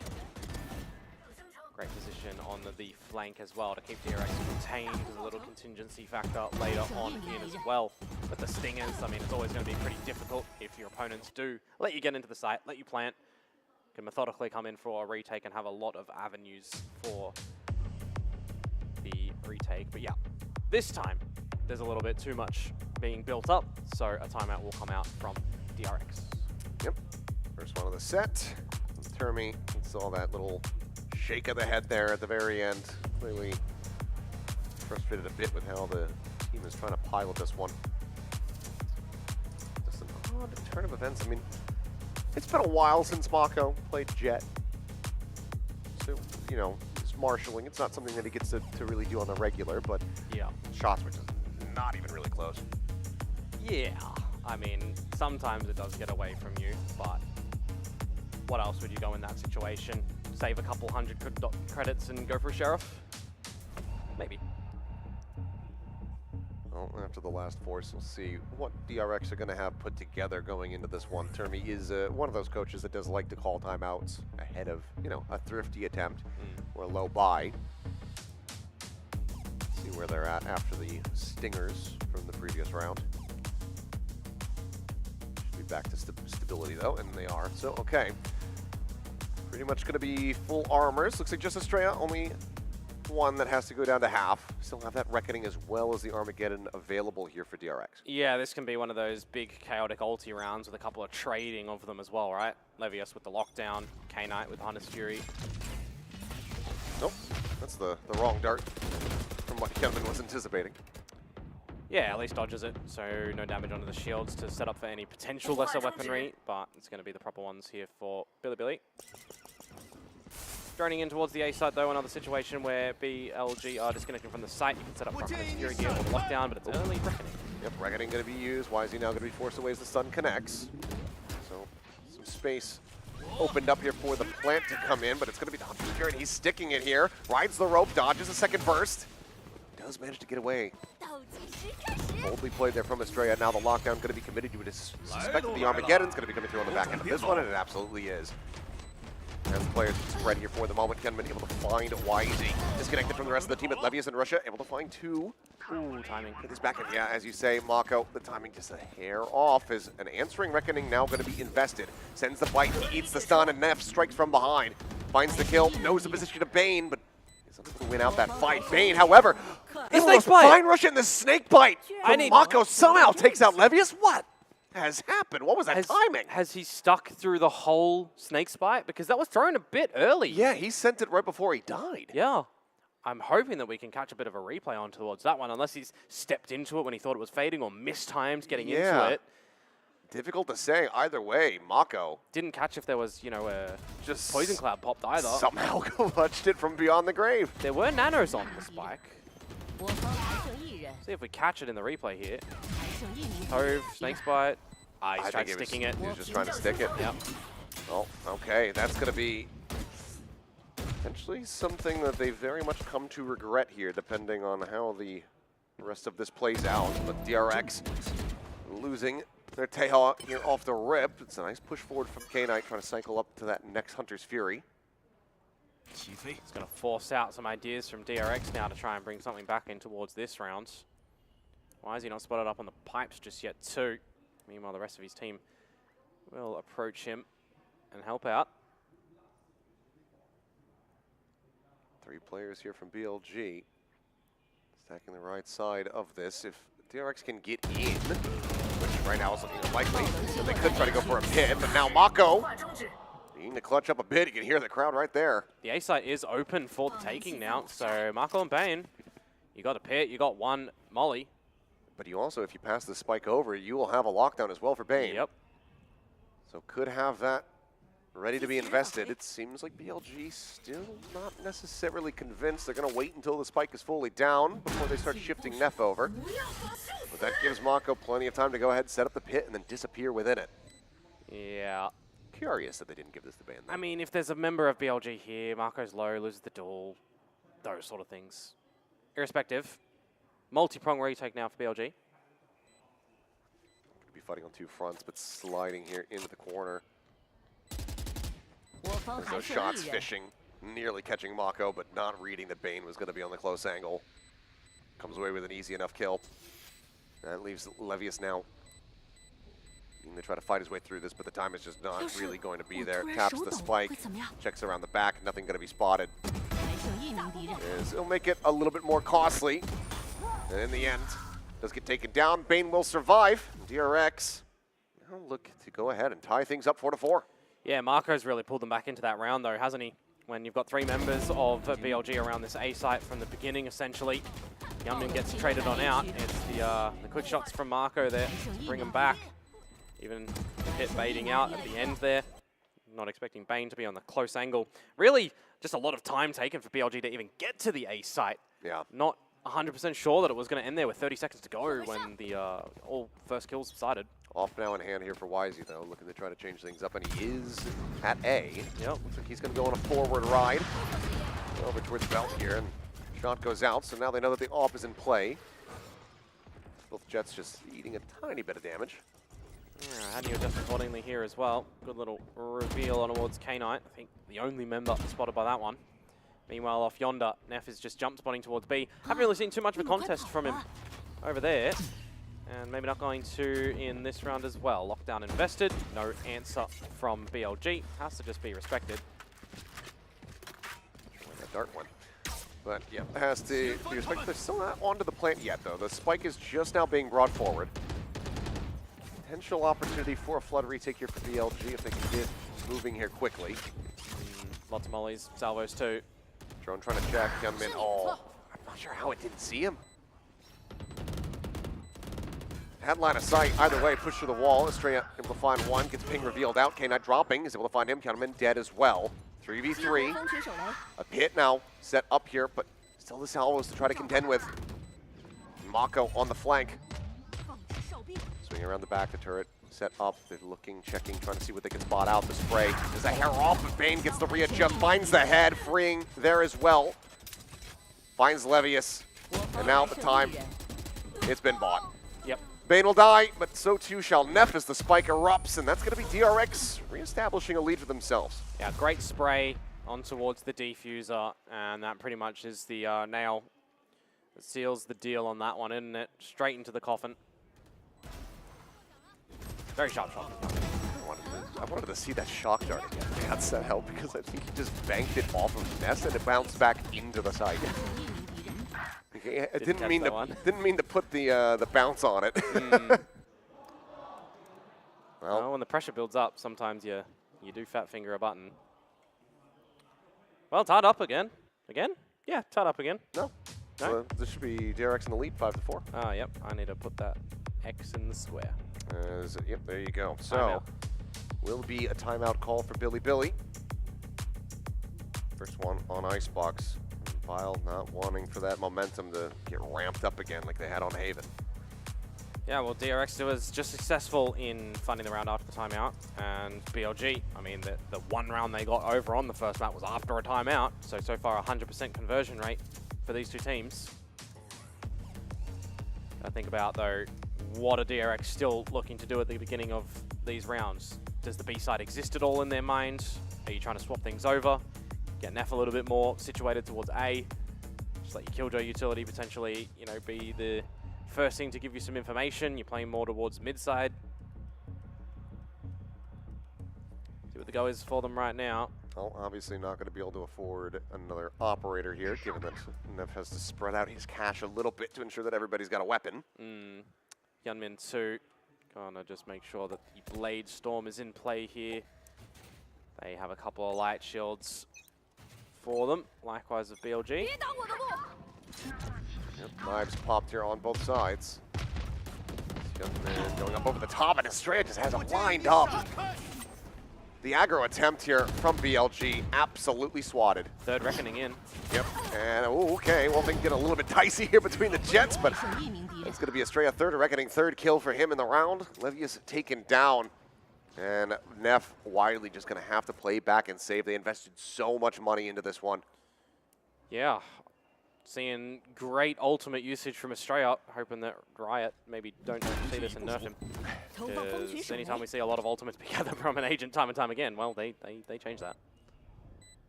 Cypher, Gecko, Yoru. Right now, I mean, he's making Harbor look like, kind of like the, release Harbor back in the day. It's making him look viable. Very true. Yeah. Who knows, maybe they'll start popping up on some other maps. I don't know about that one yet. Still waiting to see what the, I suppose a rumored buff is eventually going to be for Harbor. Who knows? Who knows? You take damage by standing in his waves. No, but it slows you. It's drowning you. Just don't make it slow teammates. I mean, there was a soft buff a couple weeks ago, if I'm remembering correctly. The cascade was widened or heightened or something. Yeah. Not a lot of people play Harbor, so it's just one of those. No, they don't. Nuanced notices. Anyways, DRX come away with a pretty convincing round here on a bit of a swinger as well, given that the money situation was already a little bit problematic. But that's where you go for a little bit of the lesser weaponry there for BLG to make sure you allow yourselves another buy here, and then, well, last round after this one. So hopefully try and get this round tied up at the half. They're going to be looking for him. That's a good start. As freeing dead, K-Knight, a little bit of damage, but has the regen shield on top of the 63 HP. To see him maybe play a bit more disconnected here, but he's got a drone up over the top. At the same time, Mako breaking through, finds Levius over it too. But having the jump on him. Estrella now going to be taken down though. K-Knight comes up with another ping reveal onto 2. Mako start calling for a bit of a rotation here, it would seem. Oh, catching Neff as well, but you still can't get away without a trade over at the A site. Now you play as numbers as BLG. Consider the investment of the Hunter's Fury as well. It'd take Marco down with 1 bolt, being that he's on 80. Turning his attention towards this attacker's side. Peeking and spotting out at least 2 players. So decent info for him. And the Hunter's Fury comes through here from K-Knight. Footsteps now being made. Hyunmin forward. Gets it with the last bullet. Turns his sights back over. Cloudburst, however, going to be far too late. K-Knight gets himself a 4K. Mako now needing the clutch. Otherwise, K-Knight potentially on for an ace here. Big bite at the ready. The spray. Not quite finding the damage there. Has to break the cove. By some time, it has to go for the reload. Now down to 29. Ball still there. If he kills the diffuser, he might just win the round. It's half. It's been half. Okay. Just narrowly able to make it happen here, our BLG, but it still costs them damn near everything.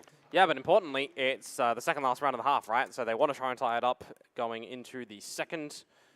So at least they make it 5-6 within touching distance. Salvo's not opted to go on top of that one, which generally you see a lot of teams put it there and on top of pipes too, but sometimes you consider, well, we put it on the orb instead.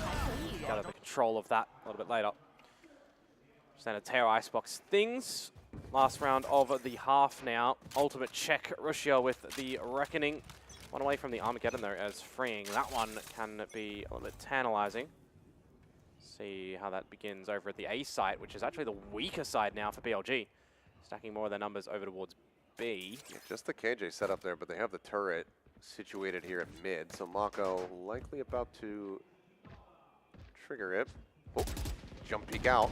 It's going to be spotted. Double face. Nearly coming in here. As it's going to go ahead and force it back, and you get a quick little glimpse there of Neff. There's so much information at the moment. I mean, Mako, they can spray out of this position, but he just re-fights forward.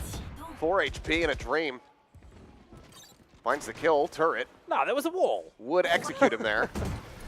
Either way, he's able to get away from it. As Reckoning now going to be invested here from the defending side. BLG wanting to get the retake before the spike can even get planted. Swing onto the corner. Estrella caught off guard. Gets taken down. Bane will find Levius so far. There's 2 flanks here. 2 players here in the site for the side of DRX. And Mako just now getting ready to arrive. 4 HP. Can this backstab find the value that is necessary? The answer is yes. Wisey ends up getting taken down. Risha now. Position a bit forced. Shorty draw out, is able to find it. Neff arrives right when he needs to. 6-6, tied up at the half. Good little rescue here from BLG in the last 2 rounds. Yeah, very similar compositions as well. Almost the mirror, so tying it up in the half. Be interested to see who is actually going to be a little bit better on the exchange of sides. Can't believe Marco was able to find 1 kill in that scenario as well, because at that point in time, DRX knew that there was a Sova in kitchen, there was somebody at Boiler, I can't exactly remember who it was, and the Viper pushing over towards B. So they had an idea of a couple of situated players who kind of bully their way into the A site at the end of it. But yeah, tied up, 6-6, an exchange to happen. Looking a lot better, a lot more comfy here on their map pick. Turns out Heathen is not Billy Billy's map. No. At least in comparison. Now doing the Kong here. Cypher meme cam. I just want to give it a shout out as well. If anyone didn't catch earlier in the league for China's, the cameraman was actually cosplaying Cypher. It was amazing. Talking about that. That's very funny. It was amazing. Should just do that for every region. Yeah.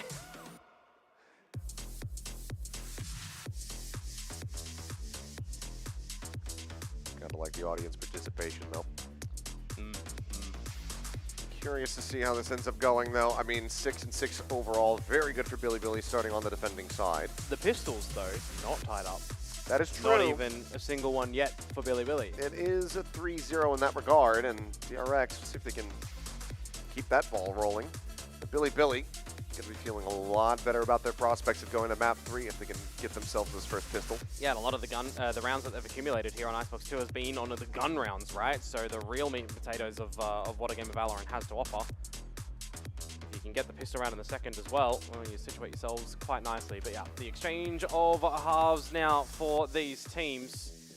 see what sort of different deployments we have as well. Otherwise, if it is just going to be, you know, very commonly the same thing, it would also make sense because you're kind of running the same agents. Yep, pretty mirrored in that regard. Mirrored in the kill leaders as well. 11, 9, and 2 for both YZ and Mako. Which were our players at the very beginning of the series. Very true. Min on the peak, spotting out 2 players. Has the dash at the ready. Some minor shot there on the Rochette, but okay. All hell now, breaking loose as Spring is able to find one, but gets traded back here as Neff with that Sheriff. There's in quite a bit of damage. Tail went forward, Hyunmin able to find it, but Neff gets himself a second. Bane will drop him. You're not going to find a stray at the same time, so now a 2v2. Ghost just going to be scooped up. Plant coming through here in the cove on the corner. You've got Mako on the approach, swinging in from behind. Right now, not much greens is being paid to this angle. Spotting out Bane. Bane, he's been spotting out them both. So Mako going to start scaling forward. Is he ready for the jump? He absolutely is. Brings it to a 1v1. Right of the rope. Rashid goes to the top and instantaneously finds Bane. So yeah, BLG, they will find their first pistol round win. And they'll take the lead here on map 2. Never going to understand how you can come across a rope and the first bullet accuracy on that one is still superb. Lots of trades to come on through. I think in this map, the trade game has been a little bit better to witness. But yeah, the kill at the end there, specifically on the rope, just right angle. Good shot on out. BLG claim back the lead. Just a Sheriff here for the side of DRX, otherwise classics. No armor. See if they're actually able to utilize those to get any damage in. Reveal onto 1 here as Hyunmin, a couple pipes is going to get spotted out. And this is going to be one of the differences for me as well, right? Comparing the Sova towards the Teo on attack. Oh, well, K-Knight does get taken down, but YZ's got 2 lined up. Hyunmin and Estrella both going to be dropped there. Sheriff still in hand for Bane. And Freeing is able to swap it over, so they'll look for a little bit more damage. Neff at the same time, though, clearing out some space and calling the team over towards B. Oh, what can you do with the Marshal here, though? A lot when your opponents have no shields. But refresh the wall. Look for a plant. Look to close the round convincingly.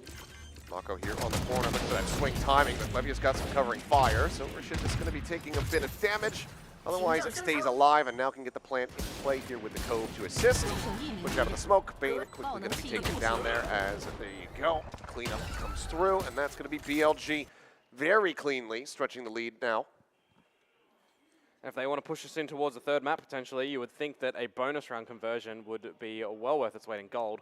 So we'll see what they can deliver with this one. But what I was talking about before as well, right? The Sova versus the Teo. See a lot of scaling be a little bit more powerful with the Sova Recon Dart and the drone on this attacking side as opposed to the Tejo's ability with the salvos for BLG. So we'll see what K-Knight is going to be able to fashion. If they lean towards this B site at the moment, it's where Mako has claimed his territory. Nano to remove the turret and boiler. Sometimes see that be thrown time and time again, even if the alarm bot isn't there. You're just trying to build on the consistency and condition your opponents. But for the early stages of this round, pretty silent. Yeah. Across the board. Quite steady here.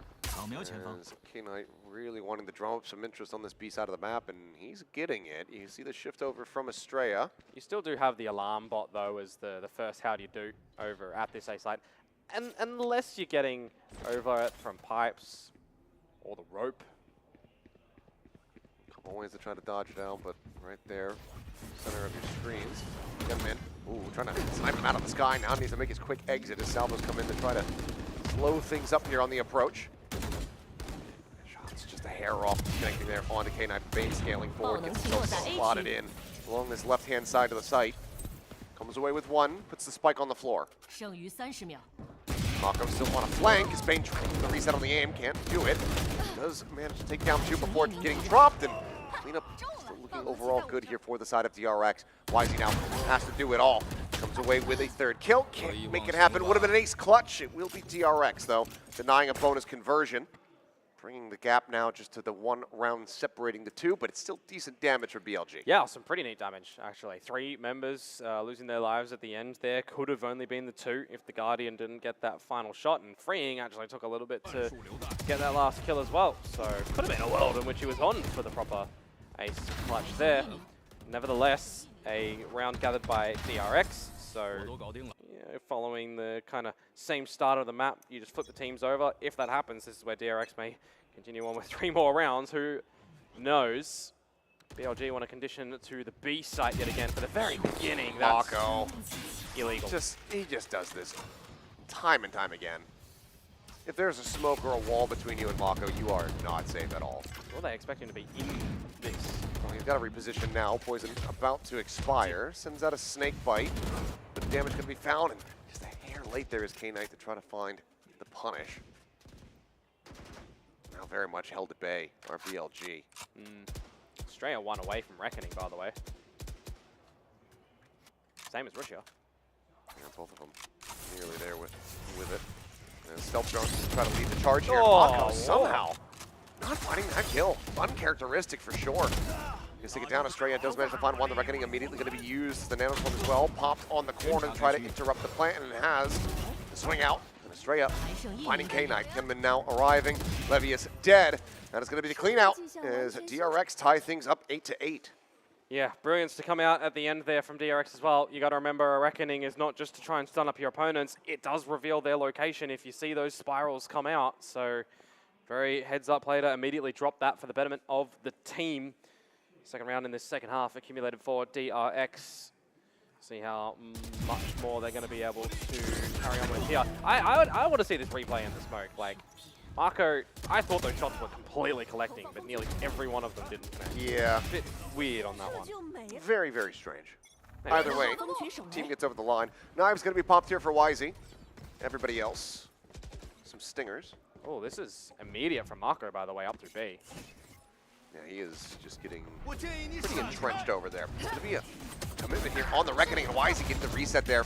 Catching Gunman in the head with that last little blade.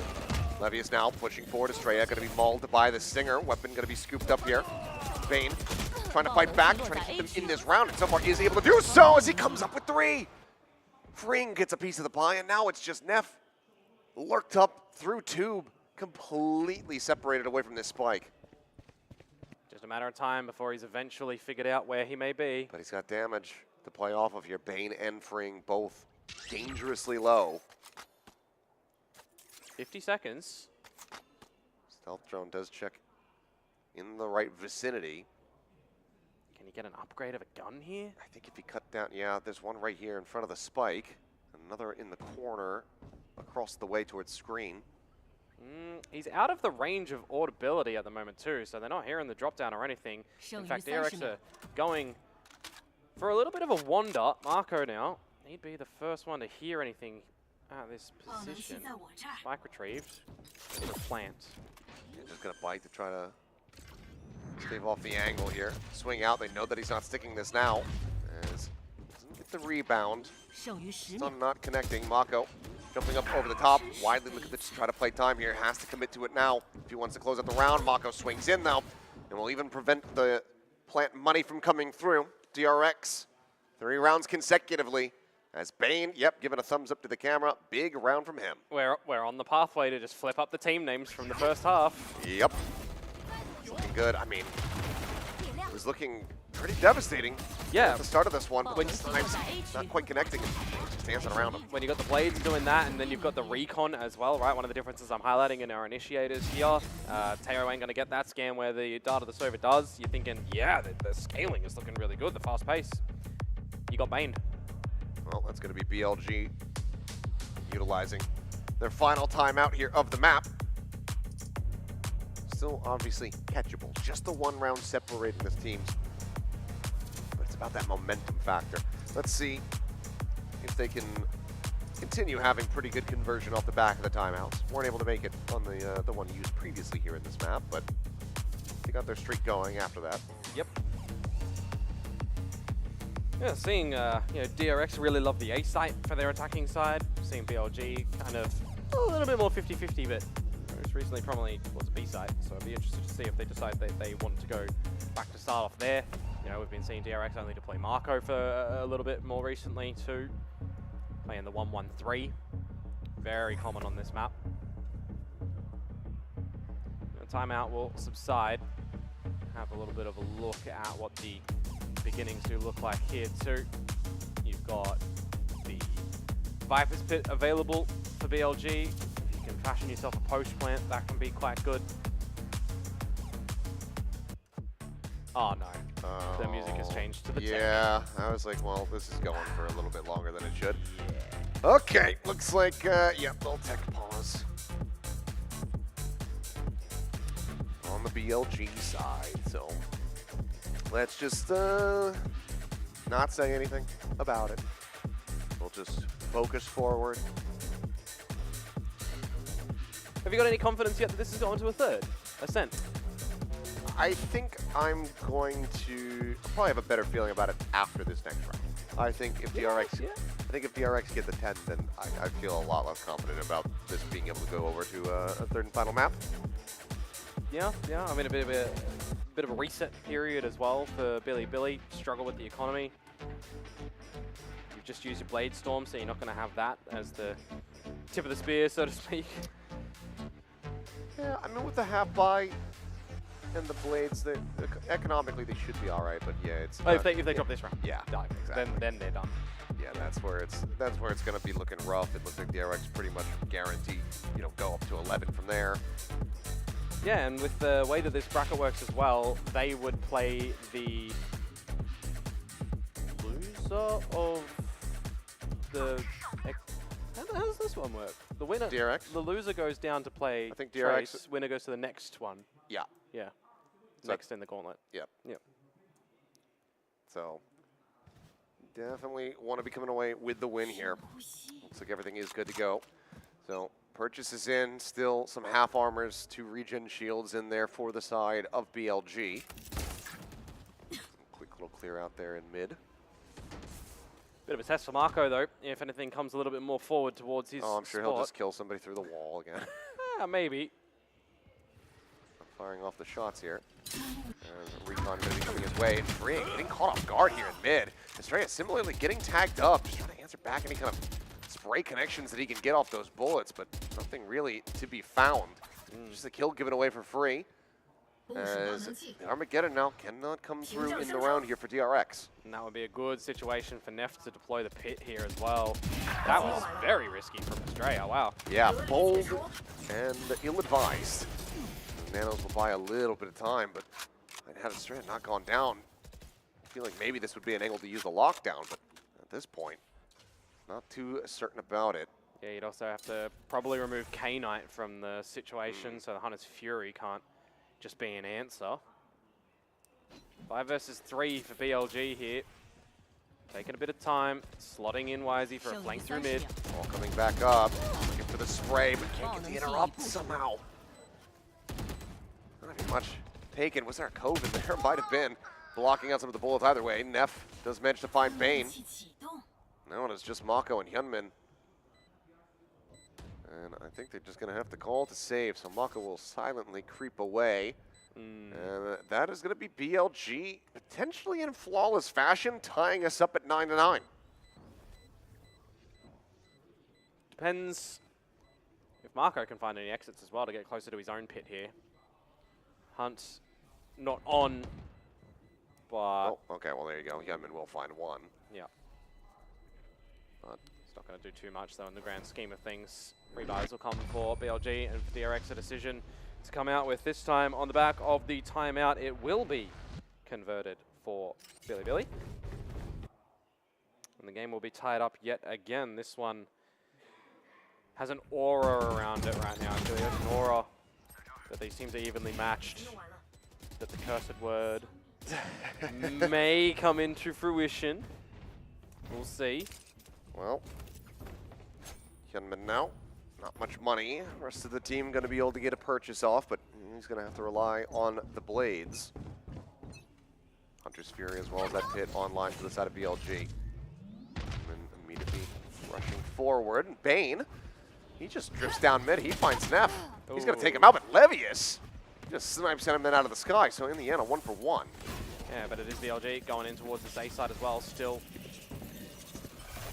Nanos to try to buy some time, scaling forward, but freeing unscouted here on the flank. He's able to find one, but does get traded back. Fight now coming through. Wisey coming up with the second. Bane does get taken down right on the rope. Mako trying to steady the aim, but Wisey is just absolutely dominating them. Dies at the end, but dies for the cause. BLG back in the driver's seat. Yeah, I mean, he's essentially removed a couple of ways that DRX would have got back into a retake had they disconnected from the site. Armageddon, player removed, lockdown, player removed. You're dropping your own lockdown, which in the end is not really resulting in anything, but you get the idea that they're still trying to 100% navigate the remainder of the round to the best of its ability.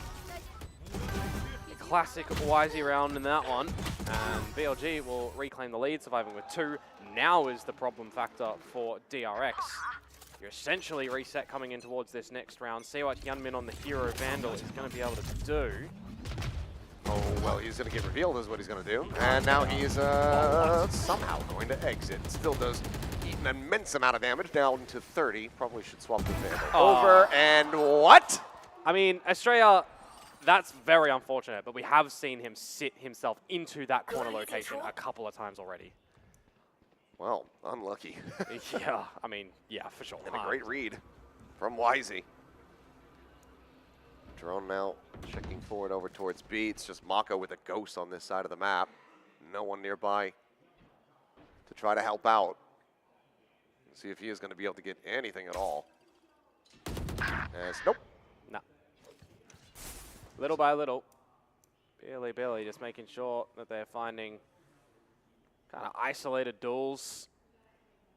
No trade attempts for DRX. You got to remember Hyunmin's taken down low, so he's given this Vandal to freeing. Ooh, is that the right spot? Can he do anything there? Is this gun barrel going to stick out? Is my question. Yep. Well, either way, dead. No, just come in. Dead. I'm going to say with 30 HP, nothing much to do there. And now Bane. And now Bane. Dead. Flawless round. BLG firmly in control now. And final timeout. Working a treat and might be seeing one come through here from Termi. Would not be surprised if that was the case. Dropping the next round, you drop in the map. Essentially, playing with pennies in the last rounds. Just the back of the loss bonus. Yep. And there is the timeout to come on through. So big decision making for DRX here. Equally so for BLG, right? It's not like they're going to win the map from here on out. It's not like they're giving it. Still got to contend, still got to fight.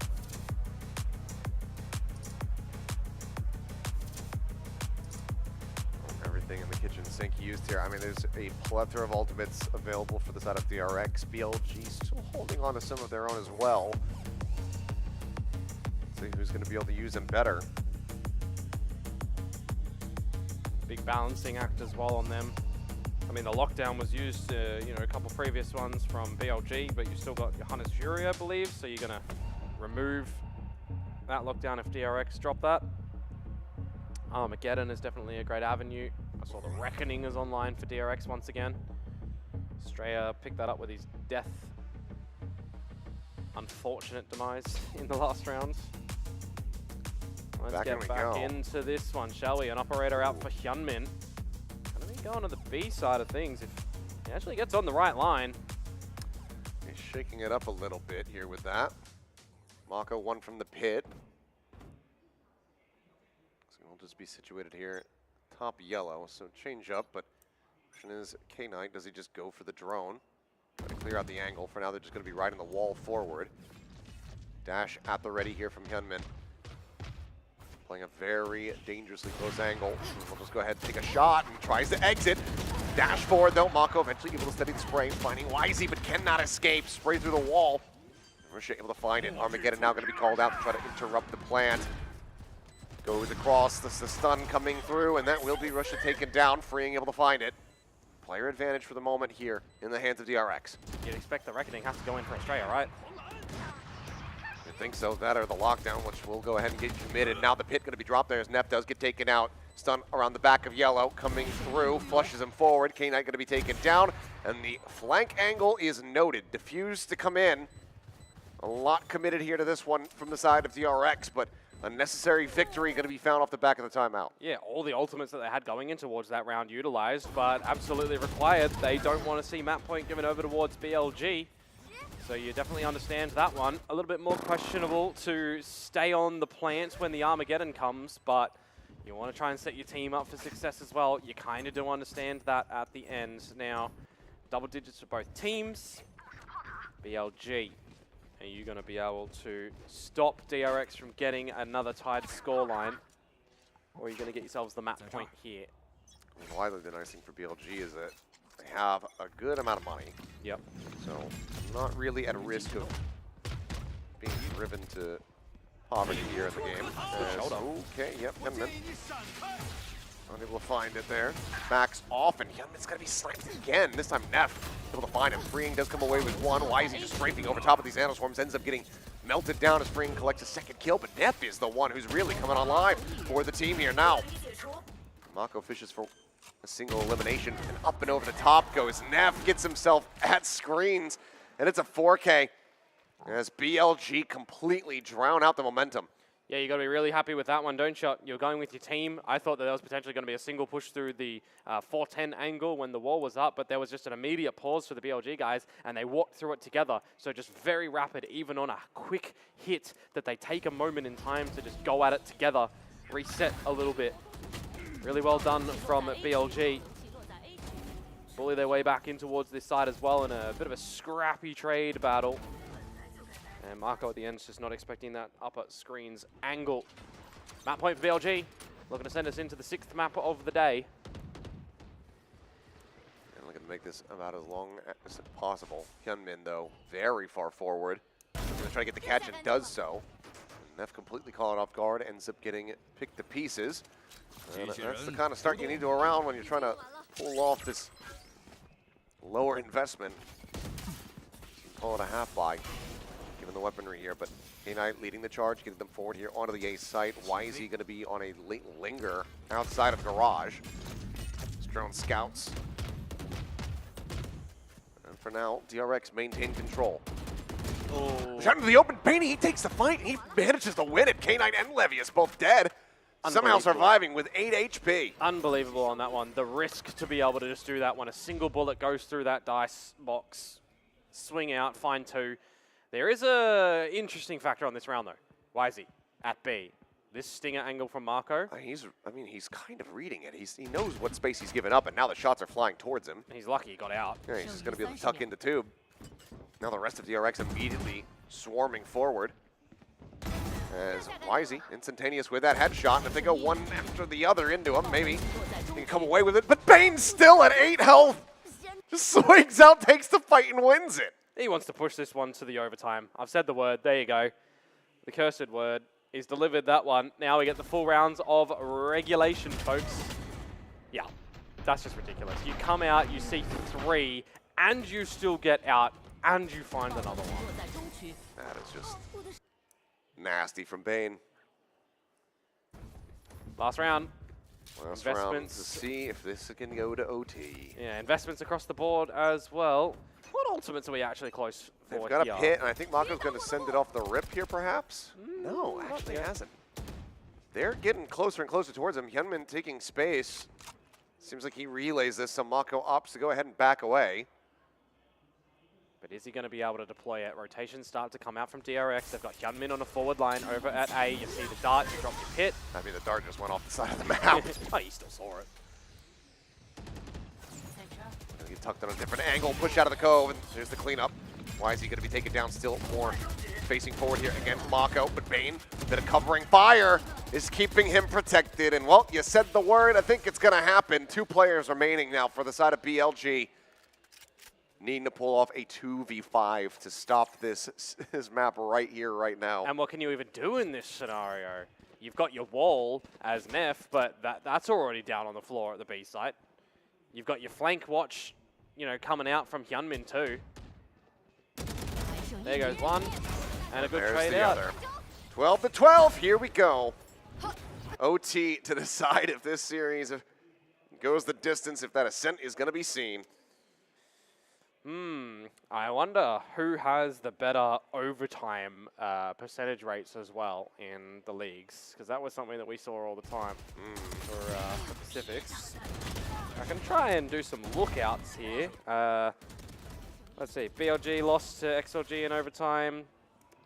DRX beat Boom in overtime. DRX beat T1 in overtime. 2 maps. Yeah, that's true, yeah. Not a lot of overtimes, though, from BLG, actually. Way more those for DRX. Oh, there was the 14-12 against RRQ as well that they lost. So yeah, more tenured maps for DRX in the overtime. Whether or not that gives them favor, though, yeah, who knows? It's kind of a moot stat. Yeah, we're just grasping at straws. Yeah. Well, DRX back onto this attacking side. It's been a little bit for them. Freeing already sending the drone towards the B site will force Neff to backpedal just a little bit. Heavy forward presence there for a brief little moment from BLG at the A site. Hyunmin trying to just keep tabs on this. Seems like DRX have a very solid understanding of what BLG is going to look to try to do here. Yeah, but how do you reclear this one as well? You see a forward drone towards the belt. You've got to have an idea that with the orb being grabbed as well, that there's a bit of presence. Prioritizing a Hunter's Fury here for Billy. Surprised that they don't actually just try to hand that over to Russia, try to get the reckoning. Either way, though, a cut across towards B site. BLG with a solid read, abandon A. Give up a decent amount of space. Bane still back quite far. Well, Still walls has an across, alarm bot to watch. Yeah, walls across everywhere. Disrespecting it though is Neff. Disrespects it, finds a kill, gets rewarded for it, but then Mako out-trades him. 2 kills found, shotgun here at their feet. Bounce forward from Russia, just trying to take some space, but the distance is not quite there, freeing. Able to go ahead and quickly collect that kill as Mako does manage to escape. Hits now as well. Oh, it yeah. just became worse for Billy. That it has. And even if you had the Hunter's Fury, it would be a good luck angle. Hyunmin has the dart cleared, has the headshot, looks for a little bit more. Levius does manage to go ahead and fight back for 1, fights back for 2. With the spray, surely. Wait, hang on. He's going to be sticking this. What? He's sticking it. He's sticking it. He's just going to run him down, and oh my god, it gets so close. So many of these sprays that have come out from our view look like a bullet is connecting a player, and they've just gone to Narnia. Unbelievable. I do not understand it here. But now, with that 1-round win for DRX, they set themselves up on the series. That they do. And I felt like if that defuse stick had just come in, that was probably going to mentally boom DRX out of the rest of this map. Yeah, so. maybe. Dangerously close to that one. Oh, it was so close. I had to check back and zoom in on the timer to see that was fractions of a second there. And now, and then once again trying to rush forward, but Freeing is right there with him, and YZ is not prepared. 2 huge kills, and I think that this might just be the ending right now. DRX looking for that 14-12, a 3v5 necessary for BLG to try to get the OT reset. Need to see some individual heroics here, that's for sure. Someone needs to step up for Billy. And we've not seen too many crash hot moments from them, all things considered. A lot more of an effort by committee. A minute to go to try and establish a plant. Still locked in towards this A site at the moment. You know DRX are going to challenge through any type of plant. That's the slow walk forward. That'll be it. In the blink of an eye, a flawless round to go ahead and close things out. 14-12 for the score as DRX take down BLG in 2-0 fashion. Now claim themselves $10,000. You can see it off the side of the screen there. The victory number for the teams in this ACL event, which means as well, Billy, this game, it's not an elimination game, so they still do have a little bit of depth in this tournament. Very correct. So they're not done yet, but they do have to play against their cohorts in Trace. So it's going to be China v China to see who is going to be able to stick around, potentially earn a bit more money. For BLG, though, again, I don't think that this is too shocking, nor do I think that this is too concerning. BLG have, they want to be able to win this, sure. Yeah. But at the same time, you've got 2 critically huge tournaments that they're going to be playing in. Yes. And trying to keep things a little bit more tight-knit, close to the play close to the best, I think that that's fine. Do they consider Haven as a ban, though? Probably should do that. You should do that. They should probably consider Haven as a ban. Yeah, well, we will wait and see, of course, how that's going to eventuate in the game against Trace. We're going to have a couple of new teams, though, as well tomorrow. Some very exciting teams. Yeah, that is very true. You get to see a bit more action. Obviously, we'll get the schedule up and everything like that with the updated bracket for you guys in a bit. But first, we'll watch back some of the rounds here from this Icebox. Damn entertaining. Yeah. Very back and forth. This was a lot more of what we wanted to see that we were missing out on from that opening Haven. This is not just DRX highlights from the first map. There was a lot more delivered from Billy in this one as well. A couple of moments that make you jump out of your chair as well. A couple of moments of questioning, but ultimately, right, I was highlighting the fact that you've got two very similar compositions. They play almost the same with some slight differences on the Teo versus the Sova. Both of them getting 6 rounds apiece, pushing us into the overtime. And then when we get into that OT, it's then the kind of individual moments from DRX, isn't it? Starting off quite nicely. Closing out nice as well. Yeah, I mean, footing. These last couple rounds, though, just a hair off for BLG. Being able to get over the line and push this forward. It felt like as soon as that OT had hit, the writing was on the wall. Yeah, I mean, there was 2 chances as well for Billy to close the map from 12-10 before they got baned. And then, well, their existence. Well, Bane did some baning in this map. Huge presence from him. There you go, he's the MVP too. Will be the MVP. I think completely deserved and understandable. It was just a big performance from this guy, and I mean, honestly, can't help but be happy for him, just given that he went from being on the team to then not being on the team to being asked to come back onto the team. So this ping-ponging back and forth through all of it, the man has kept up his spirits and very much leveled up his play, I would say. No, 100% do agree with you, and this is at a time as well where the team, not just by for him, is also changing, right? They're changing IGLs, they're bringing Australia into the fold, so we're having a lot of different looks for them.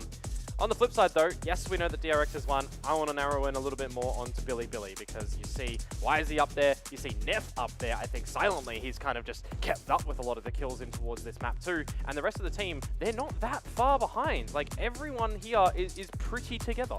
Yeah, it was overall, I mean, just a staggering improvement from, the first map. But there was pretty much nowhere to go but up after that performance. But yeah, this was a lot more in tune with one another, a lot more synchronized from Billy. And that's the kind of play that they're going to need to put on display to take down Trace. Yeah, definitely agree with you. Trace's game against ZETA a little bit earlier on for our first one was not the result we expected with how the score lines ended. Yeah. But it was a fun one nonetheless. 16 first kills here for the side of DRX. Getting those early advantages with regularity. So, a solid performance. Some heart-stopping moments from time to time on the Icebox. But in the end, still looking damn good. And if Bane's going to keep playing like that, then, well, good luck to the rest of the teams of this tournament, because he was looking very, very clean. Yeah, no, 100%. Again, you got to remember the aura around DRX. They are a international team, just not this time around. Yeah. Just got the better of them. Here is the veto. If you didn't see this one, this is how that eventuated. Sunset, the map back into the pool, was floated in here. DRX eventually banning that one, but we had Haven, Icebox, don't need a sense. And that's how we end our day. Yeah, well, I think we're going to get ready to do an interview on the stage, and then we can go over everything that you can expect for tomorrow. Yeah. Day 2 of the ACL. Going to see 2 of the teams returning. Going to see our seed number 1s from CNN Pacific go head-to-head as well. Yeah, tomorrow I think is going to be the day that a lot of people are very, very excited about. Expecting a couple particular people to be maybe co-streaming, given that it's some of their favorite teams that are going to be going head-to-head against one another. But we'll see if they do opt to go ahead and tune into that one. But yeah, I mean, overall, I think pretty good day. Yeah. So, a couple of tech pauses, nothing too long. We get rid of those issues as well, and we solve all that. We got the streams working. We had fun. Hope you had fun. Yeah. Hope you guys enjoyed it. Obviously, we want to make sure that we have, some fewer hiccups tomorrow. But I think for the most part that this went pretty smoothly. Day one things, right? We've seen day one things at tournaments have way worse timeouts and techs than this one. So oh yeah. All things in considered. Pacific. Yeah, exactly. I didn't want to say it exactly. The first 2 years. But yes. Yeah, no, it's good. I think I'll take this. If there has to be issues, this is the preferred thing. So overall, I think pretty good. Your first event here in Shanghai. Yeah. First day done. How do you feel? I feel pretty good. Still pretty warm. I think you were right about the AC thing a little bit earlier. Yeah. But we can rectify that. That's not the UGA thing. We're getting into summer weather here. It quickly transitions from spring to summer. So yeah. Luckily, the humidity is not really in. It's just heat. I'm used to heat, like being from Australia, like right. 35s, 40s and that, but it's not humid. Like a humid, 20, 25 is disgusting. Well, strap in because it's going to get worse both here and in Korea. But anyway, we're going to go ahead and send it down to the stage and hear from one of our winning players on DRX. 欢迎来到赛后采访，我是杜俊。现在站在我身边的是来自 DRX 的현민选手，也是恭喜他们拿下了比赛。我们就인사 한마디 부탁드립니다。 안녕하세요, DRX 현민입니다。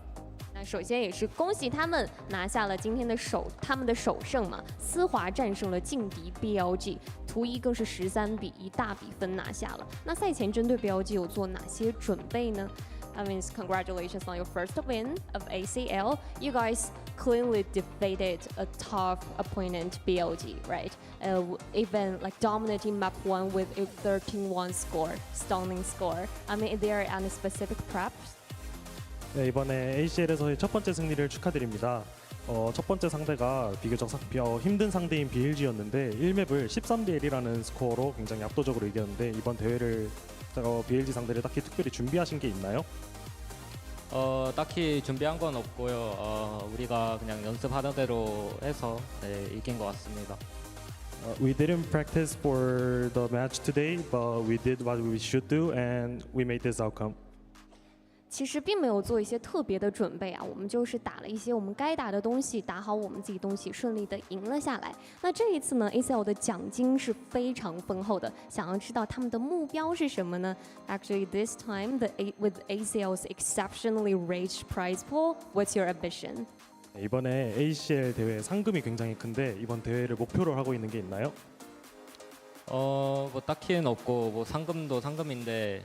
저는 대회 하는 게 재밌어가지고 그냥 즐기고 갈 생각입니다.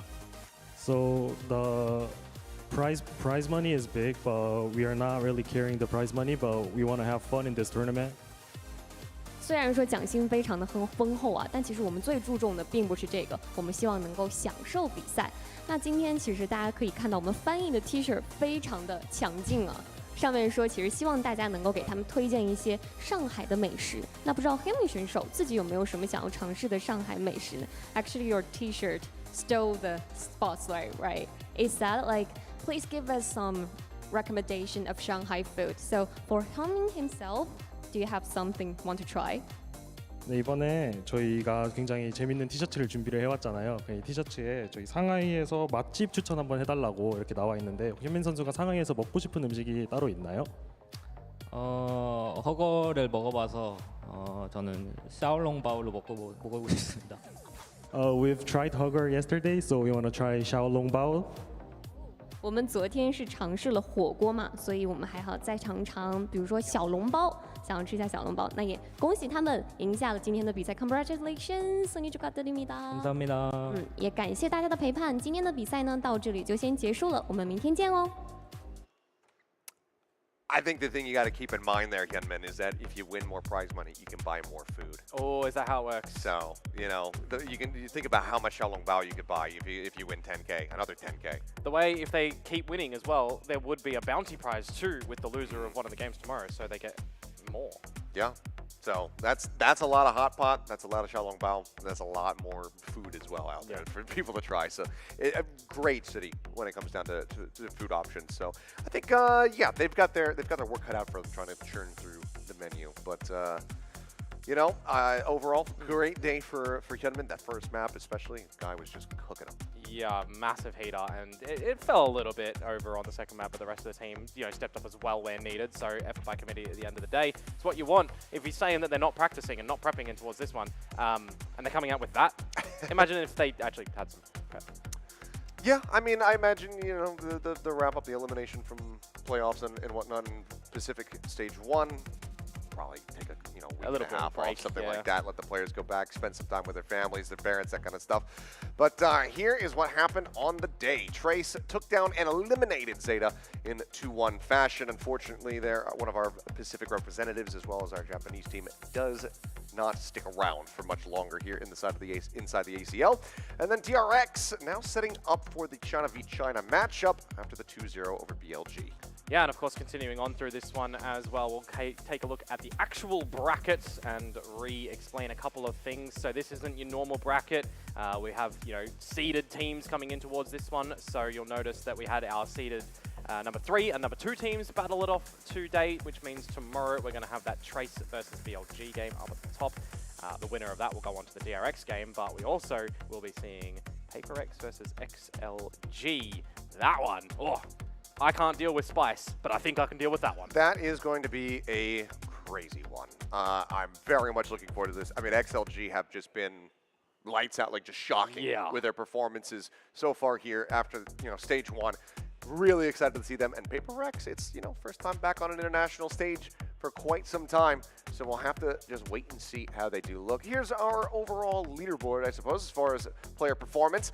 On the day, 10-10 coming out on top despite the losses. Yeah, he had a phenomenal performance today despite the elimination for the team as well. Even, in that last map, right, kind of topping things as well.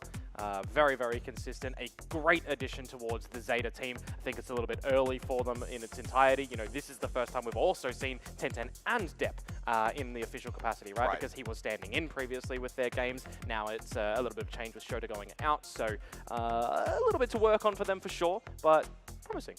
Yeah, I think that there is still going to be hope for the future. It's just going to be one of those things where you're going to give it a little bit more time to really refine it. But here's the schedule for tomorrow. We'll be starting off with that big head-to-head of XLG versus PaperX here, 5 p.m. local time.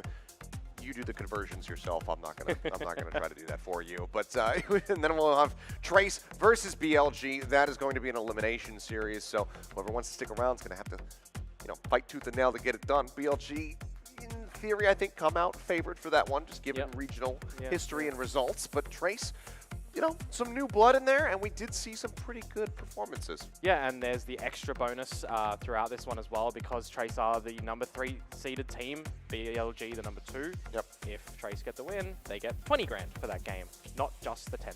Yeah, so the potential for them to go ahead and rack up a little bit more, and I think, with Midi and Charlulu's performances that we saw, I think they definitely could get that done. BLG, they're probably going to not be getting too much sleep tonight. I think they're going to have to do quite a bit of prep. Yeah, a little bit. I mean, we saw Haven from all of the teams today as well, so whether or not that one will be even floated or just banned out by one of these teams, we'll have to wait for tomorrow to see on that one. But I'm excited to just see what sort of adjustments these teams have after today's games. Yeah, I mean, that's going to be sick, but then also, again, that first kind of look at XLG versus PaperX. How do they look? I mean, if it's full rosters, Raga versus something sounds pretty good. But what are we even going to get from PaperX? Because they've been changing roles as well. I don't think they know. Everyone knows that Patman isn't here, that Mindfreakers as well. So we know that they're going back to things. So if we do get Sunset, do we get the Sage back? They could just run the same composition, given that they will have the same 5 players. So I think even if Patman was here, that they would probably still be able to do the same comp. I think he would be able to slot into that decently well. So I don't know, but it's going to be very interesting. I don't think PaperX really knows what they're going to do. I should have asked. We were with Alex last night. I should have asked him if they still have the policy of changing the comp right before the game, where everyone kind of gets a final say to be like, oh, I think we should do this pivot, or if they've just absolutely abolished that, because I think in the modern era, abolishing that rule is probably a good idea. Just do Agent Roulette. Agent Roulette? Agent Roulette. Just spin a wheel. Just spin a wheel. I'm and playing that. See what it lands on. Yeah, that would be a very fun tournament. That might be even more chaotic than Oh, what yeah. DRX has done in the past, and that's a scary thing to think about. Imagine. Or if it's the other way, you're playing Smokes. Which agent of Smokes? Which duelist? Which initiator? Which sentinel? That could be still very troll. Like, It oh, could yeah. be, but Roll descent. Oh, look, we got Brimstone. Great. it's workable. It's workable, but it's not fantastic. I mean, hey, if Nongshim can come out with that messy agent comp, anything can happen. But where are they at? Okay, you didn't need to do them like that. I'm only doing it because Trober's watching. You know? Yeah. I know that, I mean, he might have tuned out by now, but yeah, you know, just gotta get my digs in where I possibly can. Yeah. Trober, please just support whichever team our team is going up against when it comes down to Toronto. Just do us that favor. Get a G2 jersey. You know, get a jersey for every single other org out there. He probably already has them just laying in a wardrobe somewhere. He might, but if he does, then hey, you gotta make sure that you're popping those on before every single one of those games to make sure that we are good and chill. But anyway, that's gonna do it from us. Thank you guys for tuning in. We'll be back with day 2 of the ACL tomorrow. Same place, same time. We'll see you then.